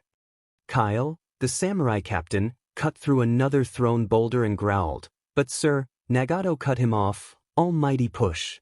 The two encroaching golems exploded outward, sending shards of rock splinters back at speed to the aggressors. The Uzumaki turned back to his forces. "Run." They all do, as Nagato places several high-grade explosives in his wake and lights them as he too rushes off. From behind, they all hear, "They are running again. Do not let them." The explosions erupt, causing a localized earthquake. The death screams are drowned out by the rush of air, as the Dawn forces ride the wave. Nearby, a shimmering figure watched on in amusement, activating their radio. No need to interfere with this one either. Captain Nagato is genuine in his leadership. Set the traps and move back to the next grid. Got it? Felt that explosion from here. Gotta make mine beat that. A sigh. Do what you want, just don't leave any evidence. A snort. I am a perfectionist. Land of Claw, border with Earth, another camp and another guard duty. This time, more than a few of the two forces were on edge, being this close to Earth country. Naruto too was on edge. As such, no one dared touch the alcohol, and the guards were doubled up at all lookouts. Larn steps up beside his sword brother. "Any sightings?" Naruto shook his head, letting out a tight breath. "No," he glanced at his fellow warrior of the blade, eyes of tungsten. "That's why I'm on edge." Larn grunted, nodding once. "Trouble, then," Naruto nodded back. "Just as sensei always taught us." The blue-armored samurai nods, observing the direction of the Land of Earth. Larn speaks up. "Nagato is a wise leader. He knows when to retreat or attack. I have nothing to worry about regarding them. They will be there." Naruto nods stiffly. "I would say the same thing." He glances at his current rival. "The problem is that he's an Uzumaki. Recklessness is something we do." Larn chuckled at that, grinning at his brother of the blade. "So you admit it? You are reckless?" Naruto shrugged casually, noncommittally. "I do not recall anything of the kind." Larn snorted, shaking his head. "Naturally, you don't know anything," he chuckled softly. "Naruto," Larn's hand rested on his brother's shoulder, drawing his eyes as he continued, "things will be fine. You'll see." Naruto smiles softly, nods back, and crosses his arms, returning the gesture, right. Land of Earth, border of mountains the morning of the penultimate day before reinforcements. Nagato jolted awake, lifting from his crib as he sensed a rapidly approaching force at the encampment on the border, their final fallback position before they returned to Allied territory. All forces prepare to fall back. His 60 commandos all swept the camp, leaving the flames burning to draw their enemy in, and set out for Allied lines. Kyle smirked at his captain. "We're ready, sir." Nagato nods. "Our farewell gift should leave a good impression." He grins, like the Uzumaki he is, and follows his group. The massive fireball that followed shortly afterwards was missed by no one. The ground rumbled in response, and the White Dawn and AIM shinobi grinned wildly. "That'll show them," said an AIM jonin, nodding. "Once we get over this hill." Abruptly, Gem shinobi flickered into Nagato's senses, moving fast towards them, and he growled, "Gem are moving to cut us off. Prepare for battle." "Sir." They all come to a stop and take up defensive formations, but before long, another force arrives, reinforcements for the gems. Another 200 Jonin-level shinobi close in from the direction of their camp, now a crater. Nagato reports to his forces, enemy reinforcements from the northeast. The AIM Jonin commander, Inai Ippei, speaks up, "Things aren't looking too good, are they?" A chuckle from the older redhead. "No, they aren't. Though we have help too." The gem forces arrived first, and the fight began with Nagato at the lead. For the dawn.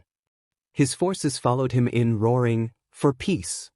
However, the first wave was cut through by razor-sharp winds, drawing eyes to the charging Suna shinobi led by Gar himself. "Cut them down." The Kage ordered as his Jonin joined the fray. His forces roared their battle cry, "Yes, Lord Kage." Nagato smirked. They were early. As he looked over to the Stone's Jonin and Chunin squads moving in from the other side, he said, "Leave the gem to the sand. Focus on." A battle horn sounded, drawing all eyes to the flats at the rear, where banners were raised, displaying the insignias of both the Land of Iron and White Dawn. Many jaws dropped at the sight of the charging shinobi and samurai, with 3 distinctive figures at the lead. A stone Chunin squeaked out, "At the front. Isn't that?" Another finishes with a pale face, the second Red Death, Naruto Uzumaki. A heavy gulp as the other identified the blue samurai at his side, glaring death at them. "He's with blue steel Larn." Backed up by Taouya Uzumaki. The whistling death. "We are screwed." "No. This is our chance. Let's wipe them out. We'll be heroes." A Jonin roared, charging at the incoming enemy. The 3 forces closed in on one another when Naruto, at the lead of his forces, funneled wind chakra into his Ode katana. Recognizing the cue, Larn channeled blue flames into his, and the two performed a move that had been their staple since their time under Mifune. Together, Naruto and Larn declared, "Samurai secret art, cross blaze." Slashing their blades together, Naruto's wind slash merged with Larn's blue flames, creating a blue flaming cross slash, 20 meters long, that traveled forward toward their enemy, slicing through hard rock and humans alike, cutting through metal, stone, flesh, and bone like a hot sword through warm butter. Taouya pulled out her flute and began to play a melody that both enhanced the focus of the Dawn and Iron forces while hindering the flow of chakra within the stone shinobi. It was a perfect ballad of war as the two forces clashed in an overwhelming wave of death and destruction.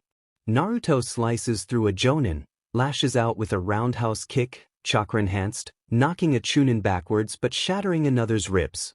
Larn cuts down the one who escaped, before backhanding another and slashing up a third, before finishing off a fourth with a downward slash. The boulder at his back was punched away by Naruto as Taouya flipped over him and drop-kicked an unfortunate Kunoichi, still playing her flute. The musician stayed low as the vacuum blade of her favorite cousin passed over harmlessly, bisecting another woman. Retrieving her tanto, Taouya parried a rock sword from a Chunin with one hand while playing with the other. Her smirk told of her amusement at this fool for taking her so lightly, though the teen's arms were sliced through cleanly by Naruto's downward cut before being tackled by said man with a shoulder barge. Naruto blocked an overhead slam from a rock club-wielding Jonin, who was glaring deathly at him, but he himself was blank-faced. A sword erupted from his chest, stopping a foot from Naruto's chest. He didn't even flinch. Bella soon replaced the dead man's visage. Before she could gloat, Naruto pulled her forward, swung her around, and cut down another jonin. As the man fell, Naruto glanced back. Less chit-chat. He deflected a kunai aimed at him, the explosive note detonating at a safe distance away. And more combat.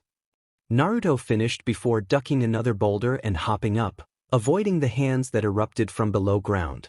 Naruto's sword soon plunged directly down. A surge of lightning channeled through his katana briefly before he pulled it out.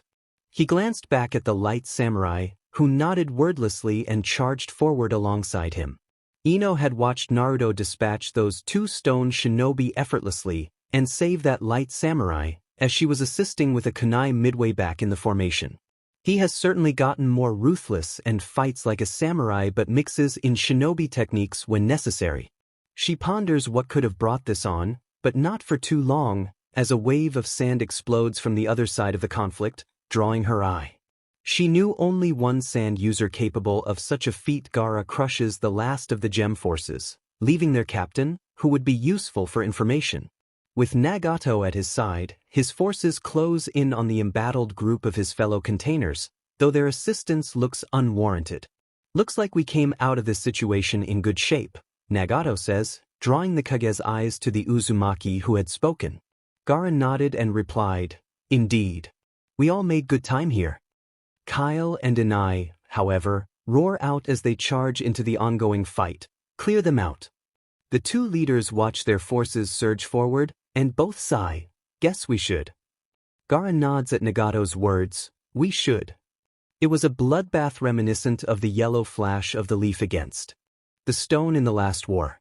Land of Mountain, Dawn Border Station. Nagato, Gaara, Naruto, Larn, and Taouya enter the command post of Nagato's unit, which is set up here beside the border station.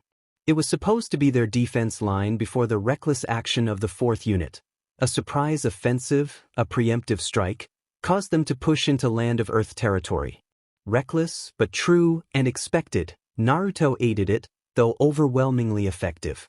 Dropping onto the couch, Naruto drops his head back and lets out a weary sigh. Ding, that was tiring. Gaara drops down on the adjacent seat, smirking firmly as he watches Taouya flop down beside her cousin and lay her head across his lap.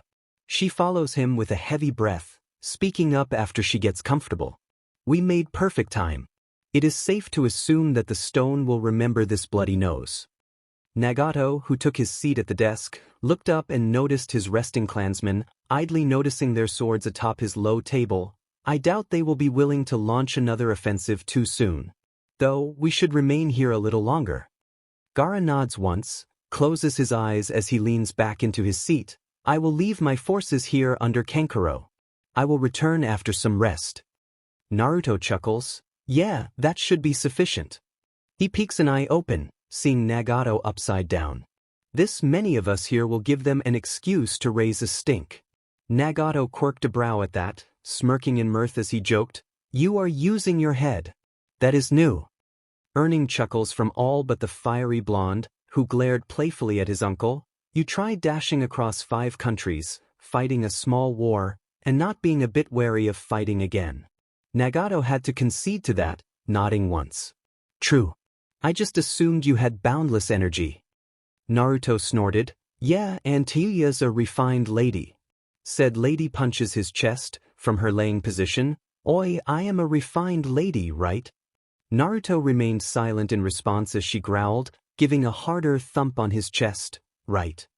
Nagato spoke up. Calm down, you two. We aren't done yet. This drew even Gaara's interest as he peeked an eye open, but Taouya just waved a hand in sight of the oldest in the room. Nah, we're all done for now. Nagato raised a brow, clearly unaware of the decisions. What of? Gaara cut in. We are leaving lightning to the leaf. Though, we suspect that lightning wouldn't push without stone causing trouble. Naruto let out a tight sigh. Yeah, they aren't that foolish. Especially if neither of their secret weapons wants to fight. The eldest in the tent nods at that, now understanding the bigger picture, and returns to cleaning his desk. The contingency plans are no longer needed. Ino leaves the armory, now appropriately dressed in the white dawn colors and dull gray metal armor. Her thin katana on her back, she strolls through the station, watching how the iron, aim, sand, and dawn forces all mingle as if they were one and the same. That their colors meant nothing as they cheered and celebrated with drinks and the like. Even the fact that some were samurai and others shinobi, natural enemies to one another, meant nothing. She nods to one of the samurai she aided during the fight. Another Don Kunoichi sets up, and they high-five with smirks. Ino moves on, noticing what she assumed to be the command tent.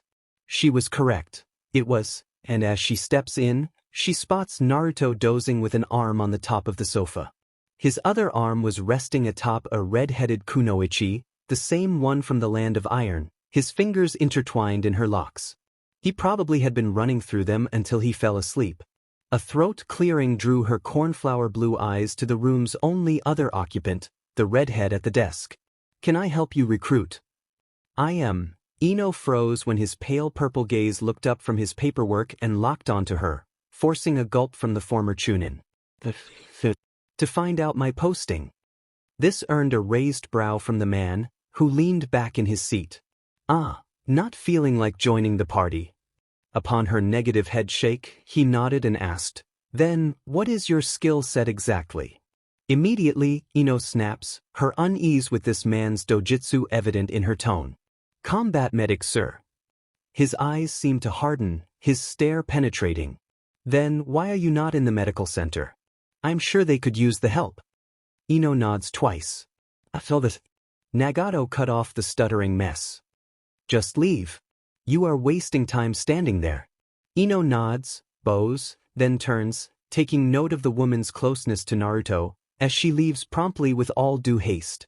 When the flaps closed, both Naruto and Taouya snorted at that performance. The latter spoke up first. "Seriously?"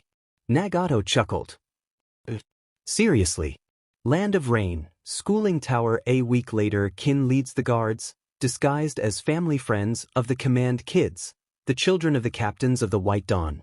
Although many saw them as royalty, they cared not for it. The shinobi families were overly respectful, which caused the civilian-born to fangirl/fanboy over them, much to their dismay.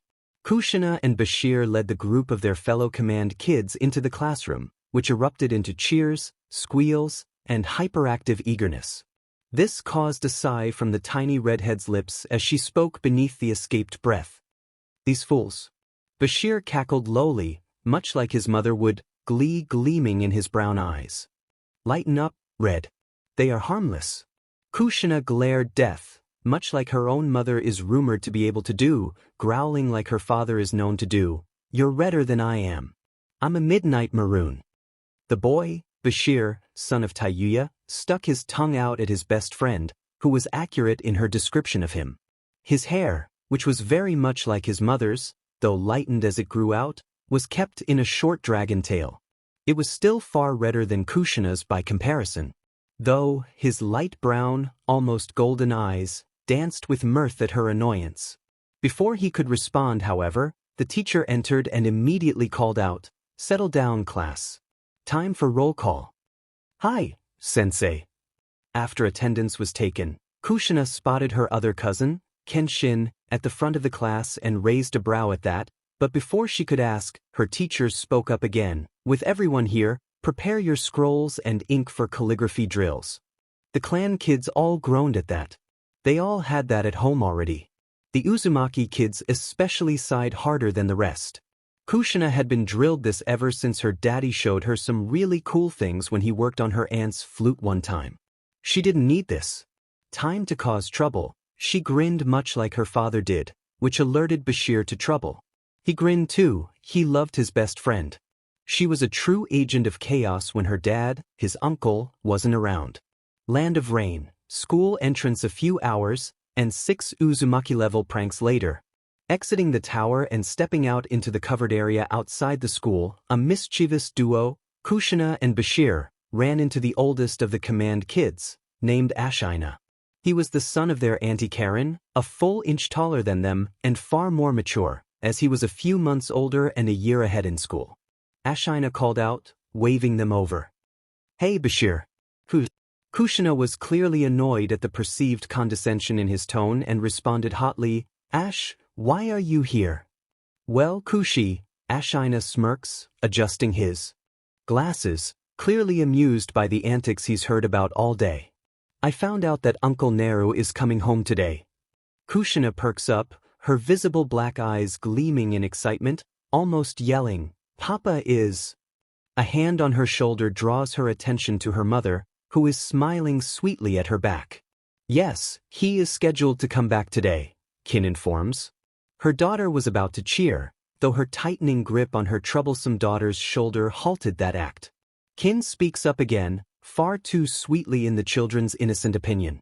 But before that, I hear that. Her spare hand grabs Bashir by his jacket, preventing him from slipping away. The two of you have been rather busy today.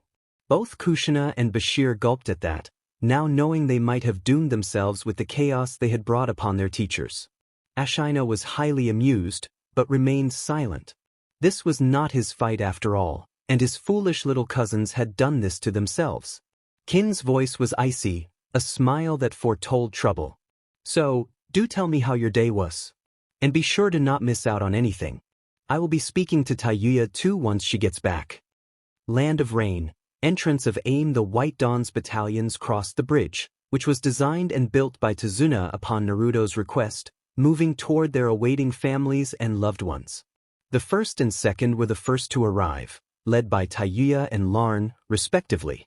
They quickly moved off, making way for those behind them. Taouya hooked Ino's arm around her own with a sickly sweet smile. Oh, I need you to come with me. We have some stuff to sort out. These words caused the hairs on the blonde's neck to stand on end, and she nodded, knowing there was no choice in the matter. With the dispersion of the second company, a small street parade turned into a full-blown citywide party, swelling further upon the arrival of the third and fourth groups. Nagato and Naruto were casually conversing with one another as they reached the city entrance, which had become a public park filled with greenery, waiting to be reunited with their loved ones among the returning mercenaries. The third and fourth companies arrived back at the tail end of the second. Cheers from the party beyond this park could be heard everywhere, causing many returning home to begin smiling. The two Uzumaki stepped off the bridge. A dark maroon blur of a missile smashed into the younger of the two, caught and swung around onto said man's back in one swift movement. Daddy! Naruto chuckled at his princess's antics, speaking up, Kushi. How is my little girl? Have you been a good girl? Kushina grinned, nodding emphatically, earning another chuckle from Naruto, who knew for a fact that she had caused all manner of trouble. Nagato smiled at the reunion of trouble, though he continued to walk alongside his clansmen at the heartwarming sight. It didn't take long for Kin, accompanied by Bashir, Ashina, and Relahan, to appear, kissing him as they hugged. Sorry, hun, she got away from me.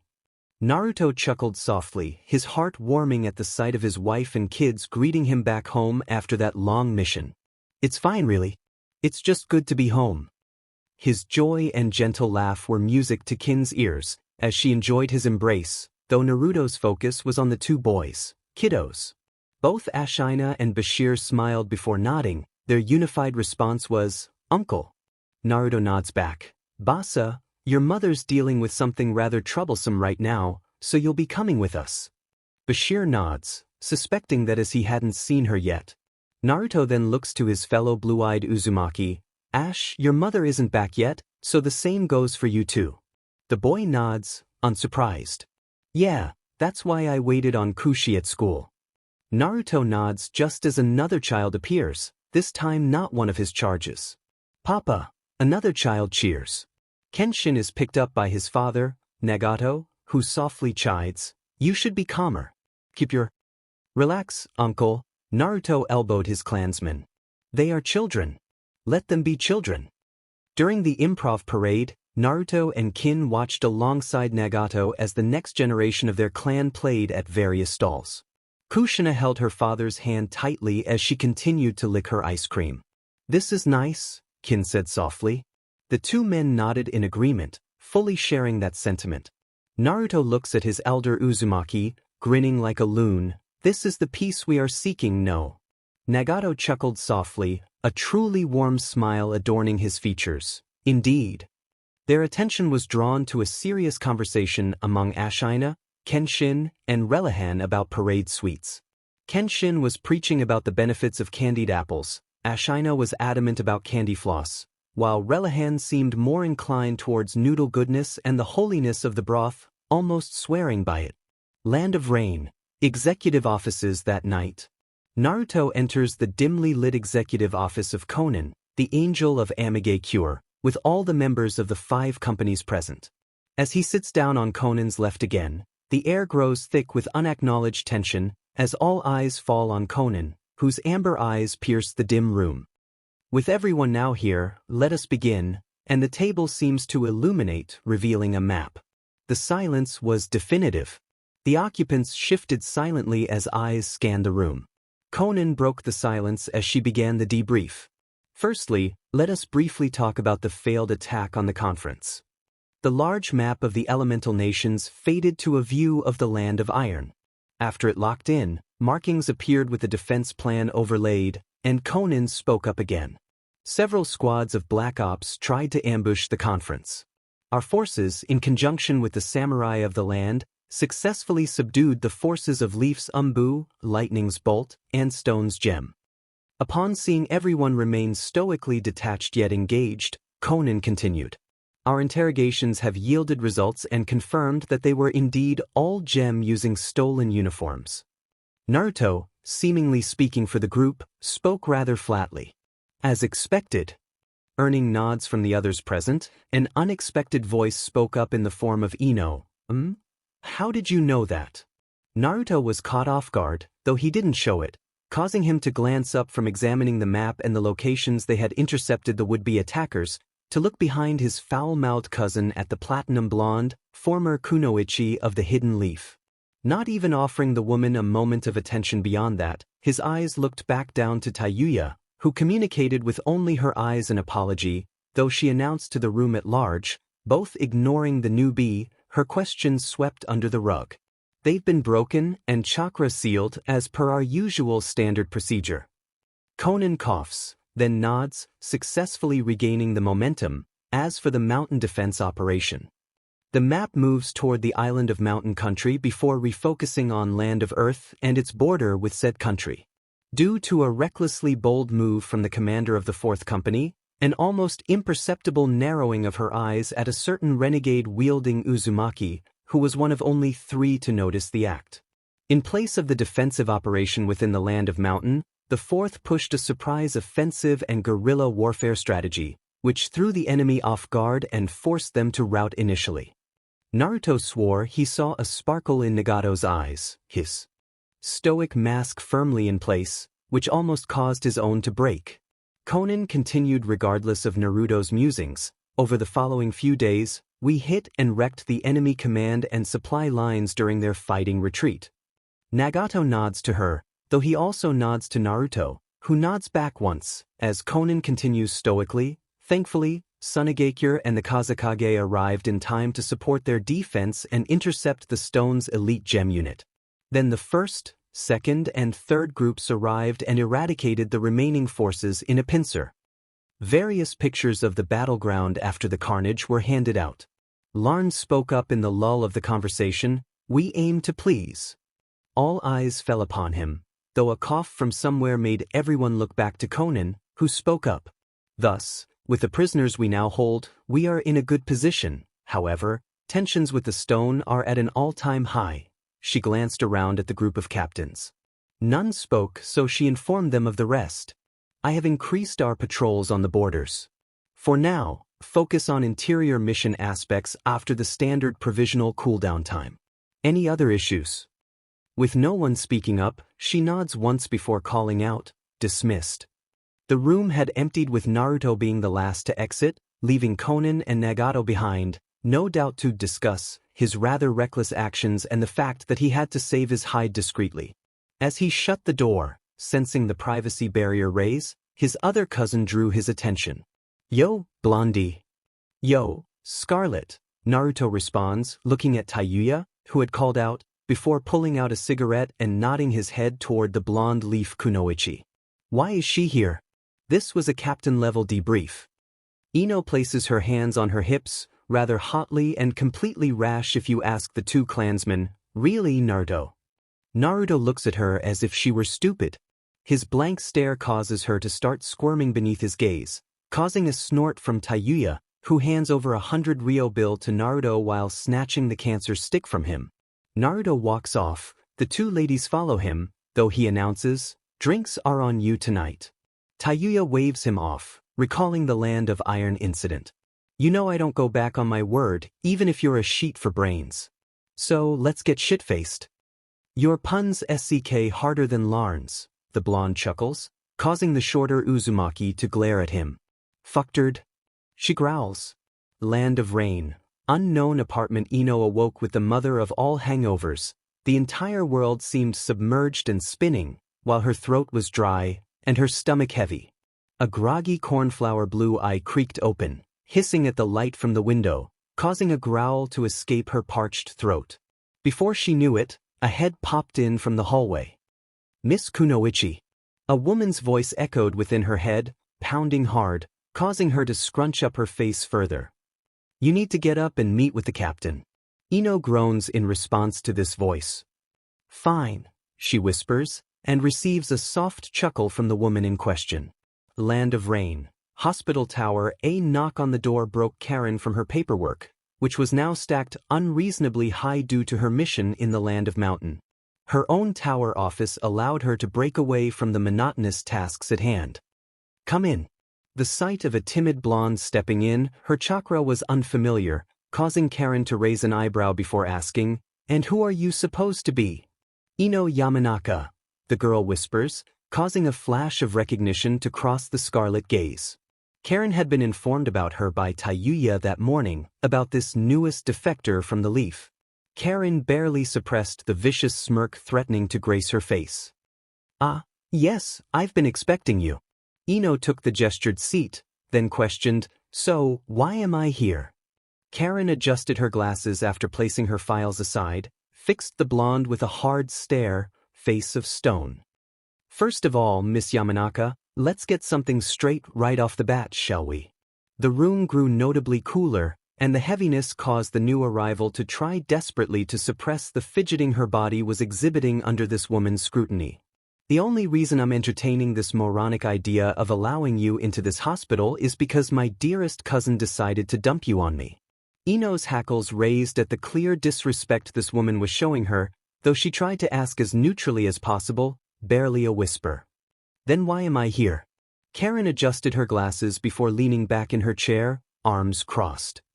"Were it not for my dearest cousin, I would have thrown you to the wolves in the T&I department, not my hospital." Ino was fully annoyed, not liking this woman at all. "Then why am I?" Karen interrupted the woman, her eyes narrowed dangerously and with a clipped tone. "As I said, my idiot cousins are the ones who convinced me to enroll you here." "Cousins?" Ino questioned, causing the redhead to sigh. This was going to be a long day. Kushina's day with Daddy POV Daddy. I exclaimed, jumping onto the bed where my daddy was. As I landed on him, like I used to, he was forced out of bed, catching me as I fell on him again. He wheezed as his little girl grinned up at him foxily, just like him. "Mama told me you don't have any work today, so I want to." "Shoot." Daddy placed his index finger upon my lips, smiling fully. "Let's get breakfast." I nodded rapidly, but before I could jump off, Daddy lifted me up and I giggled. I found myself cradled in my daddy's arms. His laughter was melodious to the 6-year-old me, and I got to spend the day with him. Breakfast was amazing atop Daddy's lap. I hadn't done it in like forever. After that, I helped Daddy clean the dishes too. I am a big girl now, so I have to show him I am not a baby anymore. I quickly got changed, but Daddy was already waiting for me.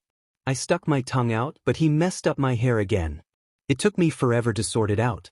He even laughed at me. Stupid Daddy. Daddy had some things to do. He said they were errands, so I went with him, holding his hand as we traveled. I saw those annoying kids from my class but pretended they weren't there. They are annoying. Daddy let me skip and stuff too. We went to see Uncle Larn and Auntie Neela. You know that weird place on the corner? That's where they live. When we went inside, the adults were all swinging wooden swords. They all bowed to Daddy. Obviously, as Daddy is the coolest. Everyone knows that. When they looked at me, they were scary, so I hid behind Daddy, as Daddy will protect me. Back the bad word up, or should I? Daddy said, but he also used a bad word that Mummy said I should never say. They bowed and said sorry. We went to the hospital next, maybe for Auntie Karen. We left seeing Auntie Amaru. She gave me a lollipop when Daddy wasn't looking. She's my favorite auntie. I swear she is. No fingers or anything, and not because she always gives me really nice sweets. Nah. After that, we went to the park. Daddy bought me a new hair clip to keep my hair tied back, like Mummy's. Then, he got me ice cream. After that, he let me ride on his shoulders. Daddy is super big. After that, we got lunch. We got ramen, Daddy's favorite. I couldn't beat Daddy. I had 4 bowls. He also told me about another auntie called Ayam and Grandpa Tucci. I hope I meet them soon. Daddy gave me a piggyback, and we ran all over the place. He is so quick. My daddy is definitely the fastest. We went to a training place. Just like Mommy, Daddy said controlling my chakra was like super important and stuff, but we played tag instead of doing Mommy's paper sticking exercises.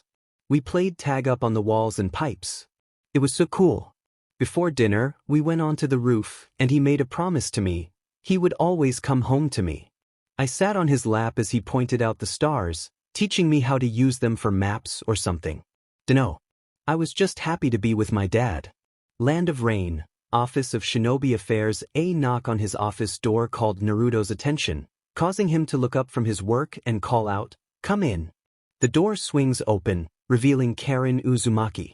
She brings a huge smile to his face as he stands up and clears his desk. Karen. She beams back, closing in. Naru. The two embrace gently, firmly, and tenderly. He speaks up with his face still in her vibrant scarlet locks. I was so worried about you. Karen whispered back, holding him just as tightly. You were the one on the front lines, pulling back but keeping their arms locked. I should be asking you that. Naruto snorted, shaking his head. Please, you know full well. She finally releases him and gently slaps his chest, smiling truly, idiot. Karen sighs as Naruto nods, and they both get serious. The redhead recenters herself to return to her big, bad, self-important image. They both stubbies back to their business mode, as Karen steps up before the desk, and Naruto barks, "Report." Karen nods once, presenting the report she had compiled last night. The medical staff have requested some time off after the current surge. Naruto looks over the first couple of pages, nodding along as he hears her explain, before replying, I see. How about this? He pauses upon seeing the 3 lists of staff. A moment before, right? Naruto looked up at his clansmen. Explaining, after the medical ninja recover for the next 3 days, then they'll switch out for the doctors and reduce the nurses' hours to allow them to recover as well. Karen smirked at that. It was as she expected after all, nodding in agreement. Figured as much. Already got it planned out. Naruto raises an eyebrow at that. Then why did you? Karen releases a dense pulse of chakra from her feet, forcefully activating Naruto's hidden security seals, which create a bubble of privacy around the room. Neither is heard for a full 2 hours. Their meeting runs over, clearly. Naruto x Karen unhooked her blouse and removed her glasses with a coy smile. Naruto sighed, really? Karen approached with a prominent sway in her hips. Yes, I want you, she whispered as she climbed atop his lap. The two began to make out. His jacket was pulled off, and over the next 5 minutes, clothes were peeled away, leaving Naruto bare-chested. Karen had her bare BRSTS pressed against his chest. Breaking from the lip lock, she continued her grinding on his PP, as the saliva between them hung. They stared at one another wordlessly and she smiled, full of lustrous ideas. It took Naruto by surprise when he felt her drop herself directly onto his irked PP, which he hadn't even noticed had been freed from his trousers. She let out a contented, lustful sigh as Karen bit her lip. I have missed you so much. Naruto smirked, feeling her tense as he bottoms out within her, and the familiar tightening in response to that, and the blissful look upon his clan matriarch only got him more excited. Karen noticed his hardening at the feeling and smirked, before beginning her rise and fall as she rides her man once again. Her cries of pleasure rang out far, as Karen was a screamer. He pinched her bouncing pale D-cups, pink nipples dancing in Naruto's face before he sucked from melons to butt and began to aid the riding. Ingmas and groans grew louder as Karen grew closer to her Stalemate. She was so close. His lips on her neck, moved up to her temples, then down to her ear, and he used his expert control of his tongue against her ear. Naru! Karen shudders under his careful administrations, her entire body stiffens as she was finally pushed over the edge. The constriction on his frame from her jittering body, and Naruto smirks. What's the matter? He whispers into her ear, nothing but lust upon his breath. I thought you wanted me. She shuddered again at the touch, and Karen found herself speaking rather meekly. Do, just give me. Abruptly he began his counterattack, slamming her down on his full mast, earning an ep from the Uzumaki. Please, let me. Naruto abruptly slammed down hard, she gasped, before lifting her up and walking over to place her atop the desk. She weakly tried to hold on to him, but he turned her around and pressed her down as he returned to her depths. Her eminence of pleasure erupted, and he pondered her hard, feeling her tightening again. He knew how much she enjoyed being subservient, her guilty pleasure. Thus he, on occasion, scratched that itch of hers and never breathed a word of it. That was one of their secrets. Thus, he pulled her back by her hair and whispered into her ear, bringing up the other side of his matriarch. So, what was it that you wanted again, Imato? Karen muttered, overwhelmed by her lust. Nisama. Please, please, give it to me. He moved hard and she Stalemate hard. The evidence of which was rolling down her leg. She hadn't squirted that hard in weeks. Since their last time. She had never quite managed to do it to herself thus. After her last troublesome mission, she needed this release. A release that Naruto was now giving her. Unfortunately for Naruto, her recent Stalemate caused her to grip him as tightly as he could ever recall. He hadn't stopped his pace, thus he was quickly reaching his limit. So fast that his final grunt, he holds her down as he plunges full mast in. Exploding deep. Karen lets out a voiceless scream as he growls out, and both sides became twitching messes. The third pulse of cum caused her to orgasm, flipping her over the edge for the 5th or 6th time. Falling onto her pale back, crimson hair now blocks his view. He was breathing hard as Naruto addresses his matriarch. So, enough. Karen was huffing and puffing, twitching hard, as her high was slowly falling off. Hi, Nisama. Thank you. Land of Rain. Amige Cure Nagato knocks on the door, which promptly opens. Taouya comments as she steps aside. About time, Gramps. Nagato sighed. She always called him that. I'm not old. He did not comment on the lack of proper attire. It was her day off, and she was in her own home. So he changed the subject. So where's Bashir? Taouya calls from the kitchen. Staying with his cousins. That made sense. Can't let unknowns around the children. So Nagato's response was simple. I see. Taouya popped out of the kitchen into her living room and asked him, breakfast. Nagato smiled but shook his head. No. Just here to see her. Oh. Nagato nods firmly, once and only once. We wish to verify some facts. Taouya snickered, knowing full well what that meant, and placed her typical cup of tea down. I bet. Within moments, Ino stepped in while still drying her hair with a towel. She paused, not recalling this man's name from the tent. It took a moment, but Nagato realized he hadn't introduced himself. Nagato Uzumaki, he stated before sipping his tea. Ino nods, places the towel in the hamper, and speaks hesitantly. Right. Nagato spoke up after swallowing his tea. I also happen to be your friends. Uncle, which caused Ino to pause in thought, as in. Taouya stepped forward to clear the confusion. He's Naruto's mother's younger brother.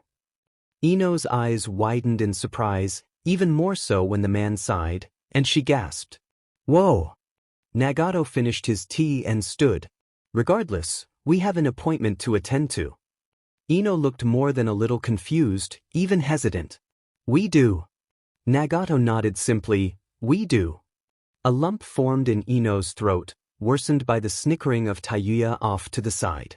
Nagato spoke again, a familiar smirk appearing on his face, though with far more sinister intent.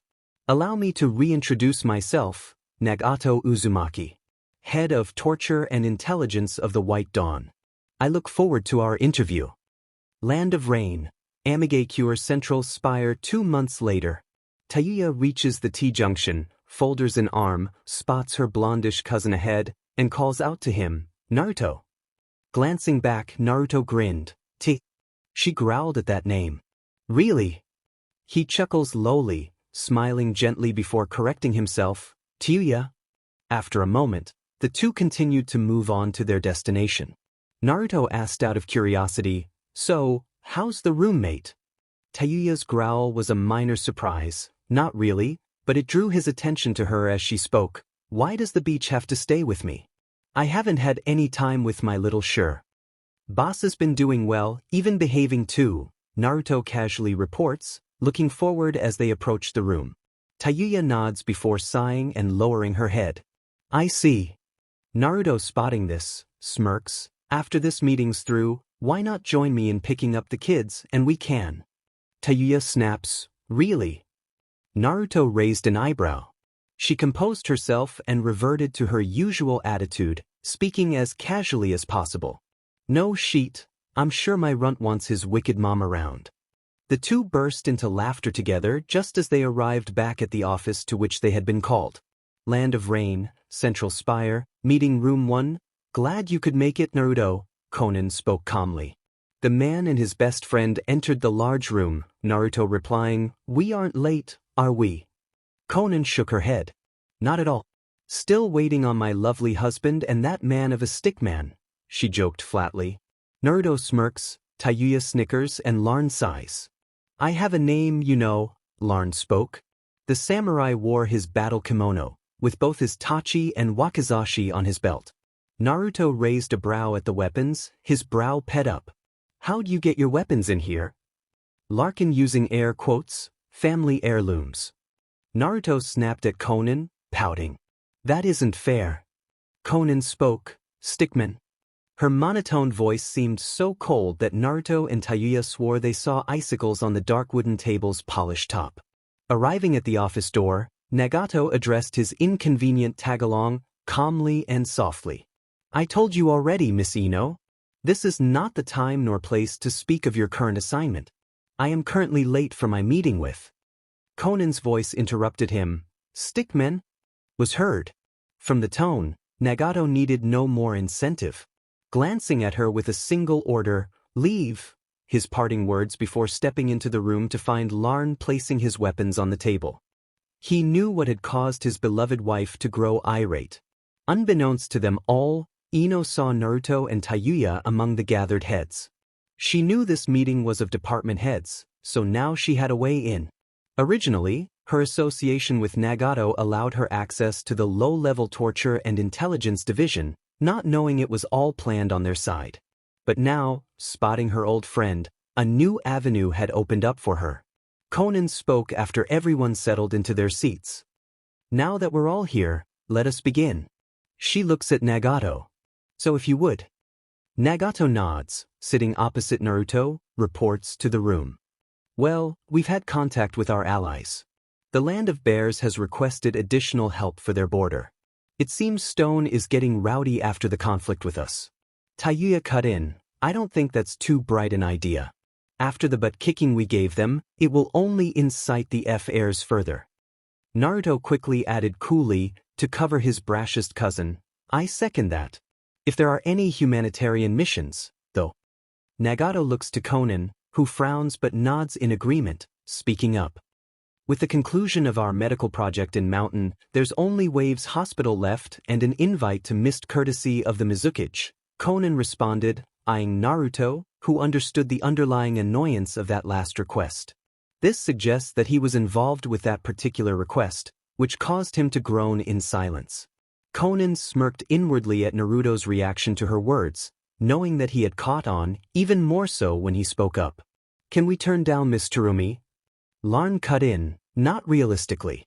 Our swordsmen are due to participate in joint training with both the Mist Shinobi and the Water Samurai. Losing them could cause a few too many ripples we could do without." Naruto sighs and nods along with that. That is true. Though, looking to his sister figure Conan, he explains the problem.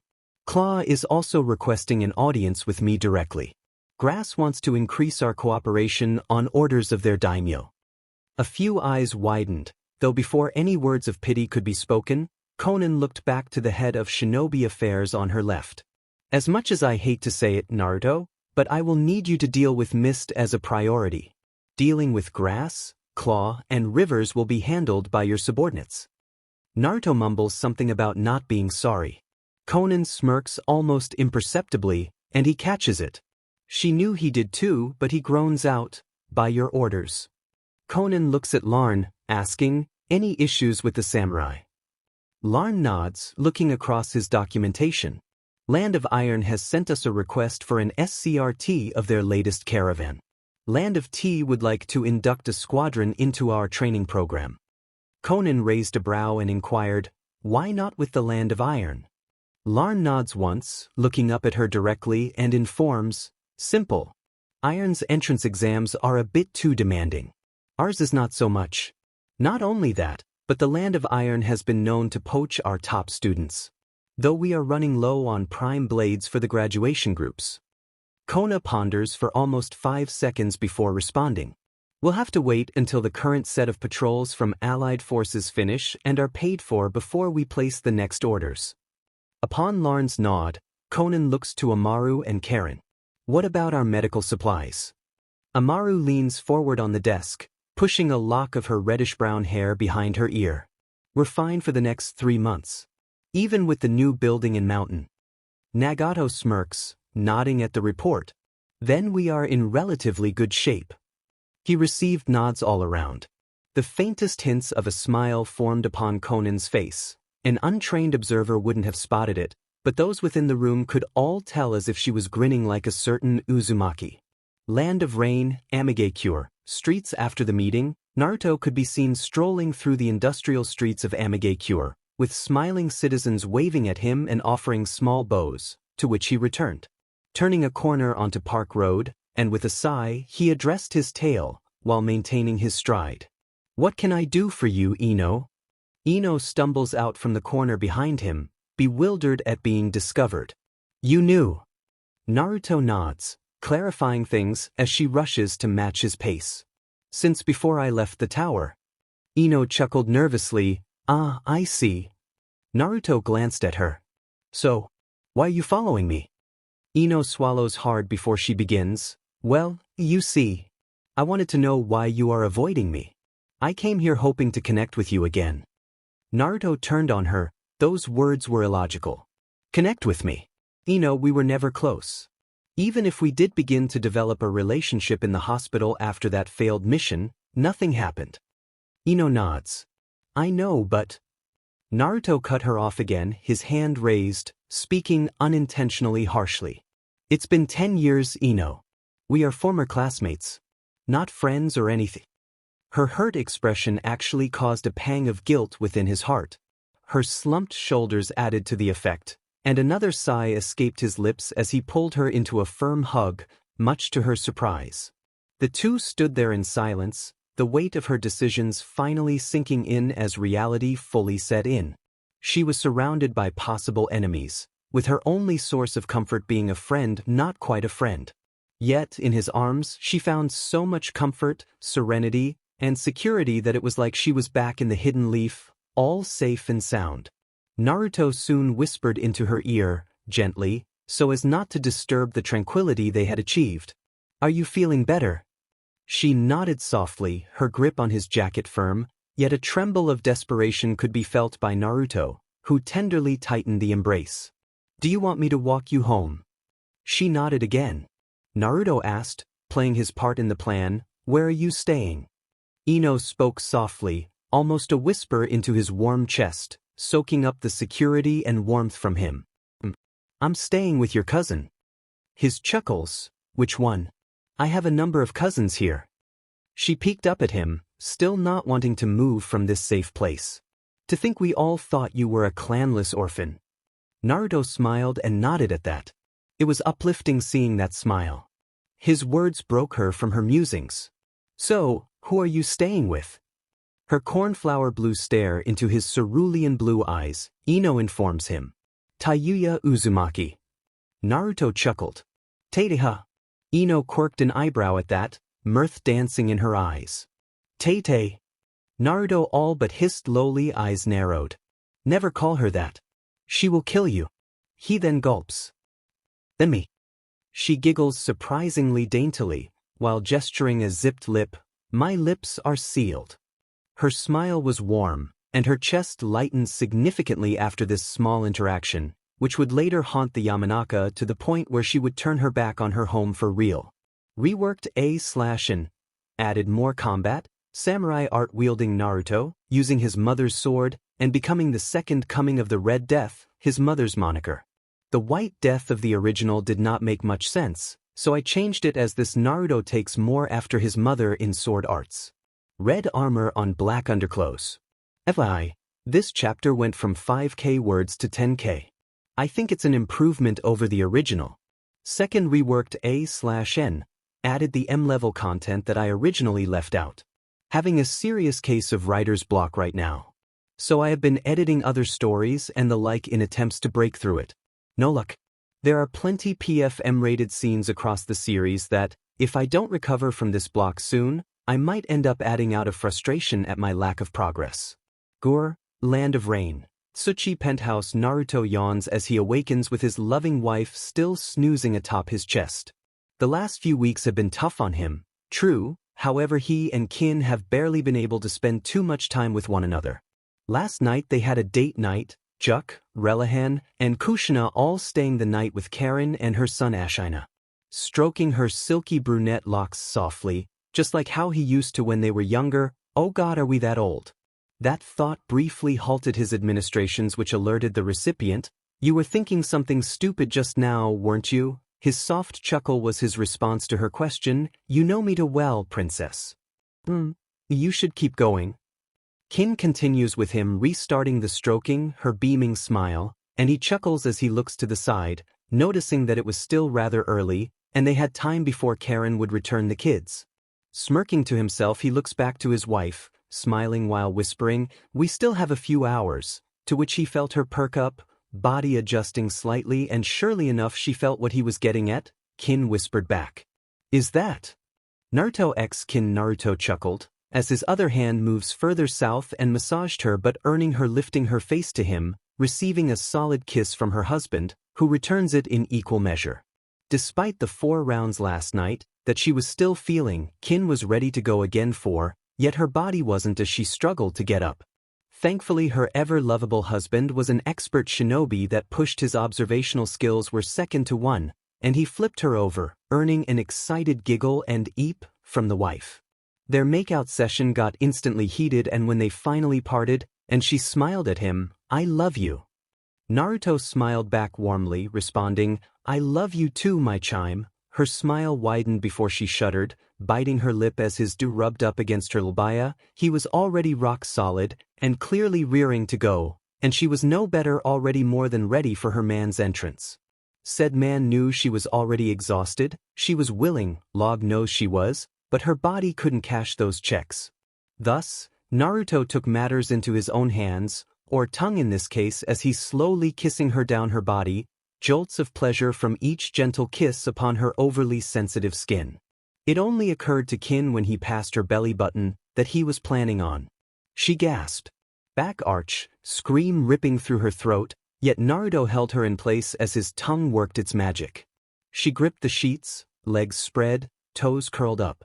It would take her a full minute to stop seeing random blots of colors dropping back down.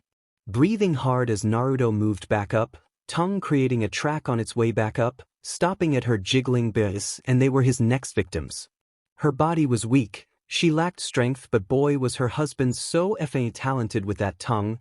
Her melons were sending her all sorts of singles that was overlying her vision. She gasps and wheezes out, within her fleeting breath, "Nair, can't." Abruptly he stops and fills her vision with a cocky smile. "I love you, my wife." She cut him off. "Just shut up and F me." Not one to disappoint, he slowly and carefully, taking care not to overwhelm her any more than she already was. Thus, she groaned so sultrily Naruto had to utilize his entire willpower not to just move all the way. Bottoming out gently, she lets out of pleasure, finally getting her man within her deepest reaches. He kisses her softly, gently, and so tenderly that she was brought out from the lust haze, and she smiles back at him. "Babe, please, don't hold back." Naruto sighed, shaking his head. "You're exhausted?" She smiled at that. Even now, he was more worried about her than enjoying himself. She kissed him. "Just go." He pulls out slowly. It was painstakingly slow that it may have had the opposite effect, and the sensation rippled up Kin's spine before he moved. Forward, again, gently, and carefully as he engaged her in a sword fight with their tongues. This continued for a few minutes with Naruto softly making love with his wife, who was loving the way he was being so gentle with her.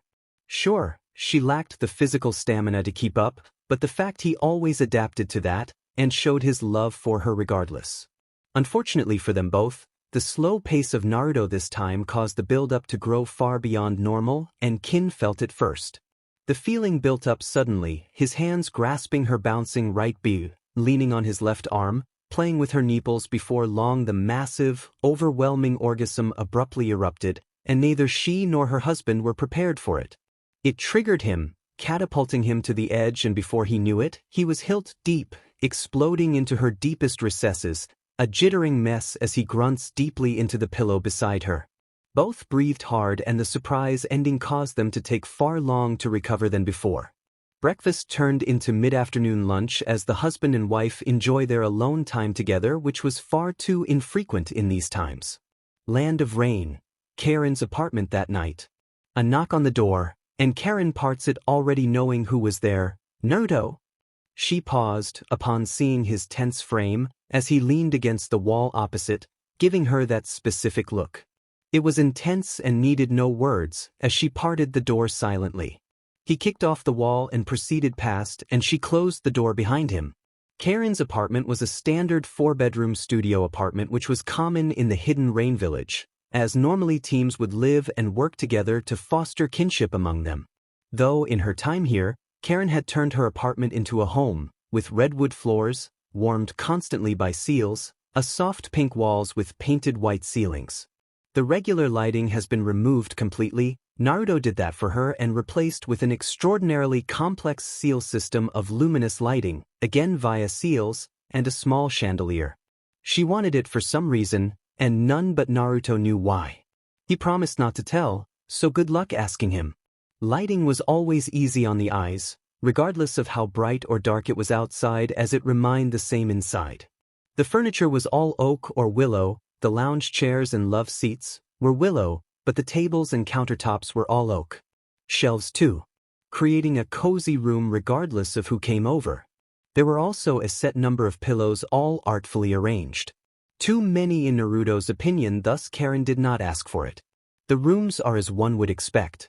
Karen had the captain, or in regular terms the Emperor bedroom. Her son Ashina was directly opposite, with the spare beside hers being her seal workshop, and off limits to everyone. Naruto does not care though and often barges in. Suspiciously, he is the only one to get away with that, or is even capable of doing so without the security seals kicking in. Even Karen cannot figure out why her seals do not obstruct him. The fox knows why but will not be telling. It is just far too amusing to watch. The last room is storage. Not that they really needed it. Though, as it has a bed, it is often used by kids staying over and the like, though there are a few storage seals beneath the bed and on the racks. To her surprise, Naruto spoke up, in Yuzu, the son. As he places his blue jacket on the coat rack, Karen responds swiftly in Yuzu too as she heads back to her room, spending time with Bashir and Taouya. "I needed a break after dealing with all 4 guppies." Naruto sighs as he kicks off his shoes, and leaves them in the rack. Thank you. Needed time with the wife and all. It is fine, Karen responded as she re-enters the room, wrapped up in nothing but a towel, one around her body, another in arm. Though, I was about to enjoy a bath when you showed up. He quirked a brow as her smile turns sultry, Karen speaking. Do not look at me like that. You came to me this time, remember? Naruto nods. Yes. I know. I was just wondering why we never have full conversations like this in Yuzu more regularly. It is relaxing. Karen smiles and nods, arms folded with the towel resting on them. It is, though, as only you, me, and Taouya are fluent enough to hold conversations with, we are kind of limited. Nagato understands, but his dialect is weird. Naruto chuckled at that, recalling the limited times they have spoken Yuzu with the older man. We should teach it to Kenshin, Mito, and Yahiko at some point. It will irritate him, his Uzumaki grin forming at the end. Karen chuckled lowly, pushing her long hair behind her ear, with a matching grin. Yeah, we should. Naruto sighed as he stood, realizing he was stalling unnecessarily, lifting his top over his head, and approached the woman calmly waiting for him. It was then he noticed she did not even have her glasses on and looked rather, no glasses, huh? Can you even? Her eyes narrowed on him, a dangerous glint in those scarlet jewels. Karen speaking lowly, I could always. He cut her off with a rather heavy kiss. The two stayed together like that for a full 30 seconds, before he pulled his head back, and she stayed motionless for a moment. Naruto whispered lowly, I am still rather worked up, so I will not be going easy on you. She slowly opened her eyes and nods, before giving him another kiss, still speaking Yuzu. I understand, Isama. Naruto nods before they head into the bathroom. Land of Rain. Tsuchi penthouse. Kin Tsuchi awoke to find herself alone in the bed. Sitting up, she winces. Right, they've been going at it like rabbits for most the time, and then Karen brought the kids back. She's still sore all over and has to get. The sound of the door clicking open drew her attention to see her husband and kids, Kushina carrying what seems to be orange juice. Relihan carrying plates and cutlery. Little Juk holding the door open. Her loving husband with the food. Kin was left speechless.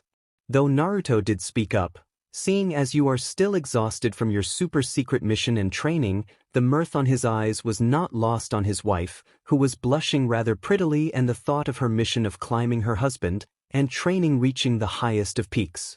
Naruto continued to talk, bringing her back from her RDC trail of thoughts. We decided that we'd all eat with you in bed and enjoy a nice day of rest.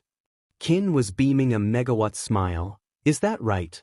All the kids nod rapidly, smiling wildly, and their mother laughed at their matching expressions, waving them over, and the spread was made, and it was just another wonderful morning for one Kin Tsuchi, surrounded by her lovely kids and wonderful husband.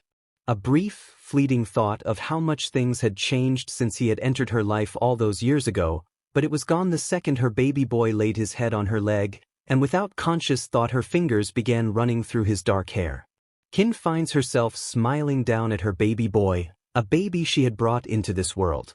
Never had she ever thought she would be a mother back when she was with the Sound Village, yet here was one of 3 children she brought forward into the world. By some slide of luck, they all got her dark hair and eyes though.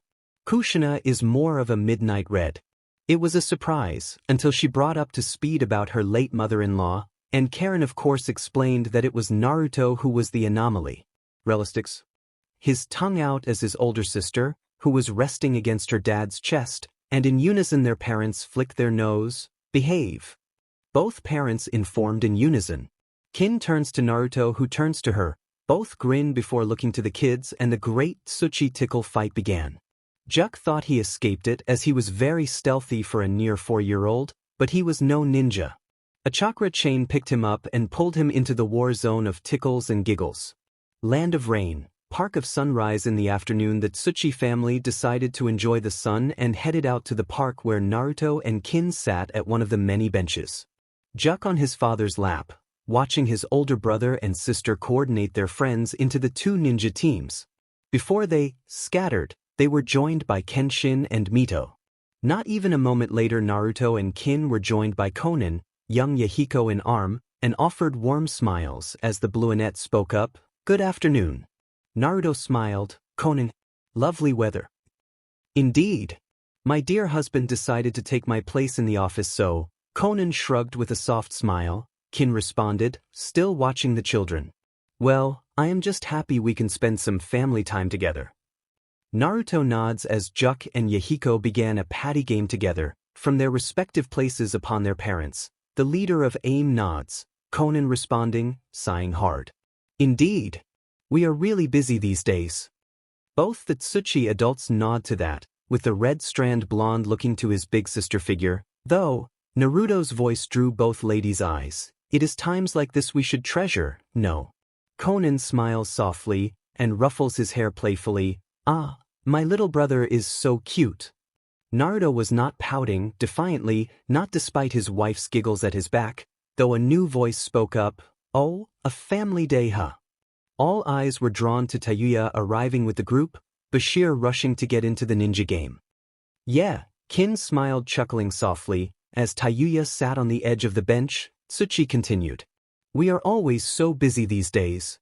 That is true, Taouya confirmed, and a comforting silence for a long 10 minutes as the kids play out their battle against one another. A VIP SERT mission from the looks of it. The tranquility was broken by one of the kids approaching after speaking with Kushina, who pointed out that her parents were nearby. Naruto raised a brow, but upon seeing the flute, he looks to the two musicians of the three adults, who both wore knowing smirks. Putting voice to his thoughts, Naruto offered, so, a new student. Both ladies nod, Taouya speaking up, mine most likely. I have a fair few already, so that's fine. Kin informs as the young dark-haired girl reaches them. Hi. Kin offers her motherly smile, in an attempt to ease the girl's worries. Hi. Is that your flute? The girl nodded. Yeah. My mommy said that I should ask Lady Kushina for her mommy as she can teach me. Kin nods, all the adults ignoring the lady suffix on the trouble incarnate's name, speaking up, is that so? Well, I could teach you, but I think my friend here, gesturing to Taouya, who pulls out her own flute, much to girls' joy, would be a far better tutor. Taouya smirked, slipping off the bench rest, and sat on the grass, the girl following when gestured to, speaking up. Hey kiddo. What's your name? The girl responded promptly, Kallio ma'am. Taouya chuckled lightly. Well, Kallio-chan, my name is Taouya Uzumaki. Bashir-chan over there is my baby boy, gesturing to the red head currently battling against another two boys. A flash of recognition flashed over Kallio's eyes. Bashir-sama. Naruto had to look away, but all muffled their smirks or snorts, with coughs and the like, but Taouya's poker face was the stuff legends wish to be, so remained on target. Yes, well, I am also a well-practiced flutist. Just like Kin, I have played all over the world, so, if you want. The girl bowed her head. Please teach me.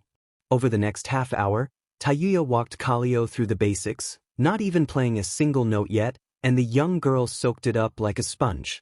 The lesson was broken up by the arrival of Karen and Ashina, with enough lunch for everyone. Lunch up. All eyes looked to the Uzumaki matriarch, who appeared with Ashina waving over his cousins who spot him immediately, and a storm of children rush over. Naruto chuckled, looking to his friend, you bring enough for that many. Karen snorted, this wasn't her first lunch run. Obviously. Who do you think I am? Konan smirking now, looking at her Uzumaki clan matriarch. Oh, then, perhaps you could help me with... Karen paused her with a raised hand, placing down the scroll. Not a chance.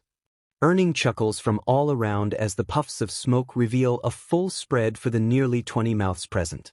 The other parents waved their thanks, and the adults waved them off, and no doubt they went to go get their own tasks done. As they group enjoys the lunch, Naruto finds himself smiling at the peace they are enjoying. He was enjoying. With his family. Suddenly, the sound of a flute drew his attention just as his chime began playing her ocarina in tune with the first musician Taouya. Yet again, an impromptu performance began at the trail end of the lunch. Relahan pulled out his own ocarina and joined for the chorus. This was a semi-common event whenever the family came together in the park, and often expanding into a full band. Once, Naruto recalls that the park was basically a full-on orchestra led by his chime. Most of Rain showed up for that one. Looking up at the sunshine-laden sky, he pondered just how long this will last. Land of Fire, Hokage office. Tsunade looked up at the door as there was a knock, answering it. Come in, with Shikamaru and Shino entering after. Her eyebrow raised at this collaboration. It was most definitely a strange mix but not unwelcome. Shikamaru speaking up for the duo. Lady Hokage. We have new information on those mercs. Tsunade leans forward, nodding with a straight face. Is it actionable? Both men nod firmly, Shino speaking up. Reasonably so. Tsunade smirks and nods. Oh, do tell. Shikamaru speaking up, after a brief glance and nod from his fellow classmate, who nods once. We have reason to believe that they are moving toward the land of rivers. Most likely towards the coast. Tsunade leans back, contemplating this news before nodding once, giving out her orders. Send a force to invite them over for a chat. She gave them a knowing look to her two subordinates who nod, Shino speaking up, right away, before vanishing in plumes of smoke. Tsunade returns to her paperwork, nodding as she contemplates her newest guest's arrival and perhaps a way to meet her boy again. She'll need to be careful though, Suna and Mist are not to be taken lightly. Land of Rain, Tsuchi penthouse that night. Naruto slowly and silently closed the door of his princess's bedroom, glancing down the hall to see the same scene from Kin with Relihan's room. The two smile at one another as they sneak back to their own room, passing by Juck's room and reaching their own. Upon the closing of their door, they both sighed aloud hard before they nod to one another. It was a fun day out with the children, but damn, they were exhausted having to carry his exhausted princess and the other kids home. Shadow clones were great, sure, but the backlash is something Naruto considered a bit of a drag, though normal people probably would have fainted over. Specifics. Off his shirt, he finds his chime suddenly embracing him from behind, and the hardening pokes on his back told him exactly what she was thinking, despite her speaking up. Say, Nair. I have an idea. He chuckled lightly as he drops his trousers from his waist, Naruto finally speaking, Oh, I bet you do. However, I too have an idea that I think lines up with yours. He can feel her chuckle as her hands travel southwards, Kin whispering softly, In that case, maybe we should share notes.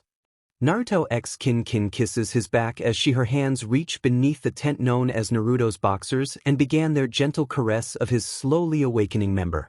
Although still not at full strength herself, there are plenty of ways to please her man and she was very invested in ensuring his satisfaction within their bedroom. Even if she cannot keep up with him all the time. His breaths finally drop as he turns around and they lock lips, passionately and lustfully. The next 30 seconds, their tongues battled it out though her hands had yet to leave his D-dash, even after it had full icted.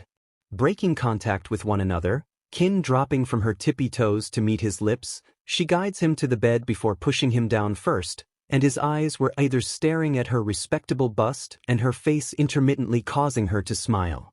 She knew she wasn't the largest in their group, nor the firmest, but her man loved them nonetheless, so she was fine with that. Before he could act, she dropped down to her knees and immediately began skinning him off, firmly, gently, and with a sense of certainty about her actions. His constant uhs and groans, as she bopped her head across the length of his PP, was truly joy to the wife as it meant her husband was enjoying himself. Naruto himself was leaning back enjoying the feel of his wife pleasing him with his mouth. His hands were gripping sheet as she worked. She's good and clearly aiming for an objective she no doubt has cooked up. The sound of a pop, and the loose of warmth was telling as he looked down, but the feel of her tongue running up then down then back up the spine of his was spine-shuddering. The tickle at the tip with her tongue earned a low, lust-filled of pleasure. His whole body twitched at that. She smiled before returning him to her mouth where she began skinning harder than before. Another 20 seconds later before she released it and cupped her BRS around it, and together with her mouth began pumping. That was a move she rarely ever pulls out, Naruto muses. He was not complaining obviously, but DM in. He wasn't going to last long against this all-out assault. With his head hanging back, his groans got louder as he drew closer and closer before he jerked forward. Am about to, though he paused and seeing her smirk and wink whilst continuing. Abruptly, he grabbed her head and pulled her down as he exploded. Going rigid. He would stay like that, unloading into his wife's mouth for a good 30 seconds. Kin herself was surprised initially but allowed her husband's guiding of her without fighting it. The last of his load was swallowed promptly. Glancing up, she smiles internally as he twitches and breathes hard. Thus, she continued to gently run her tongue along his. Naruto ems and twitches in response to his wife's applications of tongue to his member. Kin was satisfied by his responses, and eventually their eyes met, and she finally allowed his D free from her soft lips, smiling softly and speaking gently. "How was that, hun?" He chuckled lowly, matching her soft smile with love in his frame. "Amazing, my chime, as always." Kin smirks coyly, genuinely giddy at that and nearly glowing at the praise as her husband was genuinely exhausted by her performance. Climbing to her feet, she mounted him, and as they made out again, Kin lowered herself on her man's D firmly and could feel every twitch he had. Ignoring the pressure against her CRVX, she was incredibly excited right now and loved the face of lust and overwhelming sensations she was able to provide. It did not take long before Naruto broke from his stupor and looked up into the black eyes of his chime, and smiled lovingly. Yet before he could speak, she locked lips with him, and they made out as she continued to gently raise and fall atop him. Due to the sensitivity he currently had, Naruto low grunts raised in volume under her gentle movements, and she smirked into their lip lock. Pulling back slightly, she rested her head against her husband. Kin's smirk fell to a loving smile as her eyes kept his locked on hers. Their intense stare briefly distracted both from their rising tension. Naruto whispered, "I really love you, Kinchin. You are my chime and the only reason I am the man I am today." Kin's heart flattered at that admission. She knew her husband loved her, but she also knew that she wasn't the only one he did, but she was the one who had his heart, and despite everything he had chosen her. His words now just confirmed it for her, so she broke into a truly heartwarming smile. "I love you too, Naru." Before she could finish, both abruptly silenced, having forgotten about the building pressure they both had, his hands gripping her waist and pulling her down. Kin could feel the eruption of cum hit much harder, directly into her core, and in far higher doses than any time before. She was barely able to make a mental note to do this again, before her mind shorted out from the abrupt orgasm, the first of 3 consecutive orgasms. Land of River, Shinobi Highway. Naruto was leading his mandatory SCRT and delegation through the Shinobi Highway through the Land of Rivers. This land has a lot of history for him, though most was still classified, so this Shinobi Highway was something he knew of. It passed several towns, though they didn't stop, since their first stop at the border. Naruto recalls his last day off 4 days ago, and the time he was able to spend with his wife, and the 2 dates. The night before, then their lunchtime date they had. A pink hue as he thinks back to the gentle morning they had. His musings were halted when suddenly Karen drops back to his side, her business mode on. "Company." Naruto nods once firmly, glancing around at his guards who had harder-eyed features, before looking back to her and asks, "How many?" Karen held up 2 fingers. 2 squads. "Mid-umbu level or so," she confirms, and he smirks with a nod, confirming he had heard. Looking back at his party, Uzumaki grin on full. "Guys, I have an idea," with a mischievous grin upon his face. Kakashi finds himself leading his old umbu team, Team Rio. He swore he had left this life behind, yet in these troubling times, his unique skills had been needed more and more frequently.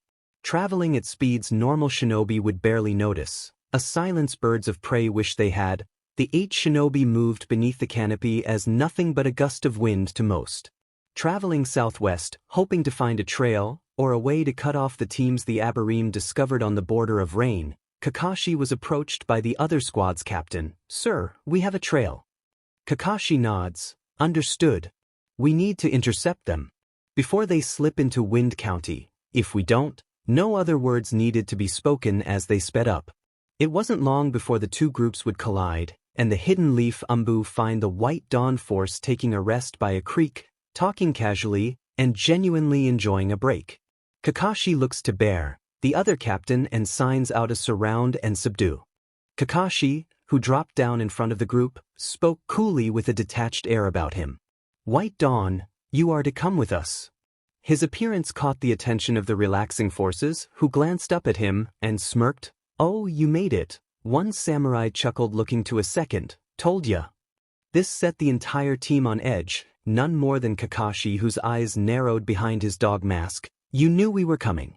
They all snorted. One nondescript shinobi among the group of 8, 5 shinobi and 3 samurai, spoke up.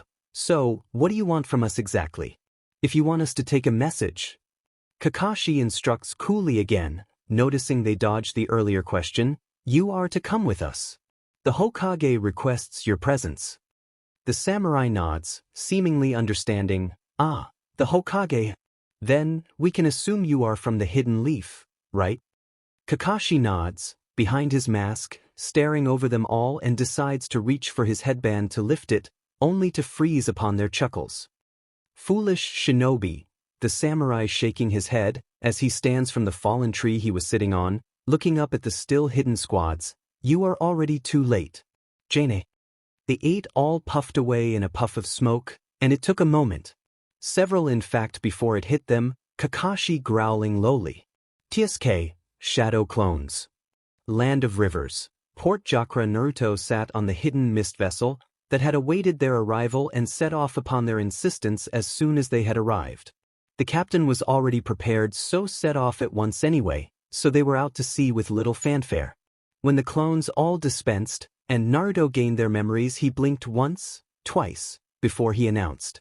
Oh, and the winner is Karen. It was Lee Fumbu. Many, many bills filled Karen's outstretched hand, a smug grin upon her face, as the mumbling about unfairly lucky clan being too dim and lucky. Plenty of profanity laced the low chatter but lacked any heat to them.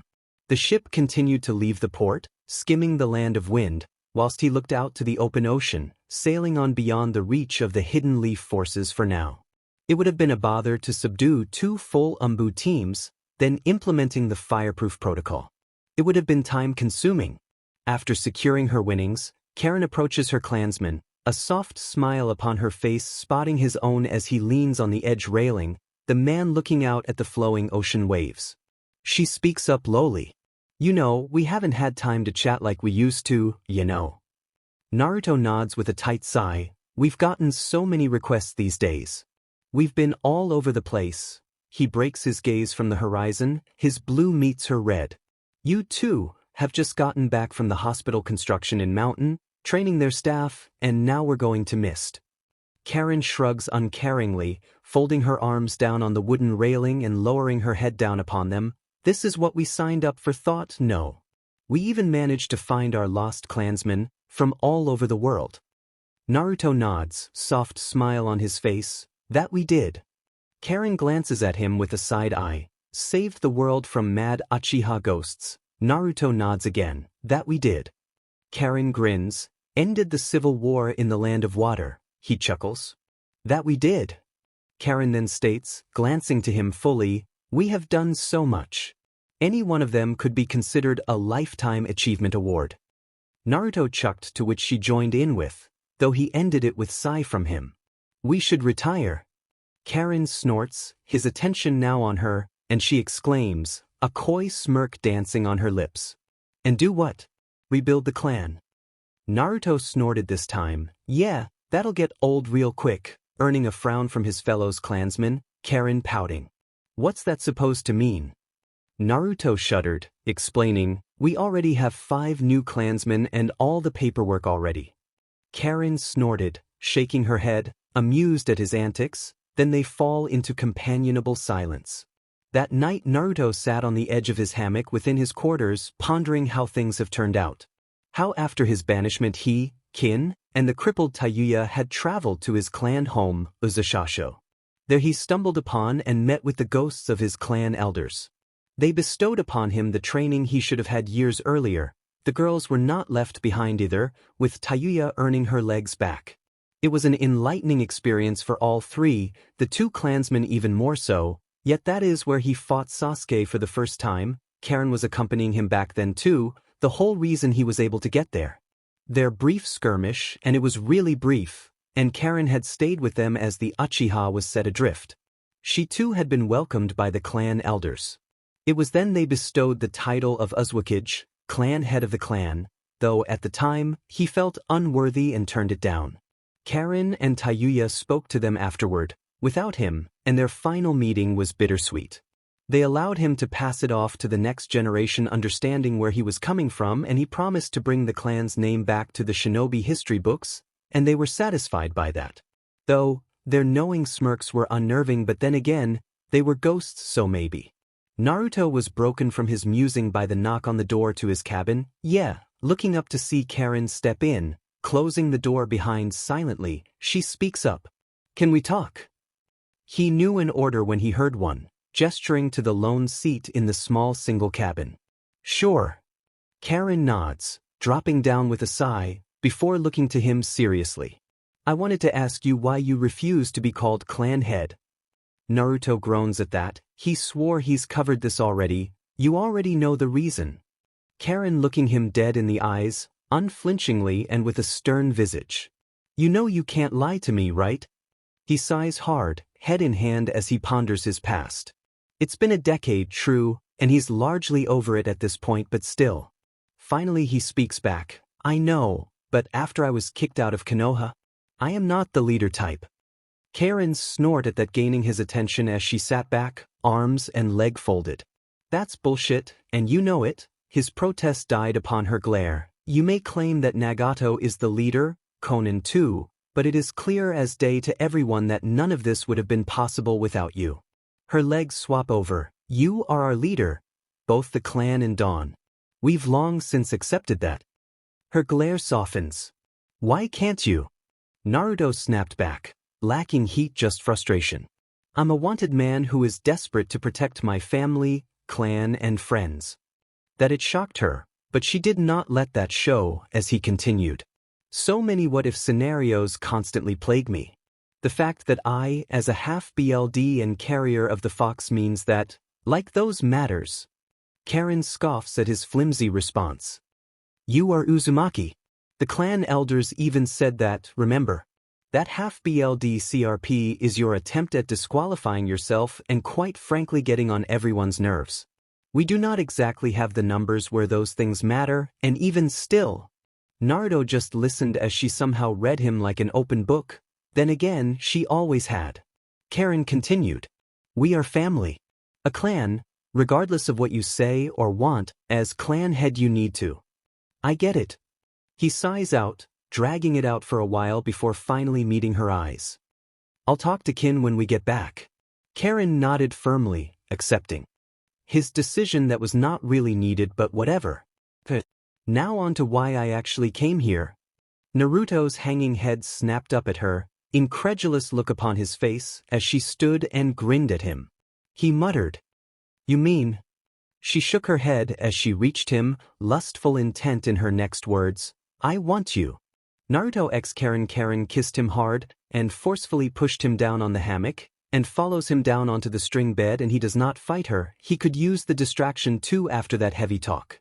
She pulls back, the drool still hanging between them like their chakra strings they often used to comfort one another. "You've been getting rather bold, Imato." She smiles sultrily. "Well, Nisama. You've been neglecting your duties. As your matriarch."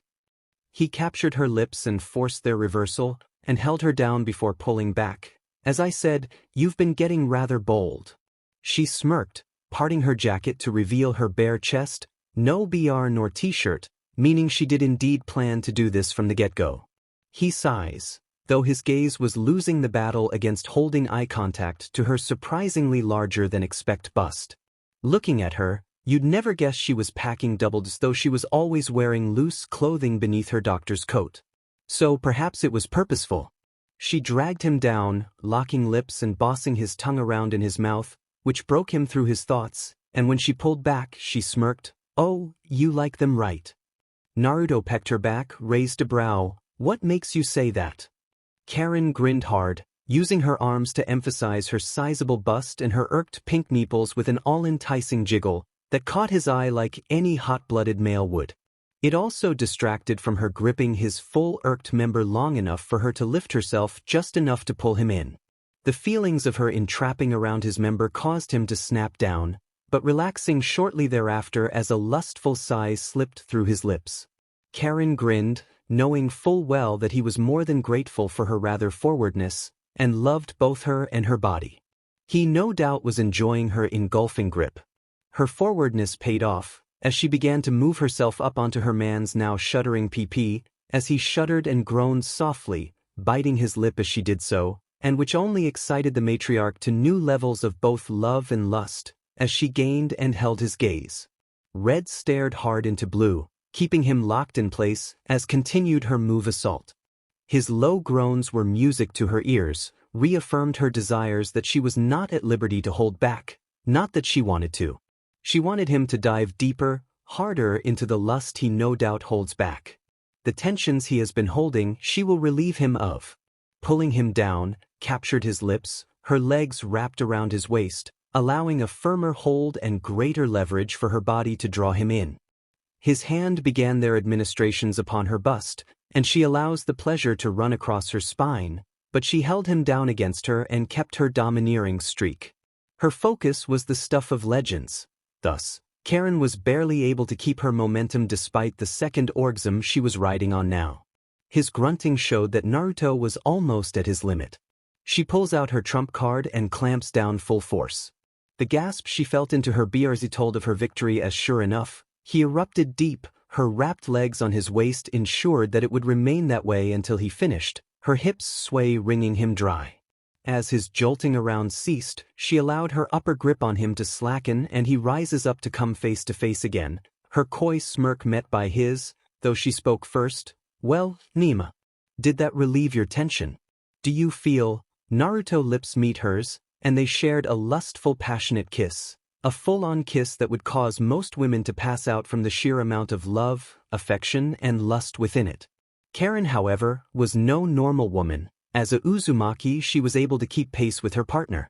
Yet, despite this, she was still left in a daze as he pulled back. His smirk was loaded with the leftover lust she couldn't handle. Oh, dear little sister. She shuddered under that RDC smile he now held, goosebumps forming all over. I am far from done with you. Land of Water, hidden village of mist 3 days later. The White Dawn group arrive at the village hidden in the mist, met at the gate by the Mizukage, Turumi. Welcome to the Hidden Mist Village, Commander Uzumaki. Thank you, Lady Mizukage. Naruto responded with a salute. Come, we have much to discuss. The party moved through the village with many looking at them in awe upon spotting their white decal armor plating, the children waving and got waves and smiles back. The members of the White Dawn held their heads high. Ino, who was walking close to the center of the group, her new uniform was reminiscent of Naruto's, but her narrow katana was on her back. This was a sign to the others that she had only finished the basic level within the White Dawn training she had undergone. The more proficient weapon users of the group knew this, kept an eye on her as Naruto had informed them all of her status. As he walked beside Mei, Naruto noticed Chojuro instructing a class of swordsmen, speaking to his company. Seems Chojuro is doing well. Mei glances over at the reddish blonde, following his gaze to the training field and smiles. Yes. He still has a few moments of regress, but he is a very capable swordsman now. Next up for Hunter Commander whenever AO stands down. Naruto nods to that, looking to her, his Uzumaki grin making an appearance. How is that old-timer doing? Mei giggled at that. Throughout the Dawn's time aiding the rebels, Naruto had led the other Uzumakis in calling AO old man, old-timer, or just Gigi, after they heard him complain about back in his day, to the point it became a running joke. She eventually nods at him. He is fine.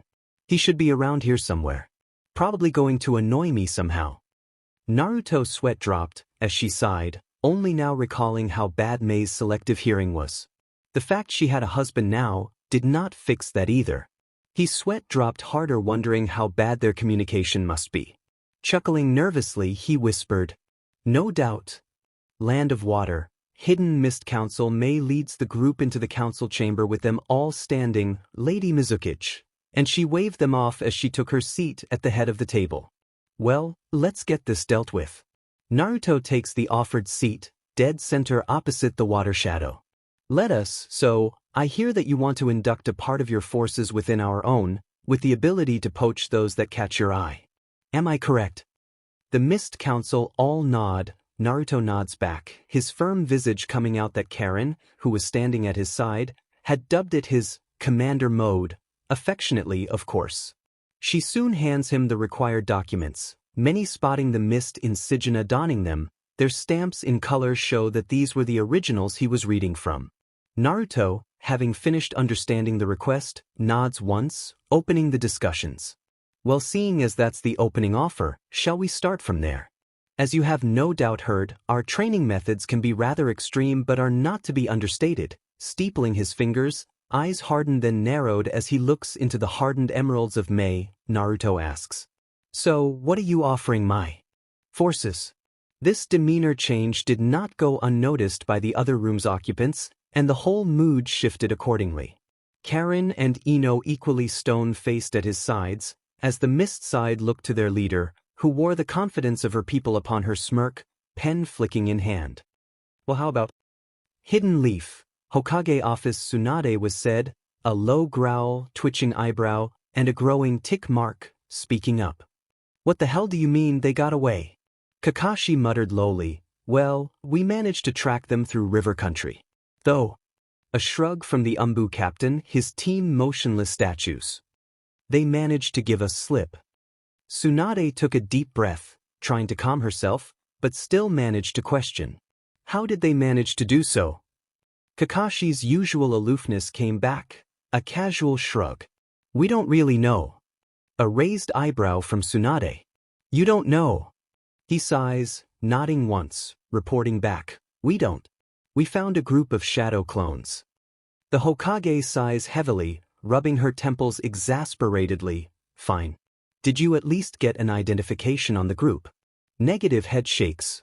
Land of Water, Hidden Mist Council a few hours later. Mei Terumi sighs softly, but nods firmly, stating, you drive a hard bargain.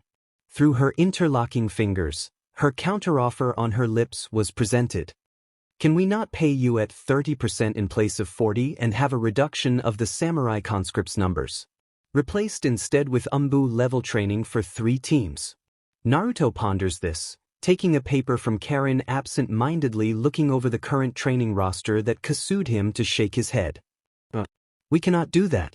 Though we can train 2 Umbu teams alone in 4 weeks. He pauses, looking up from his paperwork before countering.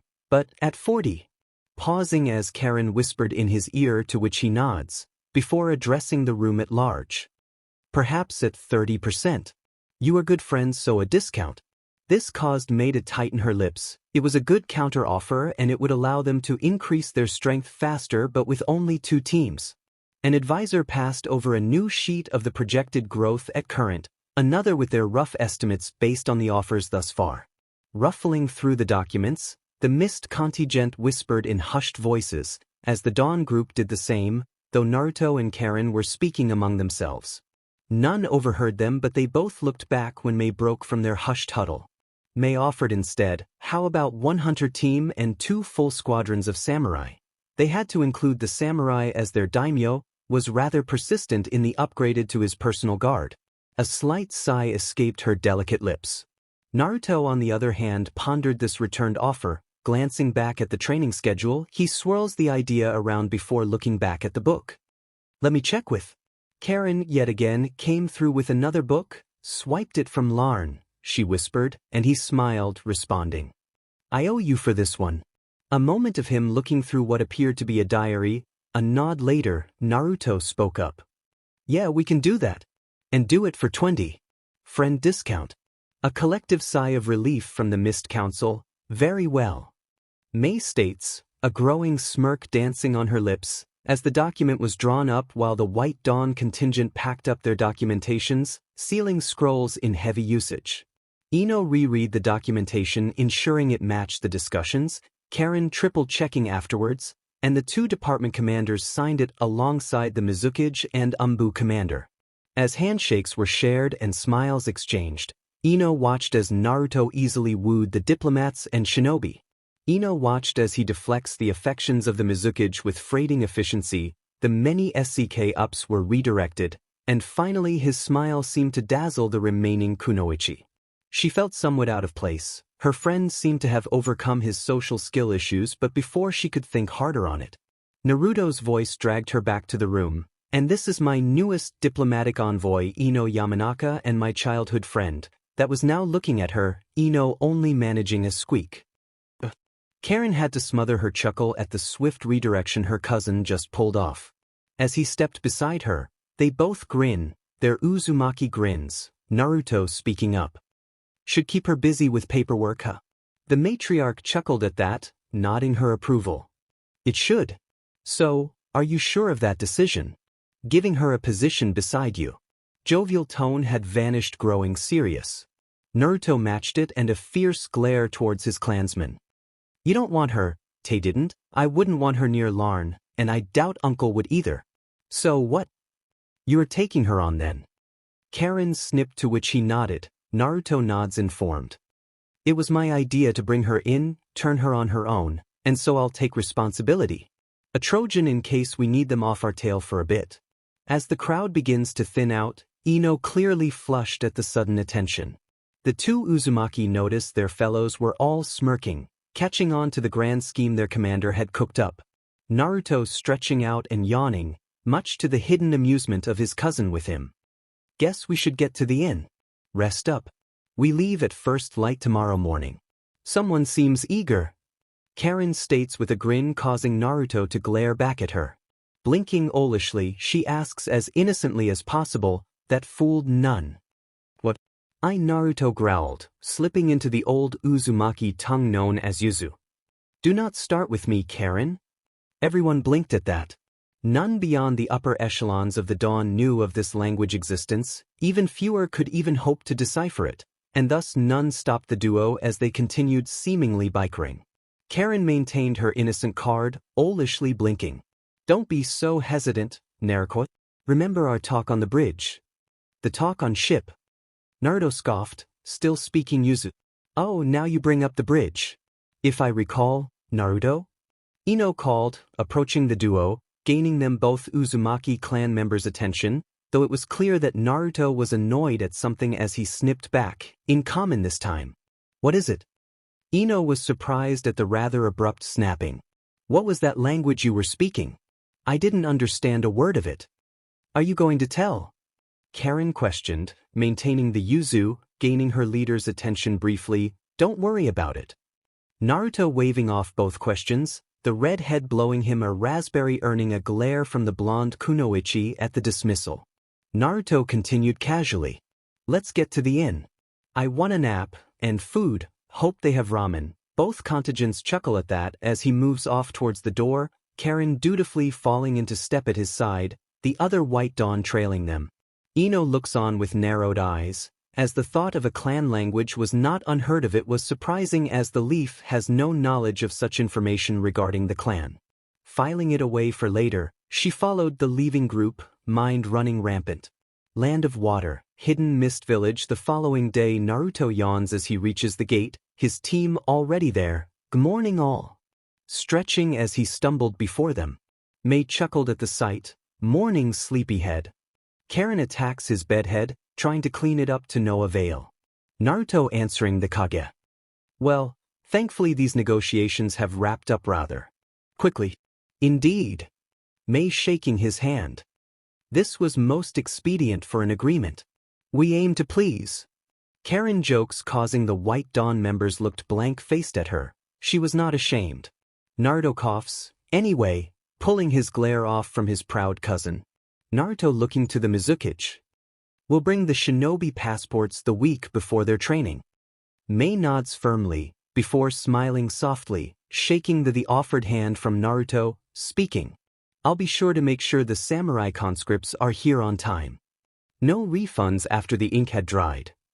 Karen states with a smug grin, earning chuckles from her own. May sweat drops whilst thinking about how expensive this was going to be. The team left with smiles and waves over their shoulders, disappearing into the mist. Ino watched Karen and Naruto talking quietly in a language she didn't recognize. The same one they used earlier.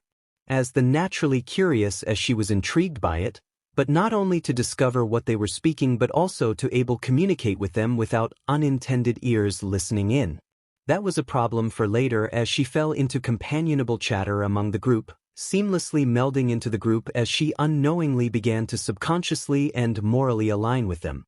She was completely unaware of the two smirking Uzumaki, smirking knowingly at one another. Land of Water. South Seino appeared from seemingly nowhere with the open sea again.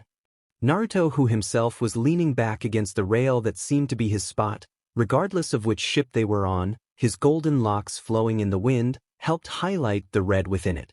Naruto shrugged, smirking widely. We travel a lot though, the sea is always a common favorite. Ino didn't realize how much she was blushing at the sight of the flowing long-haired blond, well-built man who was a leading head of the group mercenaries. Naruto noticed her distant gaze and chuckled to himself. Over her shoulder he noticed the hand signal performed by the others, laughing at the lack of awareness of the former Leaf Nin and how predictive she was being. Karen especially had a wicked smile on her face. It was going exactly as she planned. Man, she was so good at this Stuckton game it was ridiculous. A dark chuckle slipped through her lips. It was reminiscent of her former bosses, and many people stepped away from her. She was incredibly prideful of this plan she came up with. Chuckle turning to a deep cackle beneath her breath. That night the ship was jolted, that awoke the snoozing Uzumaki aboard as a sunken feeling fills their guts, and the crew rushed to action. By the time Ino had made it up topside, White Dawn members helping to reel in the sails in gale force winds. The hurricane came in suddenly and swiftly. The ship was fighting against the storm, yet none feared the rising tide. Yet as Ino struggled to stay afoot, she knew something was wrong when she noticed Karen yelling at Naruto in that strange language again. He yelled at another sailor, who nodded and yelled back while jumping up and down whilst tying down the white sail. But just as she feared, a massive beast erupted from the massive swells that surrounded the vessel. Naruto yelled again before being replaced by another sailor and rushing towards the edge going through hand signs along with Karen. She announced, "Lightning style, thunder rain. Wind style, gale shot." Naruto called as the both went through an extra 3 and calling out together. Uzumaki style, maelstrom. The combined jutsu blasted the beast back, clearing the ship's immediate vicinity, but unfortunately little else. Seeing the bulging throat, as it let out a massive roar at the intruders of its domain, those aboard the vessel could sense its gathering of chakra at the back of its throat.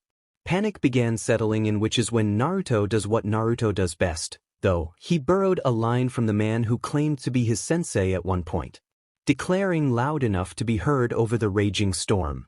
"Do not worry. I will never allow my friends to die." All eyes fall onto the commander's frame. His confidence was unshaken, resolve assured, and smile goofy as he stared down this newest challenger to his words. A sense of assurance hushed Fee panic, and everyone got back to their duties seeing the commander will handle this. Their faith in him was truly something of note. Even Ino, who was watching from the sideline, her chakra walking allowing her to aid the Soliers, found her own will to believe rise at his declaration. She won't fail. They can't fail. Karen notices his tensing muscles and knew he was about to do something characteristically stupid, yet before she could voice her objection, he rushed across the deck, foot landing on the railing's edge, at the perfect time as the rocking of the ship acted as a springboard. All watched in disbelief as Naruto darted through the air, hand out as his chakra gathered, the water all around from the rain seemingly drawn to it. A soft, familiar hum accompanied the swirling mass of chakra as he grew exponentially in size. Seeing this as a direct challenge to its claims, the water serpent turned its full might on the encroaching human, all its might into its now ready water blast. Yet as the rush of water rushed towards this tiny being, it was blasted in all directions. Yuzu style, swiling sphere. Naruto called, as the Odoma Rasengan of water and wind knocks aside the high-pressured water jets clear of the ship. One of the 6 streams narrowly passed over, a few aboard ducking on reflex.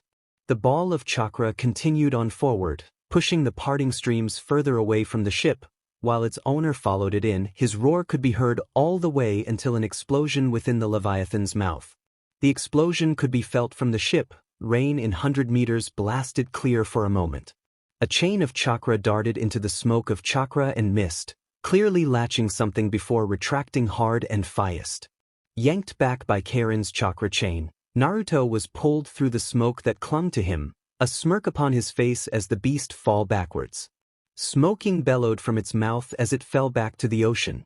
Landing on the edge of the ship, victory fingers up and that stupid smile upon his face. Karen rolled her eyes at that but with a smile, arms crossed as her chain returned to her back. Baka! She and the others turn away, chuckling at their commander's antics, just as a tentacle wrapped around his ankle, yelp, was heard, and before they knew anything, Naruto was gone. Splash! Everyone ran back to the edge but there was nothing. Karen could only watch as Naruto's signature continued to get further and further away, screaming out. Naruto! Unknown location, hey! Down there! A man! We should... Sarasama will know. Are you sure?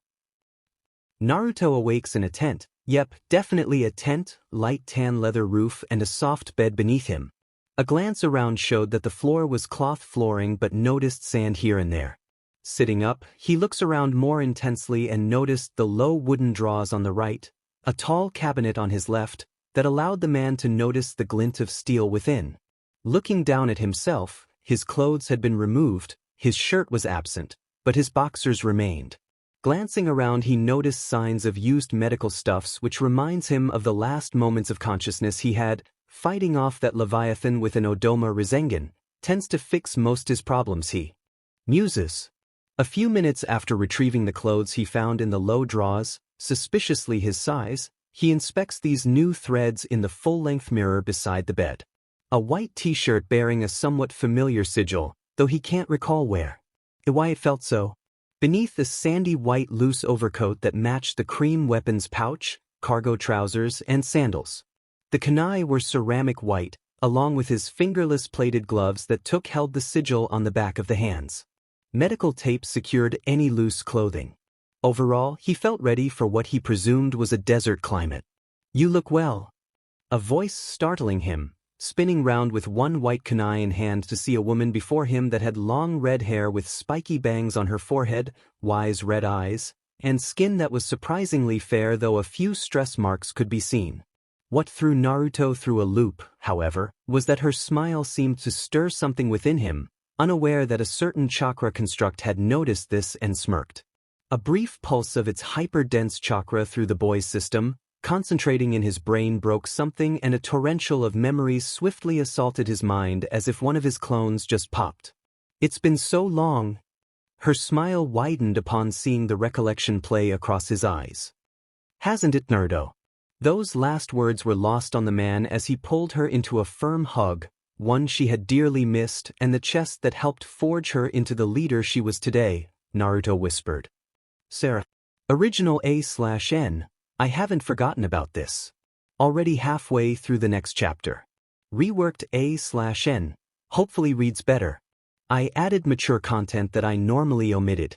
Before you all ask, yes, there are more both before this and after, and am in two minds about whether to add the rest into the other chapters. I only added it here to try expand the chapter a bit. Reworked second A/N. Was in class and got a flash of inspiration about how I could expand on this chapter. More fluffy family stuff and Naruto x kin time. Expanded on what the crew get up to in their off time, and showed a glimpse into Konan and Naruto's relationship. Chapter 17 is half done already. Introducing a few new characters and setting up the next new challengers for the next arc. The Civil War arc. Though, personally, I am looking forward to the New Moon arc December 13th 24 sitting upon the lone bed within the spacious tent, Naruto and Sarah confront one another for the first time in what felt like a lifetime. She was beaming a megawatt smile reminiscent of his own, that warmed the lone Uzumaki clansman's heart. So, you survived all this time.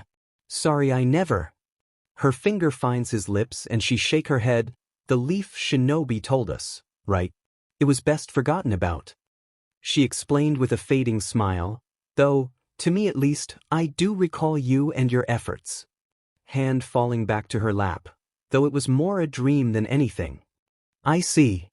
Naruto spoke still somber, which didn't go unnoticed by the former queen, thankfully however. gaining his attention. Whatever he had done to my memories didn't last too long, but I also came to an understanding of the whole situation. This caused a raised eyebrow from the blonde. Somehow you traveled back to help us. Due to that, I knew we would meet again sometime, and with that knowledge. She pulls out a sand hiatus that causes his eyes to widen. My burrowed headband. She nodded. We decided to follow your example, and even after the fall of Rorin, we did not lose hope. Her smile widened. In fact, she turned to the door. Come in, darling. And a girl that bears a striking resemblance to her mother, but her hair is lighter in color. She wears an orange robe with a navy blue outline, violet irises, and a tan and green bandana around her forehead. Stepping in, Naruto notices she was clutching a Suna issue saber that causes him to smile wide. The girl bows formally. Hello, my name is Simaru. Simaru is my daughter and current leader of our roaming caravan, and the one who found you washed up on the shore. Sarah turns back to Naruto, a sly smile upon her face. And our daughter. Land of Wind, Rorin Caravan Camp. That night a feast was held. The Rorin survivors celebrated the return of their hero, who traveled space and time to save them from their fates worse than death. Over the hours after his awakening, Naruto, Sarah and Simaru spent time together, reconnecting as only a family could. Naruto told of the exploits he's been on since their parting, skillfully avoiding mentioning his family and organization. Both ladies suspected he was hiding something but dared not think too hard on it. Today was a day of celebration and they did not want to ruin it, though both would vow independently address it later. The 300 people were a sight for the battle-weary man who was slowly coming to terms with the fact that one of his kids was older than he, but that was discarded quickly when noticing a group of boys clearly trying to impress her. His parental mode activated in vengeance, and promptly scared said boys off his little girl who was far too young to think about boys. This both warmed and frustrated Simaru, glad to have finally met her father but frustrated that he was remaining so close to her, and she couldn't enjoy any sake or hanging with her friends. Not under his watch. Sarah, on the other hand, was elated that he had accepted his role without question, as was a natural at teasing their daughter and keeping her in check. The night would end with Naruto and Sarah cuddled up in her tent, the latter resting on that perfect chest she had missed for so long. Naruto was in turmoil. However, how the hell was he meant to explain this? Time travel? Really? He doubted this would fly when he got back home. Kin was going to kill him. In a city dominated by gray skyscrapers and rain clouds, a certain brunette suddenly found herself randomly chuckling somewhat darkly as her husband's face came to mind. Her kids shivering in their beds whilst praying for their father's safety. A shudder up Naruto's spine confirmed his fears, noting to pick up some moonflowers and Land of Fang's legendary chocolates before heading home. With a mental nod to himself, professionally ignoring the snort from deep within, he falls into a dreamless sleep in confidence that he would survive another day. The next day, after breakfast, Sarah and her daughter confronted Naruto with what they suspect was bad news. Gathering in the lead tent, they find him writing out a report, and a brief glance from Sarah. She noted that it was a retelling of their previous encounter in great detail. The names Minato Namikaze, Taouya Uzumaki, and Larn popped up and their visages briefly returned to mind. Finishing, Naruto went through hand signs, and it duplicated before he rolled it up in 2 scrolls. One had the hourglass figure of Tsunade, the other a white cloud, which he then hands to. What she had only just noticed were 2 small sandy-colored foxes with black paws and tail tips. You know your orders. Naruto explained, handing each one, to which they both yipped before proofing away. Sighing, Naruto turned to the duo and offered a look-knowing half-smile. I guess we should have that talk, huh? Both ladies nod as they take a seat on the bed, the blonde turning the chair backward as he sat facing them. Hand running through his thick golden hair, a sigh escaping his lips. Well, as you know, I was banished from Konohagakure no Sato for being a threat to village safety. Your friends said it was a stupid decision though. Sarah responded, to which he nodded. First of all, I should explain that I am what is commonly referred to as a jinchuriki, a human sacrifice. The two nodded. I have a tailed beast, a being, a pure chakra, sealed within me, and at the time, there was a group of missing ninjas who were seeking my kind out. It can't be that. Simura began only for Naruto to raise his hand. Let me explain first, and then you can ask questions before things get complicated. She nods and he continues, we, as in containers of these beasts, are typically a hidden village's trump card. Used in wars to great effect. Our entire purpose is to keep each other in line, using the power our beast provide as no normal shinobi can stand up against us. Naruto sighs hard, wariness flooding his features. Unfortunately, the other side of this is much worse. Our own people hate us for that same power, and typically the masses confuse us for the beast we contain, and are more often than not, hated for it. The smile he offered was hollow at best, heartbreaking at worst. I was no better. He looks directly at Sarah now. I happen to hold the greatest of them all, the one feared by all the others, and the most powerful of the 9. The Kyubi no Yoko. The 9-tailed fox. He noticed them both gulp, but he smiled softly. With that in mind, we moved on to why I was banished. My village's citizens' hatred towards me, the threat of 10 S-rank criminals coming to get me, and a failed mission was all that was needed to cast me out. But it wasn't your fault.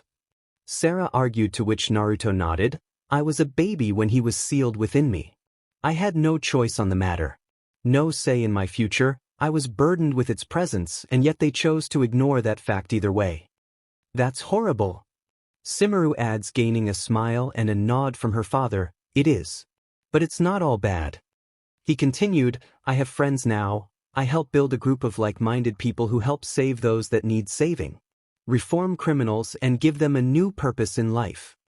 His smile became blinding. We have made peace wherever we go. Sometimes a brick at a time, but peace nonetheless. Oh! Sarah clinging on to this first piece of good news, her paramour clearly proud in himself. Yeah. We have acted as mediators for negotiations. Peacekeeping forces in many of the minor nations. Ended a civil war in Water Country. That was our biggest work to date, second to destroying that group of missing ninja. His face hardened at the thought of Akatsuki. They were a threat to the whole world. So, what's it called? Simuru questioned, clearly peeking up at the thought of a peacekeeping forces of this magnitude. Naruto smirks at this, pride oozing from his being. White Dawn. Land of Wind. Tsunade Gaara was combating his fiercest foe since his brother in arms, with a similar ability to replicate, and quite possibly the bane of his existence. Paperwork. A soft growl emanating from his throat halted when a puff of smoke erupted from his desk, and there stood a desert fox that he didn't recognize, yet he only knew of one fox summoner that this one must be serving. Taking the scroll, Gaara pulls out some beef jerky and hands it off to the kit that hips before poofing away in smoke cloud. Teal eyes flow with practiced ease, a report for a mission dated many years ago which confused him. The date specified was back when Naruto and his friends were serving as Suna shinobi on a temporary basis to bolster their forces, and this mission was hunting down a rogue puppeteer. Gaara blinks. Twice. Confused about why Naruto was resubmitting the report again. Matsuri. Bring me the mission file for Mikade's subjection. The Kazekage calls over his intercom. An hour later, and Gaara was dumbfounded at what was written by his first friend. The new report covered everything the original did, but went into more detail about various fights as well as the inclusion of a second team. A Leaf team no less. A team with the fourth Hokage, before he became Kage. He sighs again. This is yet another headache courtesy of one Naruto Uzumaki. When I see you again, Naruto, I will crush you with my sand. Land of Wind, Roarin' Caravan Camp. Naruto was suddenly hit with a wave of nervousness. Pulling down his shirt in attempt to cool it off. What's wrong? Sarah asks worriedly, offering a cup of cool water to him that he takes. Dunno, though I suspect that I should stay away from Suna for a while. A nervous chuckle followed as the two ladies sweat drop at his antics. A polite cough drew all eyes to Simuru, her violet eyes boring into Naruto's baby bluish violet. Tusen, there's still something you aren't tell us. Isn't there? Naruto's smile fades, head falling against his hands atop the chair's backrest while breathing out slowly and deliberately. A long moment passes before he speaks softly. I'm married. Simuru gasped, hand over her mouth, but Sarah remained composed. And have 2 kids. Naruto swore he heard Simaru's heart shatter at that. He blinked at that. There was no outrage. No footsteps to leave. No sobbing. No sobbing. Hesitantly and very slowly, Naruto lifts his head to see both ladies calmly watching him, but he was not fooled. As he looked deep into those ruby gems, he could see it. The broken heart hidden behind the strong front. Without breaking eye contact, he spoke to his daughter. "Simmer, I need to speak with your mother in private." "No buts." Cutting her off. "This is important grown-up stuff.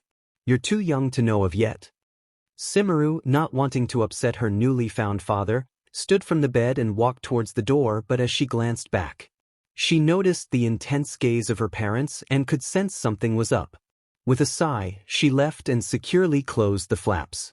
In a flash of hand signs, a privacy and security barrier secured the large tent. With a deep breath, Naruto looks directly at Sarah and his gaze softens. "No one can hear us." Spoken so gently, babies would be jealous. "You can cry now." And just like that, tears ran like rivers down her face. In that same moment, the man took her into his strong embrace and didn't say a word. He just let her take any and all comfort she could from him. It would be a long hour. Somewhere in the land of rivers, Dusty was excited. This was his first mission given to him by the summoner, and it was a simple DLVY mission. Hoping over a rock, beneath a fallen log, through a bush, and he stood before a small river. Taking a quick drink, he was seemingly unaware of the danger encroaching upon him, but thanks to being the runt of his litter, meaning he was pranked consistently by his siblings, his reaction speed was beyond reproach. Within the space of a twitch, Dusty had flipped clear of a viper strike and landed on a narrow tree trunk. A leap forward and the head was separated from the slinking body. A second, a bush snake, tried its luck only for it to lose its head too. Cautiously, Dusty scanning the underbrush and caught a whiff of a human, but this time was too late to react as two BLD red eyes spinning wildly and then black. Land of Wind, Roarin' Caravan Camp. Simmer re-entered the tent to find her parents resting their foreheads against one another, but noticed a small trail of saliva between which told her what had happened. Simaru sits down and decides to listen to what her parents have decided. It must have been a tough talk based on the still thick air, however the fact they kissed suggested a consensus had been reached. "It's been decided," spoke Naruto as Sarah nodded with a small smile. "Although things on my side need tending to first, we shall head to Suna for now, where the caravan will wait for a response. I shall go on ahead and discuss terms with my organization." "Then what?" Simaru questioned hesitantly. "Either you stay put there, or you can come see your dad's new home, and you could even join us in our humanitarian efforts." Naruto explained calmly, to which she smiled and nodded. Her smile was short-lived as she recalled the other thing. "What about?" "I will handle it." Naruto staring dead in her eyes, firmly holding her gaze. She found herself smiling alongside her mother, who had a tint pink upon her cheeks. A week later, Land of Wind, Sungakure Gate. Gaara stands at the forefront of the group of Suna shinobi, his siblings at his sides, as they watched the nomadic caravan approach with trepidation. It was common knowledge with the Land of Wind residents that the Rorin did not trust the hidden village, as it had abandoned them during the Second Shinobi War, leaving them to their destruction. Yet here they were, willingly coming to seek aid by the military powerhouse that guards their homeland. The group arrived, and two occupants from the caravan. That sunny blonde was easy to distinguish as Naruto, one of them, with the other a redhead that Gaara assumed was Sarah, the last queen. Stepping clear of his forces, siblings at his side, the Kazekage approaches the group, hand out which was promptly grasped. "Glad to see you still alive. I heard you had an..." He paused, and Naruto's sweat dropped, knowing full well his friend was about to make a terrible joke. "Interesting boat ride," Gaara stated, causing Naruto to deadpan. "Is that the best you could do?" "Yes. I swear, Shikaka must have taken your sense of humor," Naruto responded as the others chuckle at the light-heart nature of the exchange as the two bicker like the brothers they claim to be. Ahem, Sarah clears her throat, which stiffens Naruto's spine. His joking subsided immediately at the sound as his eyes hardened, much like his former sand counterpart. "Right, to be blunt, I plan on bringing the Rorin people into the framework of the Dawn." Seeing Gaara nod, Naruto continued, For now, however, I wish to have them reside here until I finish up on my end. I see no issues with it. The Fifth Hokage reports after a brief thought. They can use the area set aside for your group. That'll work for the short term. Naruto nodded, rubbing his chin. Speak of. Temari stepping into the conversation with a soft glare at her fellow blonde. When are you guys actually going to start construction, huh? Little bit of killing intent behind every word. Naruto's hands shot up placatingly. Not my domain. I'm shinobi affairs, not logistical distribution. This is a shinobi village, no. She growled, staring menacingly. Then you should. Fine. Naruto shouted, hands waving up. I'll look into it when I get back to the office. With a huff, hands on his hips, it's not like I have mountains of paperwork for Mizu no Kunai or anything. They all chuckle as they are led towards the gate, Temari smirking the whole way whilst Naruto was clearly distraught at the thought of his workload. Reaching the gate, Naruto froze upon seeing those very familiar midnight black hair, matching eyes, and perfect build, at least in Naruto's humble opinion, and it was running toward him. On reflex, he caught her as she jumped into his arms. Naru. Kin. His equally softly as they hug is intimate and firm, yet it was clear as day at how much love they had for each other. Pangs of pain and guilt emanating from the two Rorin queen and princess that was not missed by the blonde who didn't allow it to show outwardly. The affection was turned up to 24 out of 10, and their lip lock was just as passionate. Flushed cheeks all round at that. Land of Wind, Kazekage office slap. It echoed. Naruto didn't block her. He knew this was not the depth of her rage but just the tip of his punishment. Looking back at his gentle wife's face, filled with tears, anger, and fear. Without words he drew her into a hug, that she fought against every centimeter against it, but upon reaching his perfectly chiseled chest, at least in her clearly unbiased opinion, her fight ceased. Chalked sobs were muffled by his cloak and clothes. Rorins watched this from the side, the Suna contingent from the desk, and the other White Dawn operatives opposite the Rorins. All eyes turning to the Kazekage. Can we get to business, or? Trailing off at the end as Naruto switches gear to his commander mode, that all knew all too well, besides Sarah of course. So, what does the Land of Wind require of us for this help? Naruto asked as he sat before the Kage as the officer of the White Dawn, besides our current agreements. Gaara tapping his finger rhythmically upon his desk. 5. 2. Naruto cutting him off, causing his old friend to pause with the stares between the two brothers of circumstance before the redhead nodded. Very well, everything else is fine. Good. Naruto nodded. Then, can we get a priority on our headquarters? 5 then. Gaara pushes, but Naruto's blank stony face, that didn't fit him yet forced the other side to concede. Fine. We'll get to work tomorrow. The redhead then looks to Sarah, if that's okay with you. With the silent nod he continues whilst looking back to his brother, I assume you will be returning to your main headquarters. My leave was... Naruto thought for a second, but his wife took up the end, unsanctioned. Causing a twitch from Gaara's lip. Right, unsanctioned. Naruto too barely suppressed smirk, before continuing, so I still need to return and file my paperwork. He sighed hard before shuddering, and then deal with the stacks that no doubt has grown. It has. Kin confirms with a cherisher cat grin, earning a chuckle from those who weren't her husband, whom it had the opposite effect. Thus, we will stay a night before heading out. Pushing himself up from the chair at hand, his wife matching him exactly, we have left your room untouched. Temari mentioned and Naruto nodded. Thanks, Mari. I'll cook dinner tonight. This earned several piqued interested. What time? Asked the Kazekage, who was focused intently on this. About 8. Naruto mumbled to himself before nodding. Let's say 8, but as late as 9. Dessert? Temari probed, to which Naruto smirked, that foxy smirk that she would never admit to being panty-dropping with his adult features. Depends on what you guys have in the pantry. He shrugged as he took up Kin's hand. We'll see, to which they were dismissed. As soon as Naruto, Kin, Sarah, and Simaru had left, Gaara turned to his sister who nodded. Take a full squad if you must. Ensure the pantry is fully stocked before he returns there. Yes, Kazekage-sama.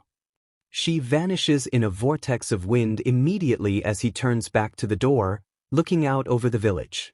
Land of Wind. Sungakure. After a bountiful dinner, a very tense conversation took place between Naruto and Kin on one side, Sarah, and Simaru on the other. Within his now soundproofed, enclosed and sealed room was Naruto, who had just explained everything to Kin. About the mission given to him, Taouya, and learned to hunt down a low S-ranked missing shinobi Kage during their early days of the mercenary group's shinobi department. Naturally, Kin was familiar with that report. It wasn't really a surprise, as at the time they were in the dancing around one another phase. During that time, Rin had known that Taouya and Karen both had their own designs for Naruto. She knew why Karen at least wanted to revive their shared clan, though she also suspected a deeper reason of her pursuit. Taouya, on the other hand, was confusing, even for her as her best friend, so every interaction they had on paper, Kin would go through it with a fine toothpick.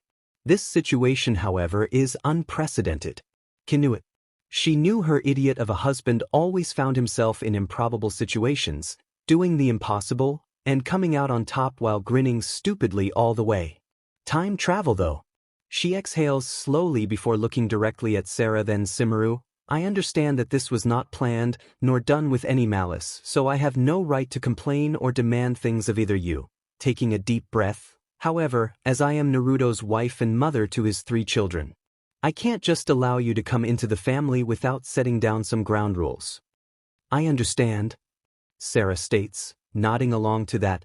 However, I assume you still love him. To which the Roran's former queen nodded to Kin, continued. Thus we have to come to some sort of agreement. No. Another nod shared between the two. The Ravenet then turned to the child of the situation. Simaru, is it? The woman in question nodded. I have no issues with you pursuing a relationship with my husband. You are his child and as such my own stepdaughter.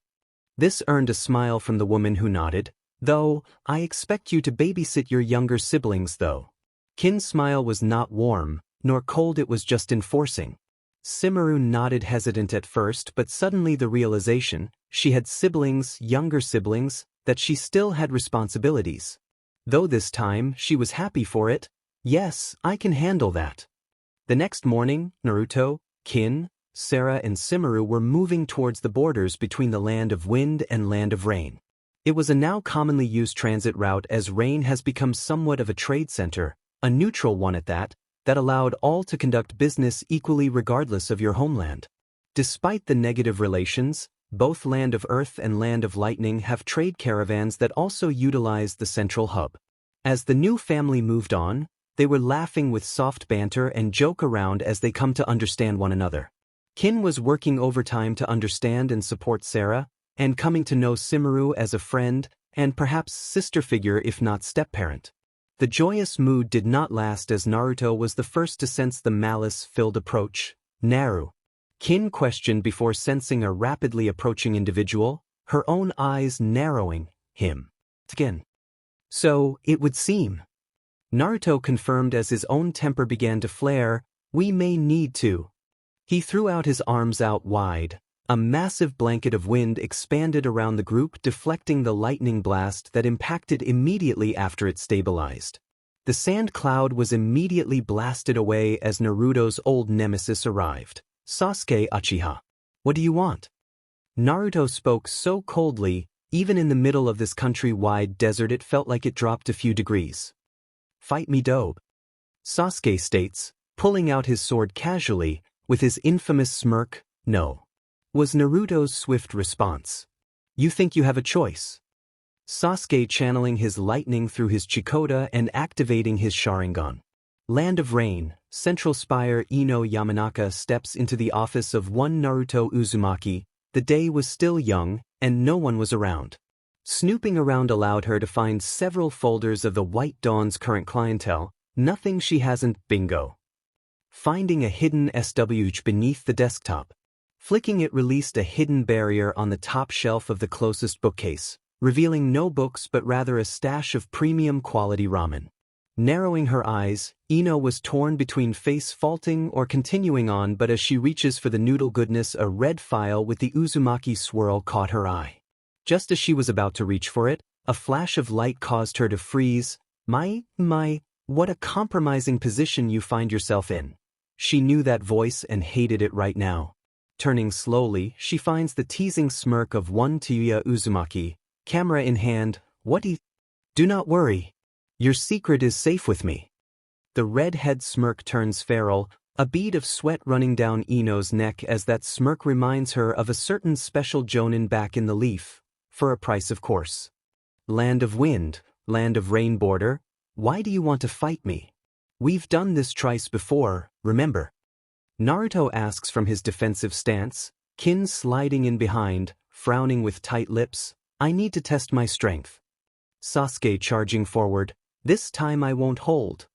His battle cry was cut short by a fist to the face, then elbow to the solar plexus, then a fist to the chin, and even yet before he could even realize how bad he messed up, his ankle was yanked, forcing him into the dirt sand. The gasping for air was short-lived as Sasuke found a heel drop from his fellow Ravenet, who flips off just as her husband finishes off his hand signs, Raiten, electromagnetic murder. Hand slamming against his chest, frying him until he replaced himself with an almighty log. The sound of 1,000 chirping birds and a strike through both Kin and Naruto, but both fade like mirages. Sasuke appears before the group of four again, his Sharingan spinning wildly, his clothes were singed, and clear signs of his beatdown were visible. You just got lucky. He sneered, charging forward again, noticing Naruto mumble something before matching his charge. The clash sent a minor shockwave outward and masked the casting of another auditory-based genjutsu. A/N. This Kin skills are based off the skills she had during her brief stint in OG Naruto, primarily audio-based genjutsu but far more refined, targeted, and supportive. Naruto ducked beneath a bisected slash, his fist moved up into the chin but that was sidestepped. That allowed the Uchiha to think for that moment he was going to win before said Uchiha's world went white. His finely tuned instincts saved him as his body already jumped clear as his swimming vision began to stabilize. Naruto was kneeling down yet rocking on his feet with a mocking smirk to draw the Uchiha's anger, using his own trademark smirk before vanishing. Sasuke's eyes snapped to the left, following the blonde, and timed his slash as he got close only for a truck of a punch to hit his right. He felt his ribs outright shatter as he was flung aside, but immediately his curse seal exploded out and his wings helped stabilize himself. Landing hard, Sasuke snapped up, too late, was heard, and two snaps as his wings were broken, forcing a silent scream from the throat, before again being slammed into the dunes again, face first. Transformation drops and Sasuke finds his left leg and right arm numb. A quick glance shows Senbon needles littering his body, which doesn't make sense. Naruto has never used. Realization dawns as he looks up and sees that beach. Chuckling to himself, he had actually dismissed her all this time. How foolish. You're so weak, can't do anything yourself. Clearly trying to go to response, right? Not like you're not half dead. Came Naruto's snipped response, we're taking you in. Finally moving into his sight range, for old time's sake, we'll hand you into the leaf instead of the sound, you do. Better there than. Naruto leaped clear as a dust yellow snake abruptly erupts beneath Sasuke and encloses around him before returning to beneath. Tisk, troublesome. Back in the leaf there was a collective sneeze within the Nara ranch. Land of rain, Havoc-Teir reaching the lake of Havoc-Teir. Naruto sighed as they reached the shore, home sweet home. Yeah. Kin holding his hand despite their traveling cloaks, this is going to be rough. He whispered to himself, Sarah and Simaru looking on in awe. As lifelong desert dwellers, this much water is the stuff of legends, and their journey this far has been interesting. Camping along the way was like a family vacation for the former Roran citizens. They had laughs and jokes during their trips, which was easy to have after taking the scenic route. We better get going. No doubt Kushi, Rella and Juk are missing us. Tsuchi comments, causing the blonde to nod. Yeah. No doubt they'll be happy to meet their elder sister. This caught Simaru by surprise. It had slipped her mind during their travels as she was having so much fun with her parents and stepmother that she had forgot that they had mentioned their children. Sister. Both Kin and Naruto turned back to her, the latter with a beaming smile. Yeah, your siblings. Kushina is the eldest and is quite the daddy's girl. Kin, however, was clearly annoyed at that fact. If her twitching eyebrow was anything to go by, then there's Relihan. At which point Kin grinned, mama's boy, pumping her fist while Naruto was grumbling about pansy but children. Juk is still young, so we don't know who's his favorite. As he finished speaking, they reached the bridge currently being attended to by White Dawn samurai, backed up by AIM shinobi. Sir, was called out as the samurai noticed one of their commanders, saluting him as he approached. At ease, coolly, Gel. Kin chuckled, waving them off. The two samurai star-struck at the fact that their leaders knew of them personally. Come Simaru, Sarah, we have much to do. Naruto called out as the group proceeded across. It was no surprise that Karen was awaiting him upon the gate to the village itself. Naruto knew just how potent her sensory ability is and had no doubt been following them since word reached them of his whereabouts. The frown also told him that she had no doubt witnessed his brief altercation with a certain rogue Uchiha she was once infatuated with, still is somewhat, but she would never admit it. She knew he knew, and that was more than enough to never speak of it aloud. What surprised him, perhaps too strong a word, was Taouya's presence and the lack of playful smirk donning her face, creating a very serious situation set in report. Matching the seriousness of his two clansmen, there was a breach. Karen stated bluntly, Blonde was rummaging through your office. Taouya explained, pulling out several photos of a certain Yamanaka in the compromising situation. Naruto nodded before looking back to Karen. Are you ready on your end? Yes. The spectacled-eyed shinobi responded firmly, as Naruto ponders their next move for a moment. In that case, I need to play my part now then. The two ladies nod, breaking out in foxy grins that match his. Time to finish this masterpiece and finally get the leaf off our case. 'Bout time. Ahem. A throat clearing broke the trio Uzumaki out from their scheming, drawing their attention to the other arrivals. You should introduce them, no? Kin, with a raised eyebrow, jerking head to the two ladies standing uninvolved at the side. Right? Naruto looking fairly sheepish as he turned, then gesturing to them to step forward, to which they did so. Karen-ya, this is Sarah and Simaru.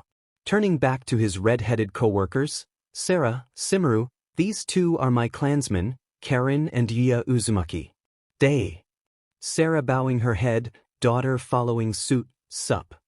Taouya waving, whereas Karen narrowed her eyes at them both. Oh. Naruto clicked his finger before placing his hand on Taouya's head, confusing her. Kai. Naruto pulsing his chakra through Taouya's cerebral cortex, and a moment later she blinked once, then twice before she pointed at the former queen. Stuck-up queen. Annoying brat. Sarah with hands on hips, grinning like a cat just as Taouya does. You survived then. No doubt by luck. You probably just hid behind Naruto-kun like last time, huh? Sarah snipped back, to which the sailor mouth just blanched. The one time. We should play another duet again. This time without the threat of battle. Sarah comments, to which Taouya nods in agreement. Yeah. Sounds good. Before she looks to Simaru, your daughter. Yep. Sarah somewhat nervously as she looks to Naruto, whose shoulders sag. We should all talk about this back at the house. Figured. Karen muttered, clearly unamused by this turn of events, turning toward said apartment. Let's get this over with. Naruto sighs as Kin, then Taouya follows as he looks to the two newcomers. Come on. Better get this done once and for all. Before walking after his wife and clansmen. With tea served and biscuits presented, the group of women had gathered within the penthouse apartment of the Tsuchi family, and they all sat with Naruto sitting at the table's end. Kin took his right after placing the refreshments, Karen and Taouya on the left with the newcomers opposite beside Naruto's wife. Karen was staring the most intensity at her redhead royal counterpart with narrowed eyes, but a clearing of a throat drew her attention to hard-faced Naruto, causing her to look away. I think it's time we clear the air completely. Naruto announced, drawing every woman's attention to him. Karen, Taouya, Sarah, Simaru, and Kin. Let's cut the open secrets out and actually acknowledge the entire family. His words caused Karen and Taouya to go wide-eyed as he turned to them, Kin taking her seat on her husband's lap, confidently smirking at her friend's expressions of shock. What? You think we didn't know? Didn't notice the similarities in their chakra? You mean? Karen mutters as Kin nods, we know Bashir and Ashina are both my stepsons. Just as Sumeru is. Naruto adds, smiling at the lady in question who was smiling prettily at her father, Karen? I know how much you take care of my husband, be lucky that he treats me so well and I physically can't keep up with him or it would never have gone so far. Kin continues staring at the red-eyed Uzumaki whose jaw had dropped, face as red as her hair, Naruto finding his Irish tea incredibly interesting right now as his wife hold on him tightened, as for you. The lone brunette looking to her oldest friend who stiffened, straight-backed. I've been told you are suffering from some intense baby fever right now. Crossing her legs with narrowed eyes, Kin basically glares at her friend, not behind my back this time, not again. We will have to discuss terms. Taouya grumbled to himself, ignoring the flushed face she donned, before nodding hesitant causing Kin to grin with a firm nod, good. It'll have to wait though. As she turned back to her husband, I want another after all, causing said husband to choke on his whiskey-laced tea. Sarah speaking with a hand up, if possible. Can you? Karen with a raised eyebrow though Sarah just shrugged casually, no. We'll look into it. Kin states, then what should we tell the others? Naruto leaning back in the sofa at that shakes his head in the negative, we keep this within this circle. Looking as serious as he has ever, this family of ours is just that. Our family. No one else needs to know about this. I agree with that. Kin nods kissing him on the lips as the others nod along with smiles all round, though I must admit, I never thought I'd have such a family. Naruto confesses earning chuckles from everyone, well, considering your penchant to rescue princesses. Kin states with a raised eyebrow when Taouya snickers and Sarah blushes whilst looking away. We still have those marriage contracts from Snow and Demon. Oh, and the Fuma clan in Rice. Karen adds causing Naruto to stiffen. Kin sighs, can we get by without them? We could. Naruto confirms but his smile was half-hearted, though it'll help both our resource department and research and development a great deal. Karen explained with Taouya nodding along with her clansmen. Kin glared at Naruto who was looking everywhere but at his wife, you and that demon hero complex. She growled, all the unrelated women present blushed somewhat, worst thing about it, is that I can't hate you for it without being hypocritical of me to do so. My bad, it's just… Naruto was interrupted with a very deep, passionate kiss from his wife for a good 10 seconds. I love that caring side you have but is it annoying? He sheepishly rubs the back of his head with a nervous chuckle. So, shall we contact Sasami-san, Kyuki-san and Cheyenne-san? Karen questioned to which Kin sighed again, set up meetings with them. We can go from there. It'll be a family decision though. Naruto adds causing everyone to nod but Sumeru raises her hand to which Naruto nods to acknowledge, should I really be involved in? You are not a child Sumeru. You're basically the same age as us. Naruto shrugs, you should have a word in yes. And she nods, for now, let's get you two settled. Give me a few days to clear my work scheduled, catch up on my work, and we can find something for you two to contribute to.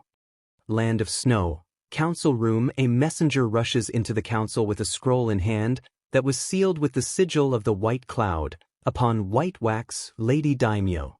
The man bows. A high-priority, high-class message from the mercenary group White Dawn out of Havoc-Teir. This caused many to go wide eyes, bring it here. Koyuki ordered with her hand out as the man, and the man hands over the parchment as she reads through the document with a growing smile. Lady, what does it say? One councilman questioned upon seeing her smile. It seems my dear friend has finally accepted our proposal which now secured our future. It seems we must show our commitment to peace. She explains as she finally lowers the letter, having read it twice, a big smile upon her face, prepare our fleet for departure. We're going to Havoc-Teir no Sato. Yes ma'am. They all chorus as she stands among the happy chatter of her council as it seems that their lady will finally settle down and a dynasty will be restored which will secure their land's future. Finally, Naruto, you have stepped up to the plate. I can't wait to meet you again. Kyuki thought as she left the room for her own chambers. Land of Rice. Fuma camp at the same time in a hidden camp on the borders of Rice and Iron. The group of rebels sit around in the campfires in high spirits as one said member enters the head tent, a Perrin falcon upon his shoulder with a small scroll in hand. Sasami. We got a response from the White Dawn, causing the orange-haired Kunoichi to look up from the map with a raised brow as her hazel eyes lock on to the presented scroll. Are you sure? She questioned, causing her man to nod as she spots the white wax. Without a doubt. It has a BLD seal. Very well. She takes the scroll and inspects it, finding said seal in place, and bit her thumb and channeled chakra, and poof, the scroll expanded in her hand. It clicked open, allowing its contents to be read, and a few minutes of silence before a smirk reached her lips. All right. We're heading into Iron. Causing everyone to glance at her with a raised eyebrow from everyone. Why? Need to go get my man, she smirks as she leaves. Land of Rain, Central Spire. Naruto walked into the central building of Havoc-Teir, Simiru at his side, as the staff all stand, salute, or bow as he passes. Welcome back, Commander. Someone declared as he nodded back. It's been 3 days since he returned with Simiru and her mother, had that talk, and she has met her younger siblings. Both official and unofficial. Simiru was being inducted into the forces by acting as her father's assistant, thus stayed at his side as he was doing his rounds as his assistant.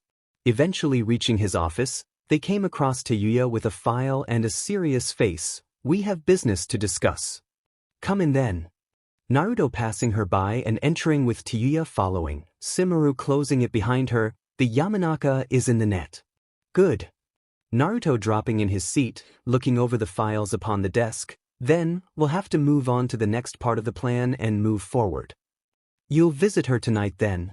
Taouya questioned, to which he nods. Simiru will join me and accidentally leave the door open. Really? Simiru looking back at her father and auntie. It will be more believable. Causing her to nod along with her fellow redhead. Will introduce you as my daughter too. This will act as a catalyst to see where she would place her loyalty. Naruto spoke, sorting the files into piles. With this we can get the leaf focused on something else. During that window we'll get Snow, Fuma, and Demon on board. With our outposts set, I'll ask Koyuki and Shine to set up full bases within their counties. Paired with downsizing this headquarters, we can disappear.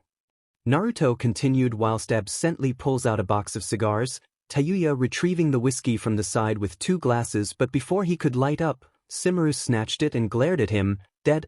I will tell Mom if you dare. Causing Naruto to sigh. Troublesome. Land of Rain. Prisoner chambers. Ino looked up when the sound of the door's locks clanked open, the darkness hiding the entrance of the door. I'm disappointed in you, Ino. This caused said woman to gulp, the glistening blue eyes narrowing at her as he appeared in the light that hang over the blonde. After what you said and all. I'm sorry, Naruto. Ino lowering her head, spotting the second pair of feet, the person wearing a robe in matching colors to her father, gray with white outlines, though her light scarlet hair cascaded down back, her violet eyes filled with an innocence and determination. She held a notable resemblance to that of Naruto, but orders are orders.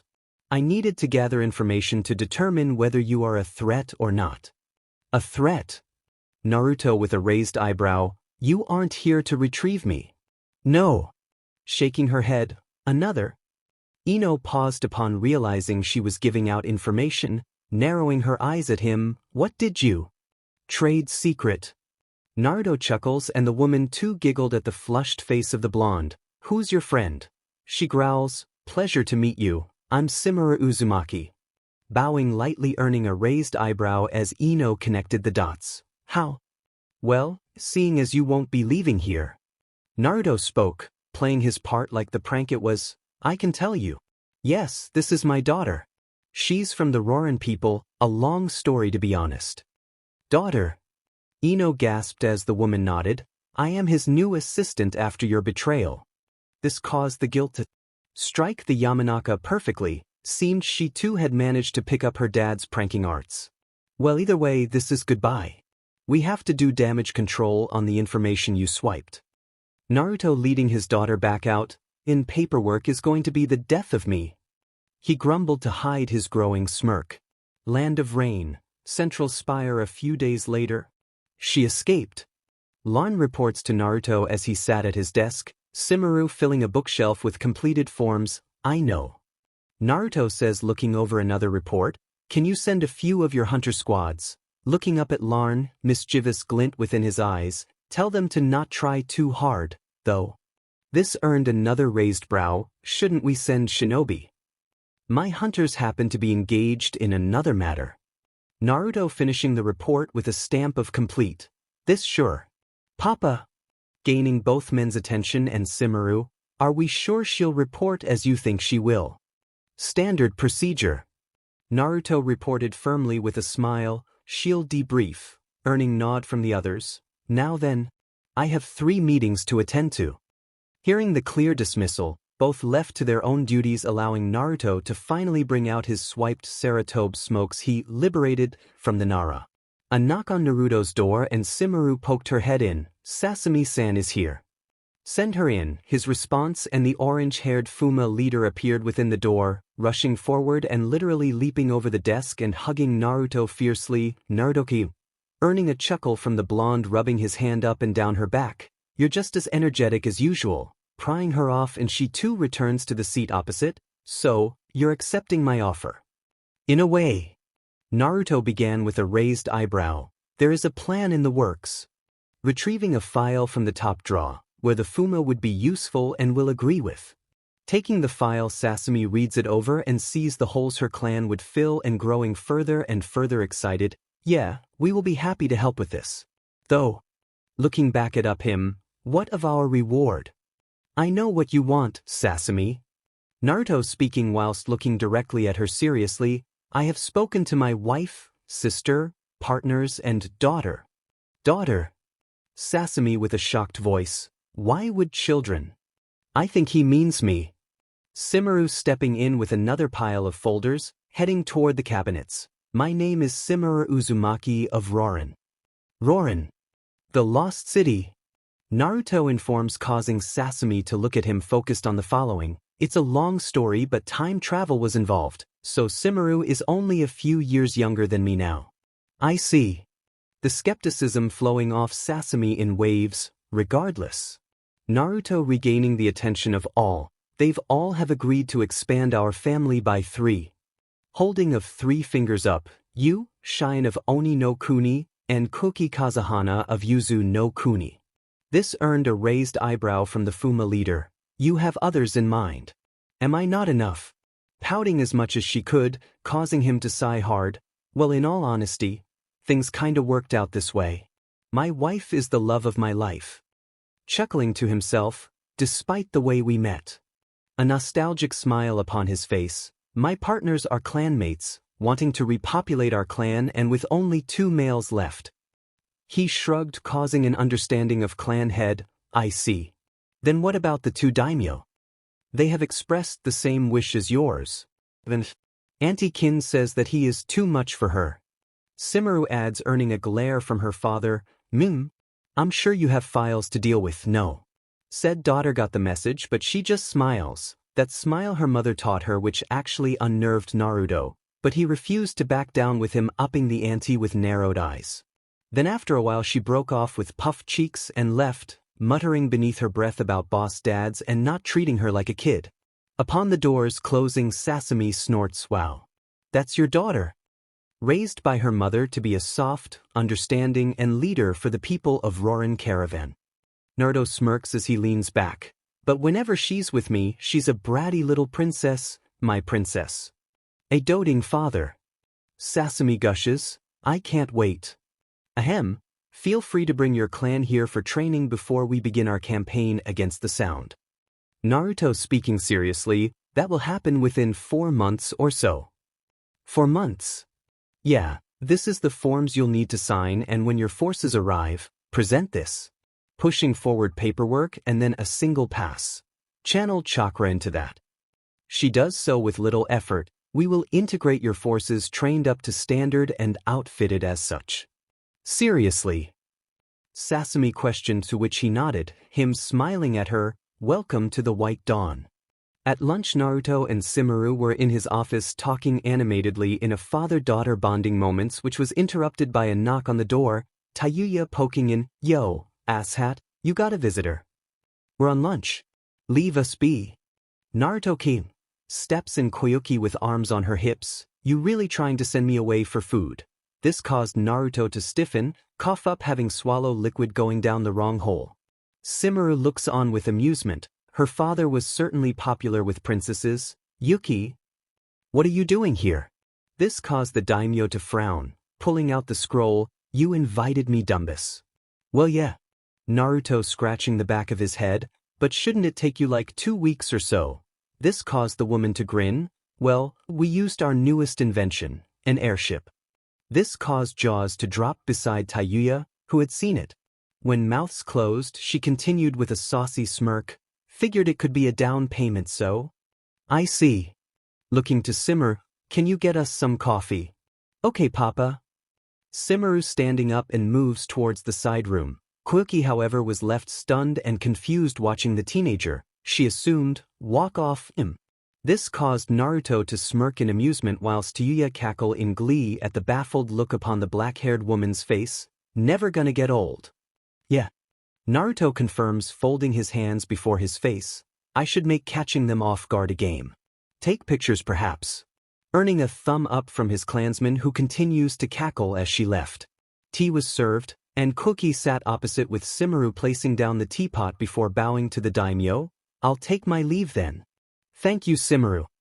Naruto with a soft smile as she smiled back before leaving, and upon the moment the door, "You have a daughter," was heard, and said daughter just smiled, seeing that coming. "Yes." Naruto spoke calmly when Koki spoke up, and Naruto sighed hard. "It is a long story." Emphasis on the long part. "She's my daughter, by BLD, through the circumstances of her BArch are classified." Naruto explained, causing a pout from the actress. "That's not fair, Naru. I'm a shinobi." Naruto smirks foxily, leaning back in his chair while sipping her tea. "Fair is not part of our profession." A snort from his friend was the response. "Sound like a politician's excuse." Spoken dryly, and Naruto chuckled at that. "Then I suppose you won't like my next proposal?" Naruto scratching the back of his head. "Oh, did I waste my time coming here?" Koki questioned. Naruto sighed before sitting straighter. "The thing is, land of rain, border with land of grass." Ino was sweating and covered in dirt, buildy, and was exhausted. She's had to keep a hinge up for the last 26 hours since she left Amigakure proper.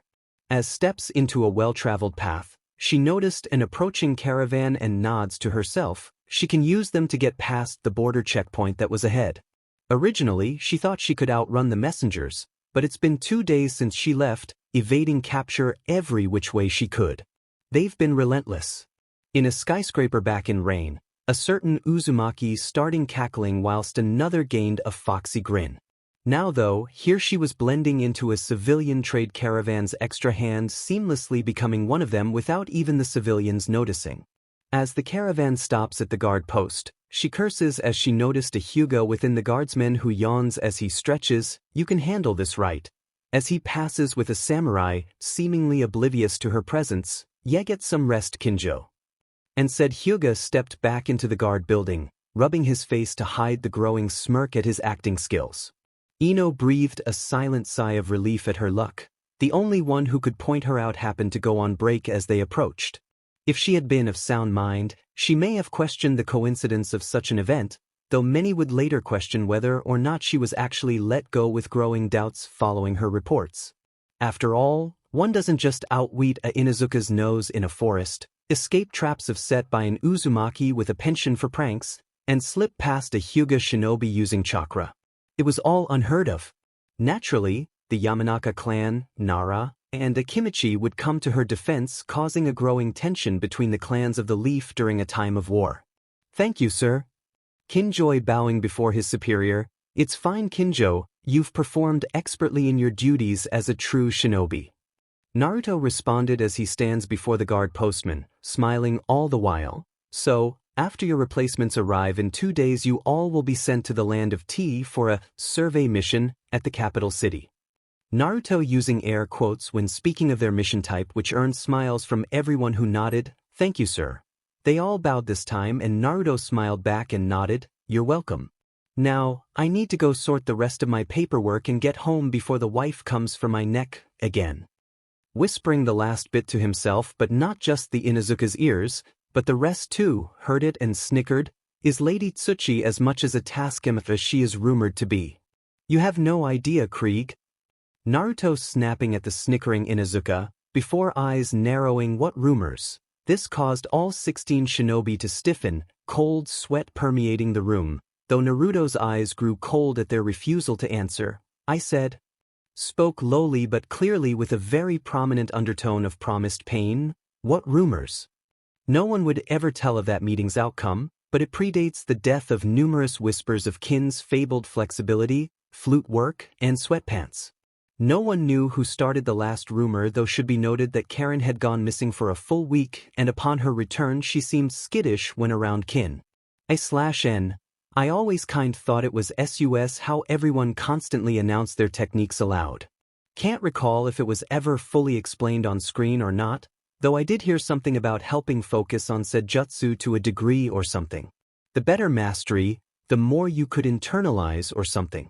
This is why the fight with Sasuke seems so short. Naruto and Kin have fought together for the better part of a decade, so their teamwork is flawless, along with a high degree of mastery of their techniques. Naruto is your upfront, in-your-face kind of fight, whereas Kin is far more subtle in her approach to combat, and in a support role with Naruto, she even blends into the background as he tends to be overwhelmingly taunting when he wants to be. I also have Kin being a perfect counter to the Sharingan, as said dojutsu can see through any genjutsu just like the Byakugan. However, her techniques affect the mind via the usually unshielded ear canals. This allows her subtle sabotage to his perception using barely audible sounds to work despite having an active counter to most genjutsu, even more so when paired with her subtle nature. I plan on more combat in Chapter 7 but might slip into 8, especially seeing as Ryuzetsu will get her chance in the light soon. I was actually going to drop her pairing, based on where the story was going, but seeing as I'm bringing in non-officially paired ladies in, I'll dedicate a chapter to her and Naruto on their time before Chapter 1. Current working title for that chapter is Chapter #The 1 Year Mission. Lastly, I added the explanation of the Uzumaki children's heritage, as I've had more than a few people, "You know who you are, asking about it. I was originally going to confirm it a lot later on. Keep it as a running joke. Though I think I eefed it pretty obvious beforehand, especially at how clinging Karen is about Naruto. As for Taouya, to her it's more like she doesn't not like him, but at the same time she acknowledges him as the best person for the role, that is he is overly affectionate when it comes to his precious people. Land of Rain. Naruto's office. The rain pelts down, clouds block the moon, creating a very moody midnight atmosphere as Naruto looks out over the hidden village. He helps manage in return for basing their group there, just like his former foes once did. Puffing on his cigar as his guest finally arrives, the shadows mask them both from one another, and the light from far below scarcely illuminates his frame. "I trust that you were successful. Did you doubt me?" Naruto responded immediately, taking a silent breath. "Never." The figure stepped beside him, holding 2 double vodkas on the rocks, no doubt from his top shelf and vintage from Kaminari no Kuni. The regular gifts from their past, trying to make up for the sacrifices the two had made. The two returned to his desk. Naruto looked at his field partner. "You didn't answer." "Unnecessary." As the thick binding landed on his desk, wait, 2 bindings sealed shut together. "The leaf needs better security." His guest replied, sipping her drink as he lit another smoke, or breathing the smoke out slowly, glancing at the woman at his side. "You're just that good." She smirked at that, shrugging lazily, returning to her drink. "Maybe." Silence returns as he gives a cursory glance over the first report with him in his chair. She sits on the desk right next to him. It was comfortable. She broke it. "I want some time off." "Kai," Naruto whispered, trying to dispel the disguise. He unleashed his chakra several times in quick succession, earning a blush from his companion. I know. She muttered, hanging her head as he turned fully to her. Her blush was hidden by the darkness. I'm a workaholic. Karen is a workaholic. You have long since passed that. Naruto spoke seriously. You haven't had a break since? He trails off before she smiles longingly. That 1-year mission we had. Ryuzetsu? He whispered. She shook her head, a strained smile forming. I turned you down, not because I don't love you, nor you me, but the others and… She trailed off before being engulfed suddenly by her closest companion, friend, and last love. Naruto whispered so softly beneath his breath. It will be okay, no one's around so you can cry if you want. The silence that stretched was painful as the sniffles echoed in the darkness. He would have been 7 tomorrow. She whispered with so much pain, Naruto felt horrible that all he could do was offer his chest for her to cry on, his hands running through her long white hair like he used to do when they were on the road. I know, his whisper drowned by the air around, our little Tatsuka. He guides her to the side room's couch, their drinks in hand, as it seemed their celebration of the one left behind by time would be remembered by only 2 who knew. 8 years earlier, Land of Wind, Kazekage office. Naruto arrives in his sand ANBU gear, which was comparable to their leaf counterpart but had a pale dust mask with black markings. Kitsune, glad you made it so quickly, spoke Gaara, the sand settling after the sudden body flicker. A nod from the masked shinobi. There's a mission that requires a delicate yet unyielding touch. That's one way of saying you want mass destruction unnoticed and unchained to the sand. The masked shinobi announced. His eyes were drawn to the new pale mask at the side, the markings of the hidden grass. Grass Umbu. Your partner for this mission, Gaara announced, leaning back in his chair, as the Umbu stepped into the light of the office. I heard you're the best they have around here. Who told you that? I am pretty sure that the best was Weasel. I am still rather annoyed at that too. I swear I outrank them, Naruto griped, earning an amused chuckle from Gaara, but the guest didn't even flinch. This operation, Naruto looked to the Kazekage, who continued, cannot be linked back to us. I trust you know what that means. Naruto nods, clearly now understanding. We are Umbu, Lord Kazekage. We will never bring trouble upon our commanders, he added. The other 2 nodded. Very well. Though once we leave we must stash our gear. We can't be acknowledged. A blank operation, huh? He earned a nod from his fellow Umbu member. Then, when do we leave? 7 weeks later, 2 hooded figures arrived at another nameless village, somewhere no one who knew dared say, as they slipped into the crowd with practiced ease, reappearing in a room within an inn, where the cloaks were dropped, and the whiskered face of Naruto came into view. His sunshine blonde hair was hidden by a dark bandana, though a few strands escaped near his left ear and right eye, as it refused to be restrained. Ryuzetsu, on the other hand, wore a sleeveless kimono over a green top that had only a long green sleeve covering her left arm, along with a green bandana. Her stoic mask was in full effect, and Naruto was getting somewhat irritated by it but decided to let it slide for now, keeping his own version on as they went about conducting maintenance on their equipment and themselves. Much to his surprise, however, she was the one to break the silence. We are almost at our objective. Are you sure you are up for it? Her unique gray eyes stared into his sapphire blues, which were blank of emotion. Pretty sure sneaking into a prison is counterproductive to one's life, he said, amusement dancing across his eyes. She did not respond, and the stare down continued before Naruto just nodded almost imperceptibly. She then got up and headed to the shower. Last one for a while. From now on, refrain from referring to me in the feminine tense. It will help the operation go more smoothly. Fine, Naruto snipped. I'll watch your back and get this box destroyed. Retrieving the chakra die from his pouch, he got ready for this long-term scouting mission.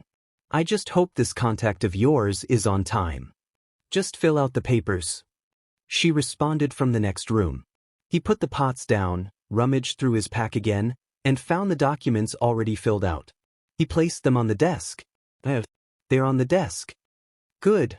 She comes out from the bathroom. From here on out, we're in business mode. You're always in business mode, Naruto snipped as he passed her by. She glanced back, responding with, you need to act like NBU too. You need to lighten up. We got this. Naruto blows a raspberry before closing the door, and she sighs. He can be so childish. Hozuki Castle a week later. Menma-ha, a guard says, looking over the red-haired, blue-eyed man in cuffs before him. In Uzumaki perhaps. The man spits on the ground where he stands. Screw you.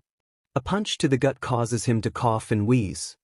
Regardless, none has ever escaped from this place, and you certainly won't be the first. Take them. 3 months in. Menma Naruto sits in the cafeteria with 2 inmates he usually found himself with when Ryuzetsu enters and starts getting harassed by a few of the bulkier groups. Leaning back in his chair, Menma watches them all try to intimidate and belittle the newcomer, but instead, they are ignored, causing them to get louder. This draws more attention, which goes against the plan, so Menma shouts out, "Oi Rugrats, take a hike. We're trying to eat over here." The men look at him, grumble, and then move off. None of them want to mess with Menma.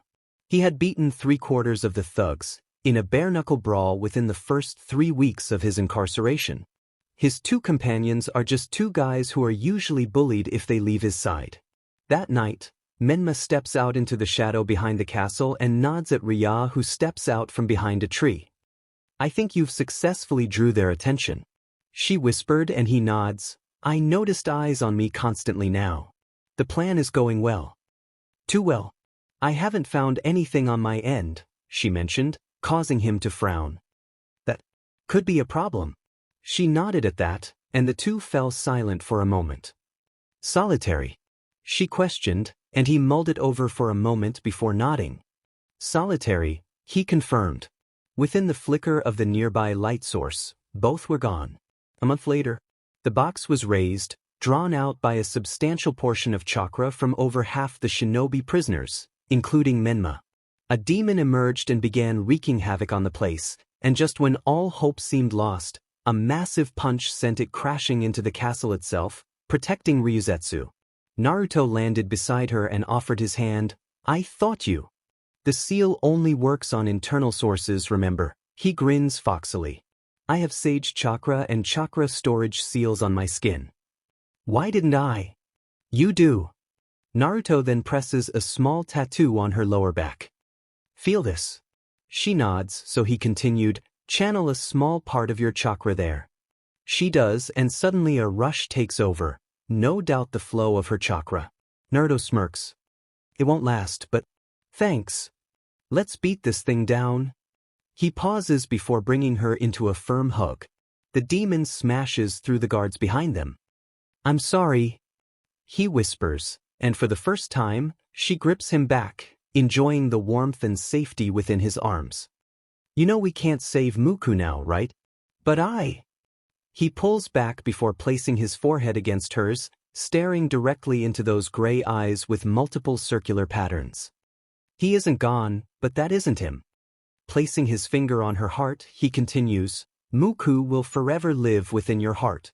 Hold him close, but in his name, we must stop that thing." Despite his words helping solidify her resolve, she could not just, "No. In his name, I have a plan. Can you distract him?" She whispered, and he smiled, finally pulling back. "No sweat. That is my job, right?" Leaping off into the chaos, Naruto ducks beneath the claw move, his uppercut, enhanced with sage chakra, forcing the limb to narrowly avoid another group of convicts. He then leaps forward, but the massive jaws of the demon chomp down on him. The beast coughs smoke and flames for a moment as a raisin shuriken slaps into its side, sending it flying. Despite the direct hit, it remains unharmed. Sighing, Naruto looks to the tall tower where he sensed Ryuzetsu. "You better hurry up. I am starting to run low on," he says before leaping over the claws that tried to grab him. The few other guards tried to fire arrows and ninjutsu at the beast, but it continued to duck and dodge until a tentacle appeared and smacked it down. Everyone looked back to see the 8 tails there and start rapping. Naruto's sweat dropped at that and nodded along with Kurama, saying that his brother had it bad. Before the demon could recover, however, golden chains erupted from the ground around it, securing it tightly to the floor, pinning it in place. Just as the other part of Ryuzetsu's plan came to fruition, Mui was helped atop the beast by her. Naruto was too focused on holding it back. The beast was not one to be held back, but it was no Nine-Tails who was cackling hard at another being held by those infernal chains. So he did not hear the parting words from father to corrupted son. But the flames did help bring him back to the situation. Before Mui was turned to ash from his own technique, Naruto and Ryuzetsu combined his Raisin Shuriken with her dragon flames into an overpowered blast of crimson hot flames that finally destroyed the bulk of the facility. In the ensuing chaos, the two Umbu were able to slip away despite the hidden mist, hidden cloud, and hidden leaf forces arriving to secure the facility. Or so they thought. /N, I wasn't going to write the entire BLD prison out, so I skimmed it. I was actually going to make this a full arc, going into detail about how this one is different from Prime, but I got bored and skimmed it. The relationship between Ryuzetsu and Naruto obviously changed the outcome, but she is still hung up on Muku, so nothing outright romantic happened before this point anyway. Just Naruto being the supportive and idiotically reliable friend that he always is. Land of Grass. Border 2 days later. Naruto was on first watch. Their campfire was nothing but embers right now, and he had finally gotten out of the prisoner jumpsuit and recovered their shinobi gear. As he continued in the tree, his slit eyes found their way to Ryuzetsu's sleeping form, and his heart went out to her. He could see the tear tracks from his spot, knowing her fatigue was far greater than his, as he had no emotional attachment to this mission directly like she did. No doubt, the fact that she couldn't save her childhood friend after so long was emotionally draining. Returning his gaze to the sky above, he wondered what he would have done if he were in that position. Could he have killed one of his precious people if they had gone down the path of darkness? Naturally, his thoughts went to his once best friend, Sasuke Uchiha, who had recently betrayed Orochimaru and was on the run. If it came down to it, could he kill him? Probably not. Beat him? Without a doubt. That being said, his thoughts were abruptly halted by a clone's memories of 3 squads of Bolt, closing in on them. Dropping down, he immediately buries the remains of the fireplace with a small earth technique that awakens Ryuzetsu in the process. As she snaps her eyes up to him, he signals, 3 squads, northeast, closing slow. She nods, and they pack up their gear in less than 30 seconds before fading into the night. The clone guards overheard their conversation about finding the 2 convicts from the castle and swore they were here. Receiving the memories of the clones, Naruto came up with a plan. A plan that he wouldn't like, but it was the best course of action. Probably. Landing on a branch further ahead than his partner, he signals for her to stop, and she lands silently beside him. They're looking for convicts from the prison. Are they still tracking us? She asks. He nods. Somehow, we'll have to find out how and then. Hey kid, on your leg there's another seal. Naruto paused midway before glancing down at his leg, but realizing it's taped up, he looks back to her. I have an idea. Follow? Leaping off in another direction with Ryuzetsu hot on his tail. After another hour of running through the wilderness, they came to a lake. Naruto sat on the edge and began to disrobe, much to the shock of Ryuzetsu, who went to hit him. A slight tint hue appeared on her cheeks when Naruto growled while looking at the back of his calf. That must be it, he murmured, and she peered down to see a small line of kanji printed on his skin. When did?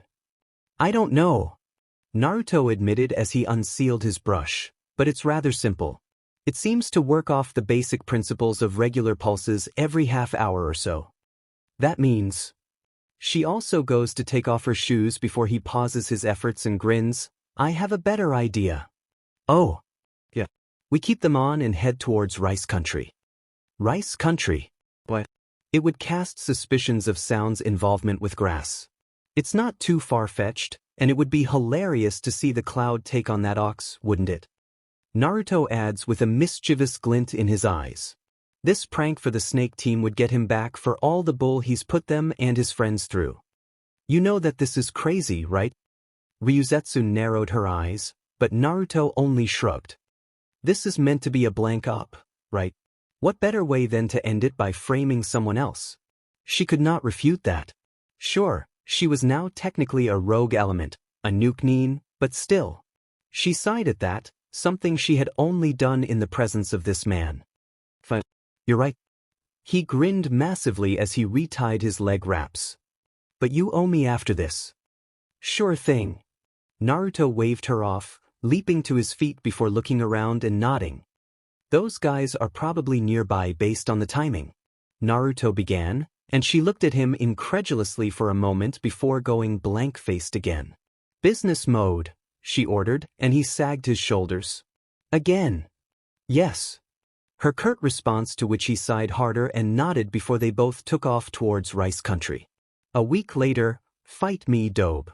Naruto face-bombed at the idiot who just tried to Chidori him out of nowhere, his two cronies at his side. Look, I really don't have time for your bullshit, Uchiha. Ryuzetsu observes with only mild interest, a completely blank face. You will fight me so I can get my. Naruto takes Ryuzetsu's hand before they flicker away, but just as the trio were about to give chase, a Bolt team arrives and spots them. Uchiha, a good prize. And you are not worth my time. Be gone. Sasuke looked in the direction of Naruto and his friend for only a second before the Bolt team moved to strike. The Ravenette's eyebrow twitched at the fact that he had just been passed by a tracking Umbu team by his former idiot teammate. Land of Iron. Mountain Pass crunching through the snowy mountains of the Land of Iron wasn't what Naruto had in mind for a relaxing time. After passing through Waterfall, he thought they had lost them, but a ping on the edge of his clone's sensory range shattered that hope. Whose idea was this again? Glancing to his shoulder, Ryuzetsu was still out cold. Those guys almost had them at the border, had it not been for the samurai who missed. Their hasty retreat enforced the Bolt guys back. Chuckling to himself, Naruto looks up at the cloudy sky. You're probably not going to let me hear the end of it, right, Ryuzetsu? He says before continuing his trek. He can see a cave not far away, but the lack of trees means firewood is likely to be even scarcer. Stopping again for a moment, a pair of shadow clones appear, only for one to fall asleep immediately. The original Naruto twitches an eyebrow and sighs again. It has been 48 hours? 90 boss. The clone yawned and stretched before moving in another direction. Right.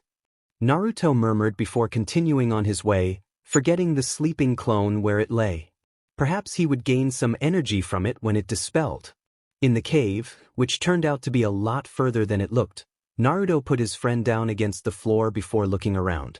It was quite large, at least 5 to 6 meters tall and wide, but best of all, out of the snowstorm that had just started to form, I hope my clone gets back soon. He sighs again as he begins to redress the wounds on Ryuzetsu. Reaching into his pouch, he pulls out 2 rolls of bandages and finds himself sighing again. Times like this, I really wish my chakra wasn't so corrosive. Sorry, brat. Just unlimited chakra with a hint of toxicity. Not that. Naruto cut the connection, too tired to argue with the furball as he continued to clean the shoulder wound of his partner. By the time he had finished, the clone had returned and barely placed the few branches down before it dispelled. The small influx of chakra was helpful but not needed. Lighting the flames, Naruto moved the comatose Kunoichi closer to the warmth as the snow began to really come down. Sitting by the entrance, keeping watch again, he glanced back at his friend. It's been a day and a half. I hope you wake up soon. Sighing again, he looked out and finally received the memories of the clone he had left behind. He nodded, no one had followed them. The first bit of good news in a while. A few hours later, Ryuzetsu awoke to find herself in a cave atop a futon. Looking around, she was reminded of her injuries by a dull thumping on her shoulder when a comforting hand slowly pushed her down. Easy there. Your wounds have only barely closed. Do not mess them up. How long was I out? 2 days. That caused her eyes to snap open. Those normally piercing blue eyes stared back at her dully. Then let me at least. You're still injured. Naruto shook his head, but she pushed herself up, clutching her left side. Get some sleep, you moron. She glared at him, but there was no heat behind it. You were already on fumes when we stopped to camp before the ambush. It's almost 5 days now. Naruto shrugged. I've been running on food pills and chakra. I know what I... Shut up and just listen to me for once, she growled, causing him to blink owlishly at her. Just... Sighing again, she looked into his near-lifeless eyes. Naruto, sleep. We won't be going anywhere fast. So do us both a favor and get some sleep. He pursed his lips in a thin line. He knew he wasn't thinking straight, and if it weren't for his partner's chakra, he would have been out cold long ago. No doubt he will be asleep for a day at least, 3 at most, but still. Okay. He barely whispered, but the slightest sign of trouble and you wake me. Glaring at her, to which she nods at, fine by me. Slowly and with great effort standing up and shuffling over to the cave entrance, where she found a small pile of branches and wood for the fire already dried and prepared. Looking back, Naruto was already out like a light. Unbeknownst to Naruto, due to the high concentration of Bijou chakra running through his core, many of his cells were damaged. Kurama noticed this and withdrew it all, yet the damage was already done. Help, however, came from an unlikely source. Naruto's Uzumaki genes fully awakened and asserted themselves. 2 days later, Ryuzetsu had a lot of time to think about the mission, self-appointed though it may have been, but ultimately for the greater good. It was better that everything ended with the box destroyed and her friend finally laid to rest. She had noticed the sewn-together patches on Naruto's gear. It was clear that he had taken a direct hit. The only time his guard was down was when he had caught her after the narrow escape at the cut to her shoulder. The man was clearly going for the kill, but she managed to shift it enough to save her life. Then, despite being injured himself, her partner had carried her up the mountain range and found shelter before the snowstorm hit, all while not having slept. He really is a dedicated friend. Though for some reason, her heart has not stopped beating in her ear. He's just like, nope, not going there. The sound of groaning and stretching brought her back to the mission. Looking back into the cave, Naruto had finally shown signs of awakening. Being injured, she hadn't been able to find food, and like him, had been surviving on ration bars and food pills. It's for the mission. As he sat up, rubbing his eyes, it only took 5 seconds for Naruto to recall the situation and become alert. How's everything? We're still in the clear, Ryuzetsu confirms, looking out at the mountain tops. Though, I'm not sure how long this storm will hold up. Then we should get moving now. We should be able to... Kit, you really aren't in a condition to travel through a storm like that, Kurama almost shouts at him. We don't really have a choice here, Furball. The moment that storm lets up, the samurai, the cloud, and the leaf will come storming up here. We need to leave now. He earns a growl from the fox for the furball comment but ultimately stays silent. Take a nap, Ryuzetsu. I'll wake you when it's time, he adds, to which she nods and goes back to the futon. Making a squad of clones, they immediately run into the storm for 2 reasons. 1, to find food, and 2, to test the weather further down the mountain. Sometime later, Ryuzetsu, time to get up. Naruto shakes her awake, and she sits up quickly, only for Naruto to help steady her. He smiles at the confusion on her face before she schools it. Eat. He presents her with a plate of meat, which she rips through rather unladylike, not that Naruto cared. After finishing the 2 rabbits, the 2 set off into the snowbound mountains, continuing to head east, much to their pursuers' dismay. During their snowy walk, Naruto hands Ryuzetsu a parchment. What is? When we cross the border, activate it. It will destroy any seal currently active on your body, Naruto explained, causing her to look at him confusedly. He offered a weak smile, the bags under his eyes adding to the wariness in his voice. I had a lot of time to work on it. He shrugged and continued to advance ahead. The duo walked in line with one another, disguising the fact that they were leading their chasers into a trap. Land of Rice, Rain Village. Naruto slumped down at the bar, Ryuzetsu beside him. She called over a waiter, a bottle of sake and 2 saucers. Naruto sat up, gaining a nod. Any smokes? He asked, only to receive a slap to the back of the head from Ryuzetsu, who glared, Hey, what gives? You shouldn't be smoking, Ryuzetsu chides, earning a glare from him, but she smiles at him.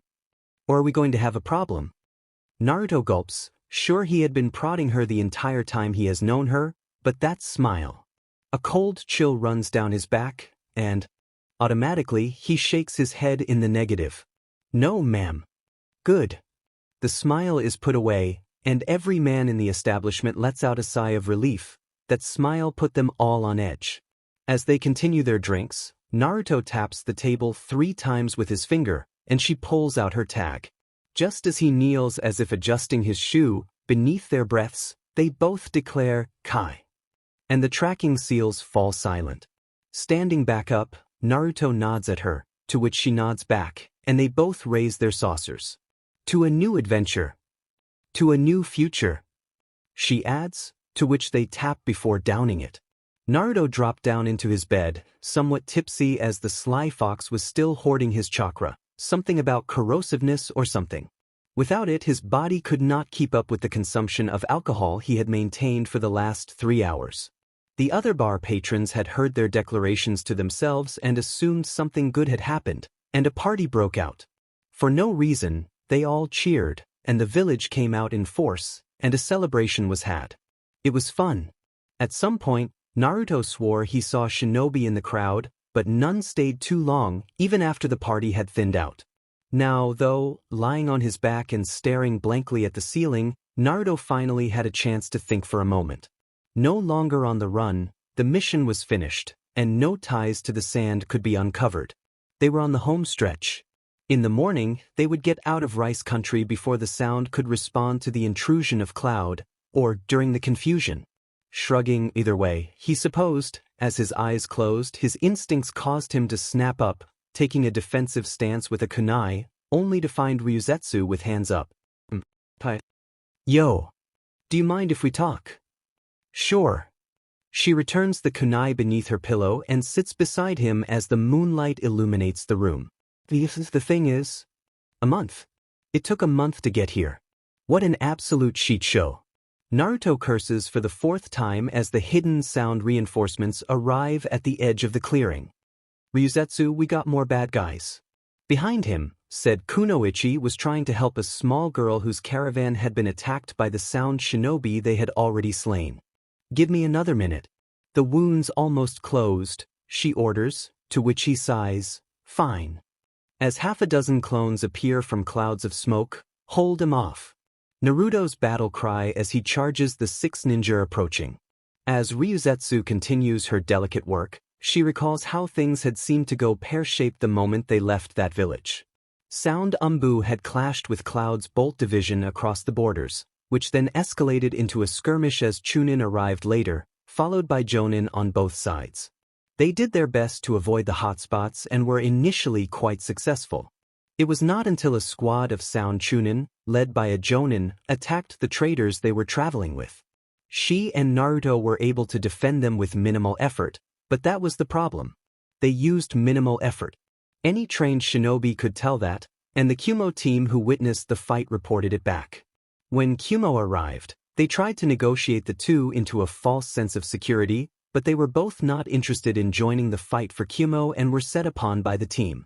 The fight was harder, but Kumo was forced to retreat, though much to their frustration, not one fatality appeared among their ranks. That was last week. Many running battles and the duo decided to split from the caravan, but by doing so the Sound attacked it anyway. They rushed back to find only the daughter of the caravan leader still alive, the others. It is better not to ask. The last Sound shinobi dropped after a kunai punched through his throat from behind, as Naruto glanced around sensing something was off and along with his clones backed off slowly, making their way towards Ryuzetsu. Can we go now? Yes. Picking the girl up, bridal style. I have a bad feeling we're being watched by someone we don't really want to fight. He whispered back, to which she nodded before setting off, Naruto and the clones following after out of sight of the green-slitted eyes within the shadows of the trees. Kage, my, how much you've grown, Naruto-kun. Land of Rice. Fuma Camp, thanks for the help, Sasami. Naruto spoke, strolling through the makeshift camp. The girl and Ryuzetsu were in the infirmary, with said woman clinging to him.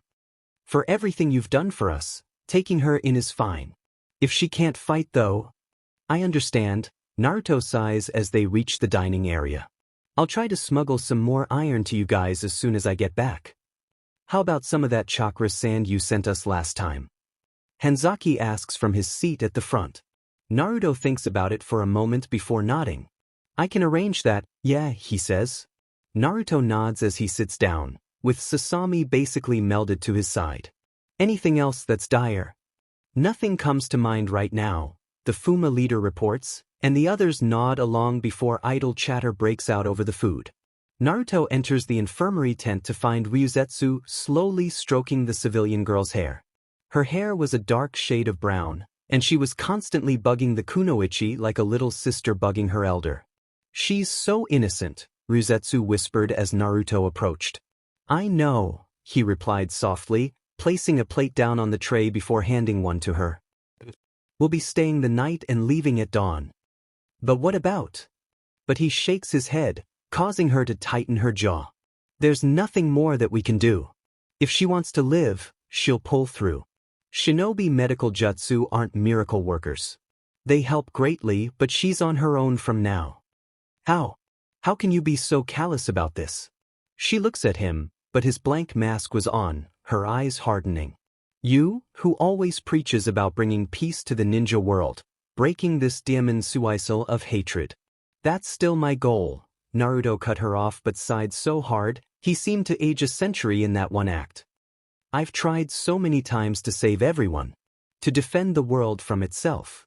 Looking down at his hands, "I've tried so hard to stop it all, but yet." His eyes turned as cold as the mountains of Iron Country. "In all my efforts to protect the world, I let so many things slip through these fingers. I lost sight of everything and everyone, and it cost me more than I care to recall. It's not that I am callous, uncaring, nor am I unbothered by it." He glared at her this time, no heat, just resolve. "We are shinobi. As much as I wish we could do anything, we can't save everyone.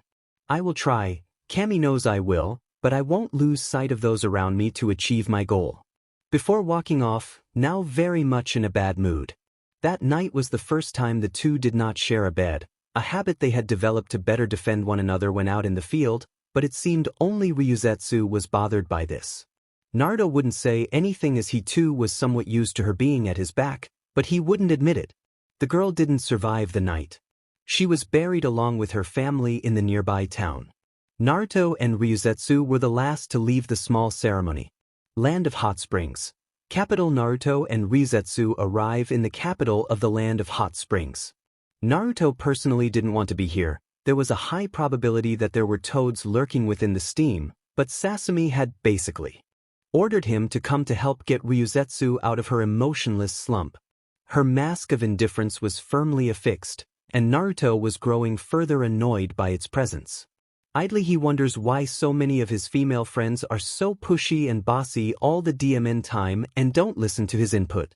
Sighing as they reached their destination, a mid-class inn with private hot springs that could be rented for a price Naruto personally thought was robbery. After reaching the room, the white net sat on the bed and stared at him with that piercing glare. "So, why are we here?" "To relax, obviously. But the mission is..." "Finished." Naruto cut her off, his short fuse already lit by this emotionless act she had since Naomi died. "We are free agents right now. You are presumed dead or missing, and I have a long-established habit of going underground for a month or two at a time. I'm leaving." She got up only to instinctually catch a thrown robe at her. "Take some time to soak, clear your head, then come back and we'll eat," Naruto ordered as he went to take a seat, to remove his shoes. "You aren't my..." "Move." His eyes narrowed at her, his tone as solid as steel, promising to stand against any counter she could muster. The glaring lasted for 30 seconds before she sulked off. She was definitely sulking even with that emotionless mask on, to which Naruto sighed again. "She's so hard-headed." "Kettle, meat pot." "Save it, Kurama." Earning a snort from the beast within. Ryuzetsu wasn't expecting much of anything when she finished washing herself. Stepping into the water was a simple affair until she was fully seated in it and her body tension slowly subsided. She felt calm and collected truly this time, allowing her to contemplate the backlog of thoughts she had pushed back in place of thinking about the mission. Letting out a breath, not a sigh, she wondered if she had done the right thing. They had left the traders in hopes of drawing off the shinobi attacks, but those sound BSTRDS targeted it anyway. For no apparent reason other than it having adequate guards. If they had stayed, Naomi and her parents would have survived, right? Her trail of thoughts halted upon another set of women entering the spring not too far from her. Looking up, she was met with lavender-tinted eyes that looked surprised upon meeting her own. "Sorry if we startled you," she said, but her response was rather soft-spoken. "It's fine. I should have been paying closer attention to my surroundings." This earned a slight giggle from the newcomer. "Hey, Hinata, is she a Hyuga like you?" asked the platinum blonde girl at her side. Ryuzetsu shook her head. "No, I'm not a Hyuga. I'm here on vacation from the land of Fong." Lying smoothly as an Ambu operative, the blonde continued, "I see. It's just your eyes are so similar to." "Similar but not the same." Ryuzetsu sighed as the blonde bimbo kept yapping on about their eyes, colors, and then the fashion of the capital. Not even 2 minutes later, Ryuzetsu had enough and got out without saying a word to the two left behind. She could overhear their whispered words, however. "She's definitely a kunoichi. Yeah, her chakra levels are higher than mine. Is she here alone?" "I think so. We should check in with Kirin. See if she's in the bingo book." Ryuzetsu scoffs at them, trying to be discreet. "She isn't in that book, yet at least, and by the time they checked, they'll be long gone." Naruto had just finished setting the table with the food he ordered when his partner walked back in, clean, fresh, and somewhat more relaxed. Nodding at her, she nodded back, unaware of the seals that lit up upon the door closing. "Have fun in the spring." "No." Two kunoichi kept yapping about nonsense. "I had to leave or I'd go mad." "I bet." Naruto chuckled and the two sat to eat. Mealtime was silent, but the moment they both finished, Naruto just stared at her, who stared back. "It wasn't your fault. Nor mine." "I know." Ryuzetsu sighs as her mask finally comes down, and the blonde stands up to comfort her for the first time in forever. The former flower group Anbu wept in the arms of another. Midnight arrived to find Naruto leaning his back against the headboard, with his partner, who had cried herself to sleep, resting against his chest as he stared out the window. Absent-mindedly, he was running his hands through her long white hair, which she had finally let loose, as if representing her own mental changes. He himself, however, wasn't sure what kept him awake. For the last few months, they had taken shifts in sleeping, sure, but now they were relatively safe and even had a barrier over the room to prevent detection of either of them. Yet here he was, wide awake, lost in thought. Her breath slowed minutely before she slowly lifted her eyes to see his cobalt blue eyes seemingly reflect the dazzling moon outside, clearly lost in thought as she finally did something that she had only thought about in passing.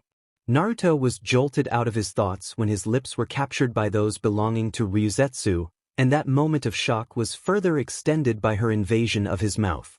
After a quick reboot, he responded in kind for all of 10 seconds before she pulled back, and they stared at one another. "Ryus." Her fingers stopped him. "Just for tonight." To which his eyes softened, and he nodded. Naruto x Ryuzetsu. Naruto was pushed down by Ryuzetsu onto the bed, her lips firmly locked with his, and the two became incredibly more passionate. When they pulled back from one another, she rested her forehead against his as they stared into each other's eyes. Her hips began to grind against his, showing her intent clearly. Pulling back, she allowed him to lift her top over her head, revealing her bare chest to the man for the first time. They locked lips again briefly as he followed suit, allowing his own top to be lifted and their lips locked afterwards. He lifted up, pulling his trousers down, kicking them off as their tongues jostled against one another. Her dry humping on him intensified as the level of lust continued to rise. They slowly parted to regain their breaths. Abruptly, Naruto flipped their positions, kissed her on the lips, and then trailed down to her neck. His tongue made an appearance, and ums began to come from the woman beneath him. Soon, he moved from her neck down to her chest as he began to play with her respectable bust, upper C-cup, all perky and firm by the looks of it, his tongue swirling around her NPL. This elicited more ums and a bucking of her hips before he continued further down. As he went, his hands followed and gently pulled down her own trousers as he did. Again, she was going commando. As soon as the article hit the ground, animus of lust and pleasure erupted as the tongue made the kunoichi arch her back in joy. Naruto's administration to her labia with his tongue truly elevated the woman beyond what she was expecting. Her form shuddered and twitched. As she came down from the high, she continued to shudder as he gently kissed her sensitive skin on his way back up, though his fingers continued to play with her soaked lips ever so gently. She continued to jerk and jolt about in response as she pulled him up to her face, and the two locked lips so passionately that Naruto was surprised enough to halt his administration. Seizing the opportunity, Ryuzetsu uses her full willpower to push Naruto to the side, mount him, and lock lips hard to keep him in place long enough for her strength to return so she can lift herself up. She effortlessly pushes his hands off her as she goes down and pulls down his breathes, known as a tent. She was surprised, naturally, and briefly pondered how she'd fit atop it. Her nervousness was noted, with Naruto speaking softly, "It's okay if..." Her white eyes met the blue of her soon-to-be lover, who smiled back, filled with care and affection. He abruptly pulled her back to his face, and they locked eyes, then lips again.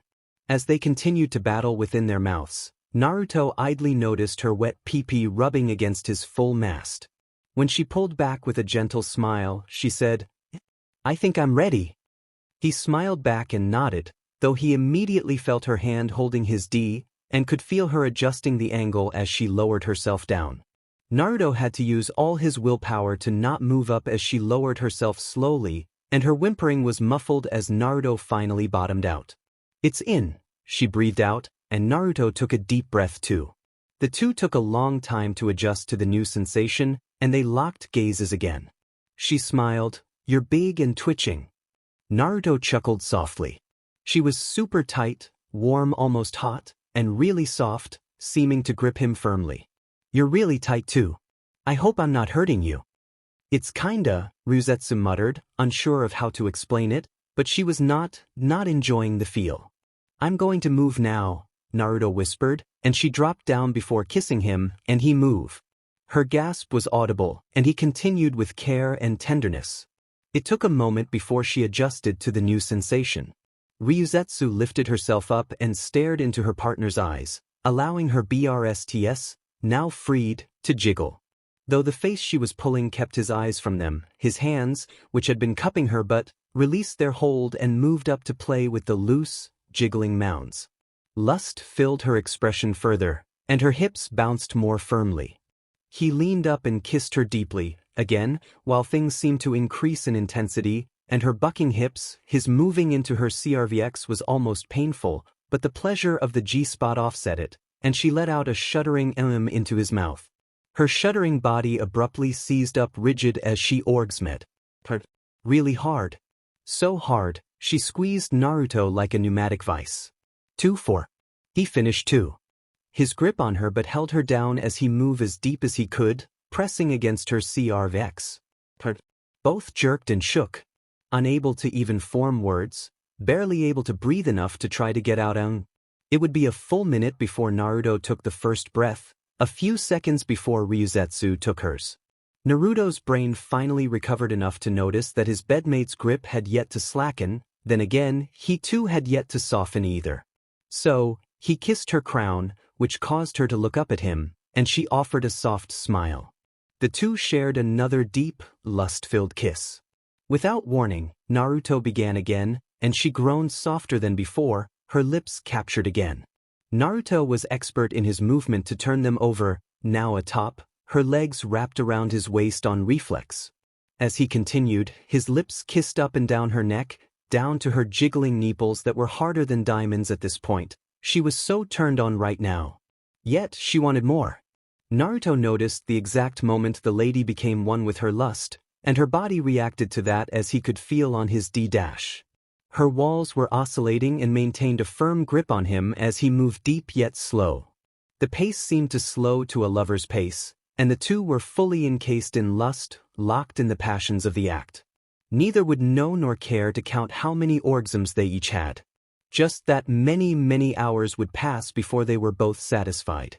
The sunlight perfectly lands on the eyes of a Suna shinobi known as Naruto Uzumaki, who immediately begins cursing it for waking him until the smell of clover registers in his mind. Peeking one eye open, he is greeted by a mop of white hair and a warmth in his chest. Hugging tighter, a sense of contentment fills him as he lets out a full sigh, kissing the head in his arms. He was unaware that his bedmate was already up and trying to escape. However, his actions caused her to blush so hard that a nearby heiress would have been impressed, then furious that her man was taken from her. After some deep contemplation, and with the relaxing aura that came from him, Ryuzetsu didn't feel the need to do anything to escape. This is a vacation after all, right? She should relax. Relax into the warmth Naruto was giving her. That sounds like a good plan. Land of noodles, Calport Ryuzetsu would never admit to anything, even under the threat of death. That being said, they had spent 3 days and 4 nights in that room. Food was delivered to them, but they didn't come out. She had no idea she could flex like that. Thinking back always brought a rose tint to her cheeks, even if she said just for 1 night. It turned into 4. Then again, that last day was needed for recovery, for her, even with medical ninjutsu. They could have stayed another night, but the ship they were waiting for wouldn't be back for another week. She had to put her foot down. Didn't help the crew though. The 2-day trip was an encore. The only reason anyone else got any sleep was due to Naruto's privacy seals. Now walking off the ship, they still got glares from a few members of the crew, no doubt the cleaners, and she doesn't blame them after what the two had done to their cabin. It'll be condemned for at least a week, maybe 2. She grinned.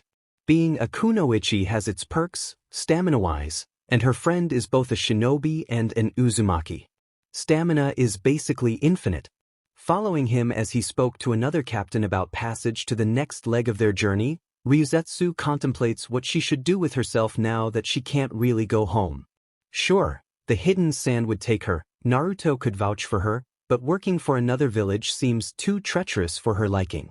Serving the death machine doesn't really sit well. Settling down and starting a family. Perhaps. A quick glance at Naruto shows they were negotiating a price, his business mode in effect. She taught him that. Giggling internally with a stone-cold exterior, she ponders things further. In their time together, she knew he had feelings for another, and what they did was sophisticated gymnastics. Once they get back to wherever they are going, a choice will have to be made. Strolling through the marketplace, the duo was wasting daylight as they inspected the wares, grabbed a bite or 2. They resupplied their emergency rations just to be safe, but didn't restock their ninja supplies. It was too dangerous and might draw the wrong attention. Reaching the ship at midday, the duo checked into their cabin and sat on either side of the room, now both confronting the growing tension throughout the day. Blue met white when they both spoke. "We need to talk." Naruto scratches the back of his head. "You go first." To which she nodded. "I've been thinking about my future." Ryuzetsu began earning his business mode. Cursing internally, she continued, "I'm not really interested in joining Tsunade's shinobi forces, and I don't think I'm ready to settle down either." Earning a nod from Naruto to continue, she did, "So I was thinking about founding a mercenary group, perhaps with." He raised his hand, earning her to pause. Naruto smirked, "Already have one." Earning a confused face from her, he continued, "While it is true that I am a registered Tsunade shinobi, that's just a part-time thing I do when Tsunade needs extra hands. The Kage wants to project power during negotiations, or if a task is too costly for the regular shinobi. We are called in." Naruto waits for her nod, and when Ryuzetsu does, he begins to continue explaining. "A few others and I have begun setting up shop in my cousin's village. We have a few working titles, but we have about 3 dozen shinobi in our group. It isn't much compared to most C ranks, but we are training them to be an effective force for neutral nations to call upon if they are in trouble." That sounds a bit idealistic, yeah. Naruto agrees before offering a half smile. "I told you back in that camp that I couldn't save everyone, right?" Ryuzetsu nods, recalling that conversation, and he smiles fully at her. "Well, if I can't do it alone, then I'll just have to gather people who wish to help, and we can do it together, right?" This caused the ever-stoic, high-energy woman to burst out laughing at the fact that this man, Naruto Uzumaki, had created a path for her to follow, and she didn't even ask for it. He truly is as unpredictable as the Kage said he was. Upon calming down, she offered him a satisfied smile. Thank you, Naru. I think I'll join you on that path. Let's try and save as many as we can. He smiles and nods with sparkling eyes, pumping his fist. We'll save everyone. Abruptly she captures his lips, and he returns it with equal vigor, knowing this game already by now. When they both pull back, she smiles. Thank you, Naruto. Naruto x Ryuzetsu with practiced ease. Ryuzetsu disrobed her man, at least for now, and was quick to disrobe herself. Before he could activate the prepared variant of his privacy seals, her lips covered his head. He froze as he bit back his gasp. Glancing back, she stared back at him unflinchingly, having paused while holding him there. Abruptly, she ran her tongue up his underside, sending a shudder through Naruto's whole body, as he bit down on his lip. Slowly he turned back, and she too returned to seek him off, and he struggled to manage to collect the required chakra to activate the chakra seal, successfully masking their actions from outside observers. Naruto continued to hold back the yells and groans until he was sure the seal was fully up. Then, just as it was, he glared at her as she lifted up and grinned, asking, "What?" "You know what?" Naruto muttered as she got up from her crouch and mounted him, before the two locked lips, and she lowered herself down upon the rock-solid meat right through to the eagerly awaiting and shuddering walls of her vna.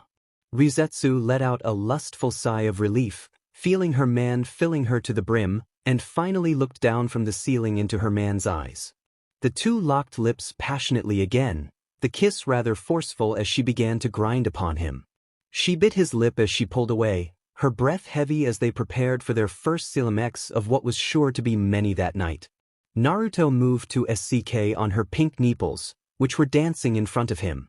Ryuzetsu pulled him closer, allowing him to lick her BRSTS and run his tongue around her nipples again, sending electrifying signals through her entire body. There it was, number one, as she straightened briefly before arching her back, and he grunted as her walls gripped him, what he understood as her uniqueness with an absolute grip. Naruto waited a moment, for her to come back down, and her grip to lessen slightly, before he flipped her, or tried to, but she stayed atop him. She grinned, locked lips with her love, and began to ride again. I think I'll stay here. He grinned before kissing her deeply, distracting her with a mother-tongue war, as he gripped her but firmly, lifted her clear, and she squeaked as he slammed deeper than she realized he could reach. Pressing his partner up against the opposite wall, Naruto began his counterattack. Her ems were legendary, and he buried his head into her long white hair. Her cries of pleasure echoed as he continued to push deeper, harder, faster. She loved every minute of it, whispering, "Yes, na kiss." Her plea caused him to grow harder, firmer, stronger. "By the gods, I love this." Yes, Naruto pounded her hard now. She was putty and leaking. She squirted again, but he didn't stop, as he was fully invested in making her orgasm again.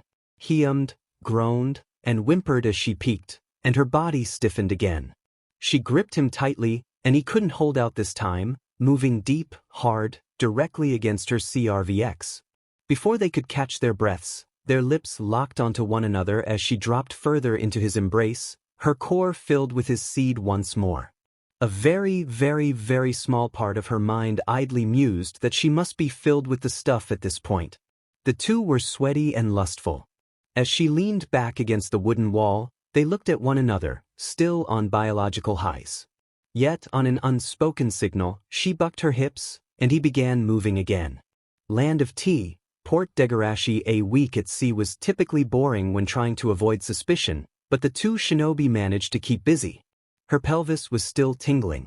Stepping into town, Naruto caught a sense of nostalgia as the town was doing much better than last time he was here. "What do you mean?" Ryuzetsu questioned, causing her companion to look at her. "One of my last missions for the Leaf was here, to SCRT the runner for the Wasabi family during the annual race that used to be held here." Naruto explained, earning an understanding nod from the white-haired woman. "I see. So, how long are we staying here?" "I guess a day or two. I could take care of some business since I am already here." Naruto scratched the back of his head as Ryuzetsu stared at him blankly. "Are you feeling okay?" Naruto's eyes narrow. "What are you trying to say?" That you don't think before acting. She spoke so blandly that the people around her actually stopped and stared for a moment. Naruto's eyebrow twitched at that. Sure, he isn't the planner type like those lazy Nara, but he can think ahead. This time, a snort from within his mind was heard, and his twitching eyebrow was joined by a tick mark. I ain't stupid. Sure, I rush in a bit, but I always come out with a good plan after the first punch. Yeah. She snorted, surprisingly gracefully, with folded arms. Sure. You're so reckless and irresponsible, I'm surprised that. She paused as she glanced around at the gathering crowd, but it wasn't the civilians that put her on edge, but the ones trying not to be seen. I sense them too. Naruto whispered, entering his business mode, taking her hand. Hang on. This might get a little rough. Before she could respond, they just vanished. No smoke. No leaves. They just faded as if they were never there. Jirocho Wasabi was not expecting to see this genin again after the news he received from his old friend Tsunade about his banishment. Yet here he was, Naruto Uzumaki, in the flesh with a friend at his side. Welcome, Naruto, to my abode. To what do we owe the pleasure? He said with a gentle smile that would lower the guards of most, not these two though. Naruto responded, well, old man, I need a small favor if you could. In fact, if it's within my power. You've helped this family a lot, so it's the least I could do, Jirocho replied. Naruto smiled back with a nod, explaining, well, firstly, could you hold off on reporting my presence to the Hokage? I know you two are friends, but as a banished shinobi, the last thing I want is attention drawn to me. The head of the household thought about it for a moment before nodding. Seeing as you overlooked Idate, I can do the same for you too. The second, can we stay here for one night, or two at most? We just arrived by ship this morning and wish to spend some time ashore before heading out again. Naruto bowed his head now, hoping to curry some favor with the head of the Wasabi family. Jirocho chuckled, breaking out his grandfatherly smile. Oh, that is not a problem, my boy. I'm sure Idate would love to have another race with you, so please stay as long as you need. The two shinobi nodded, but a thought came to Naruto and he voiced, in that case. He pulled out a pot of ink, a brush, and some paper and began to scribble out a new seal. Once done, he activated it, and the mood shifted. Naruto then explained, this is a privacy seal to ensure only we three hear this. The older man nods, and Naruto continues. I have come into contact with my clansmen, and together we have begun to restore our clan to its former glory in the sense that we are searching for our brethren and recovering lost scrolls and such. The thoughtful Jirocho nods to that, saying, that is good to hear. The Uzumaki clan was always well respected. It also means I am rather skilled in the sealing arts, Naruto continued, and the old man caught on immediately, causing Naruto to smirk. While we stay, as payment for keeping us secret, I'll upgrade your security system. Deal. Jirocho extended his arm, which Naruto took with a smile. Little did the three know that this would end up being a very valuable but costly endeavor. Naruto jerked awake, the seal on his forearm alerting him to an intruder within the estate, causing him to untangle himself from Ryuzetsu, her enlarged stomach poking through her night robes as he dressed. In 30 seconds he had fully equipped his shinobi attire and summoned 2 clones to guard this room before heading to Jirocho's room. On his way, Idate appeared at his side. 6 intruders. Coming over the north wall. Naruto explained as the two turned into the corridor leading to the head of house's room. Idate asked, any identification yet? Naruto shook his head as they reached the door. No, not yet. They aren't registered, so they set off the silent alarm. The others should be reaching their posts now. Idate growled in frustration. I know we drilled this, but to think we would actually have to. Focus. Naruto called, taking out a kunai in each hand, wind and fire chakra flowing through them just as Ryuzetsu had taught him a few months ago. The older former genin placed his hand on the door, confirming that the barrier did activate immediately, and its integrity was holding firmly. It's working. You doubted my work. Naruto's sweat dropped. Idate shrugged. Well, you aren't exactly. Naruto cut him off, eyes narrowed. Whatever, our guests are here, as the masked shinobi stepped out into the corridor ahead of the duo. Idate pulled out 2 kunai, reverse grip and defensive stance, just as he had learned from his joint training with Naruto and Ryuzetsu. It was Jirocho's idea for him to further his ninja studies to help protect himself and the clan while he had the chance, with Naruto's presence here. Now he was glad he had. Umbu! Naruto mutters almost a whisper, his eyes narrowed on the kanji on their blank masks. Root? Idate questions, confused. No village called their Umbu forces root. Leaf had Umbu, Stone had Gem, Kumo had Bolt, and Mist had the Hunter Core. He doesn't remember the Hidden Sands one. Oh. Naruto growls lowly, think of them as living zombies. No emotion. No self-preservation. No will of their own. Just dolls to be used and discarded. Idate to gulp at that, this was truly a kill or be killed moment. They will not stop, nor give any mercy. In case you're wondering, think of this as a reunion, a twisted bloodbath of a reunion, Naruto reveals, as Idate's eyes widen. They're from the leaf. Naruto nods stiffly, his blades of wind and flames sharpening like a blue blowtorch. Yes, they are. As the first 2 charged forward, the hall was too small for anything more than that, unfortunately for them. A gravity seal trap was triggered, and they fell flat on their faces. 2 kunai later, and the 2 weren't getting up. The 2 at the rear started going through hand signs. Naruto called to his friend, Grand Fireball. You're up, Idate. The teen steps forward, going through hand signs himself. Fire style, Grand Fireball. The Umbu calls out. Earth style, Mud Wall. Idate cries, and a thick slab of mud rises to take the fireball without issue. The sound of the footsteps alerted the duo of incoming danger as the wall suddenly exploded out toward them. Thankfully it was only dust as the chakra used to keep it together had already drained, but Naruto managed to parry his opponent with Idate did by sheer chance.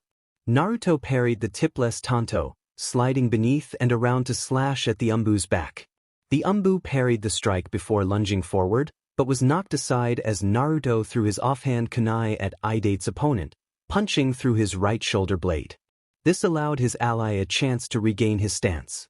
Naruto ducks another slash while retrieving a kunai, and the 2 seem to walk around one another. The Umbu speaks surprisingly, Jinchuriki of the 9 Tails. You will report to Lord Danzo for reprogramming. Sure thing. Let me just send you back first, in a body bag.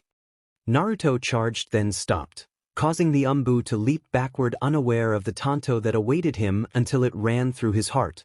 At the same time, Idate's attacker had finally cornered the former genin and cut off any way to escape. No sympathy for deserters, but was cut off. When the sound of his neck cracking rang out, the body fell limp and was replaced by a slightly winded Naruto, yo, waving at the downed boy who had just watched a man's neck snap like a twig. How? The man questioned. Naruto pointed over his shoulder to see Ryuzetsu, at the end of the corridor, wiping her chakra Tanto clean, while leaning against the support pillar in her nightgown. Naruto continued, seemed that last 2 tried to abduct her. I know who, but I am more concerned as to how they know of her. I'm going back to bed, Ryuzetsu informs, having finished her cleaning. I'll be right there, Naruto responds. Bring chocolate and wasabi sandwich, she calls back, earning a raised brow from Idate, who looks bewildered and asks, chocolate and wasabi. Naruto just chuckled, looking at the man and shaking his head. Cravings, man. They're crazy. Rudha. Well, isn't this a problem? Jirocho said the following morning with Naruto and Idate sitting before him. Any proof? Only these, Idate said, presenting 5 bloodied masks and a scroll. The scroll contains 1 body, as the others burst into flames, he continued. The old man nodded. Naruto spoke up to explain. That's their usual MO. Jirocho nods, then responds, we're going to have to inform the daimyo about this, before looking up at Naruto. And the hidden leaf. But to his surprise Naruto just nodded. That's about what we expected. What will you do? That is. Naruto smirks before being enveloped in a cloud of smoke that disappears, revealing a man similar to Ryuzetsu, but with a firm face, white hair in a ponytail, and the signature white eyes he is known for. Narian is my name, sir. It is an honor to serve with you, Iditsun. A hinge. That's your play. The former genin looked incredulous. Even I could see through that. Bringing his hands up into the ram hand sign, he said, Kai. Nothing happened, charging up a large pulse. Kai. But nothing again, and Narian just smirked. This isn't a hinge. This is a full-on transformation. It won't be dispelled by anyone, nor can it be pierced by dojutsu. I am actually like this until I release it. Cool, Idate said starry-eyed. Can you? No. Instant rejection as Naruto turned back to Jirocho, who nodded. Naruto finished? Send your letters. We shall be fine. Very well. Narian. 2 weeks later, when news broke of a shinobi attack on the Wasabi family, the story was spun by members of the now-defunct Wagarashi families seeking revenge. They didn't get much traction, but those purposely spreading it were detained on charges of attempted incitement. During the investigations, they all turned up dead in various ways, with no witnesses, stalling the investigation a fair amount. A group of Chunin were sent to the Wasabi family home to secure and investigate the scene of the crime. A team Narian was not familiar with, Team 13, consisting of an Inuzuka, a Hyuga, and a civilian girl who seemed to have taken charge. They were freshly minted Chunin if what Narian was able to overhear. Though he had mixed feelings about them, on one hand as none of them knew him, they couldn't report his whereabouts regardless of his disguise or not. On the other hand, it would have been nice to run into him. Let's stop that. They acted professionally, even though Inuzuka was as stiff as a board, and his partner wasn't much better, trying not to damage anything. They stayed for a few days, and thankfully, they didn't even ask about the barrier, which Narian expected at least the Hyuga would. Though the interactions between the girl and Ryuzetsu were funny, the girl wanted to touch her stomach, and Ryuzetsu told her to leave in not-so-kind words. It also hit him that these Chunin must have been promoted in Suna, the reason he hadn't returned earlier as permitted by Gaara via summons. Naruto increased Idate's training and pushed him up to high Chunin with help from Ryuzetsu whenever she decided to get out of bed at some point during the day. She had just entered her 8th month and still ran through her Tanto Kata and Taijutsu too. She used to attend yoga workshops with the other members of the staff and family, but that stopped when her stomach started bulging. Doctor's orders. As the boys chatted amicably, Naruto continued to give pointers with a kunai in hand. This moment, captured in a photo, would be the greatest moment and the final light before a storm that would break apart this trio. The same picture was carried by all those involved, but it was rarely ever viewed, as it represented the light they once shared. That night, everything changed. The entire estate was ablaze in smoke, flames, and ashes rose from the grounds as Naruto cried beside Ryuzetsu, weeping in his arms. Their child, born prematurely, lay unmoving and unbreathing within their arms. No life remained in this little body. The words spoken came from an unrelated person. The older man whispered as BLD dripped from the twin kunai he held, "I'm so sorry. Present land of fire, Hokage office, is this accurate?" Tsunade eyes the report her kunoichi before her. "You've been gone only a few months." "Yes. I managed to get into Naruto's office, though it wasn't long, but I did get names, but not all matched to pictures." Ino gestured to the red file, which Tsunade picked up and whistled, 5 Uzumaki adults. 6, Ino added, gaining her Kage's attention. "I don't have a photo, but when Naruto visited me in the dungeon, his new assistant was called Naruto Uzumaki. She appeared to be late teens or early 20s. Apparently, she's his daughter by BLD. This confused the Kage. "Impossible," she whispered, but Ino shrugged. "Didn't have a chance to investigate it." "This is troubling. They have contracts around the world, many missing nins earning their way out of the bingo books, and even our own daimyo is keen on hiring them." The missed contract seemed to be the biggest contract of the moment, Ino explained. "I did manage to delay it for a bit as the head of the diplomatic team." "I see." Tsunade looks back at the team before them. "Anything else?" "Numbers of their forces." "Headquarters."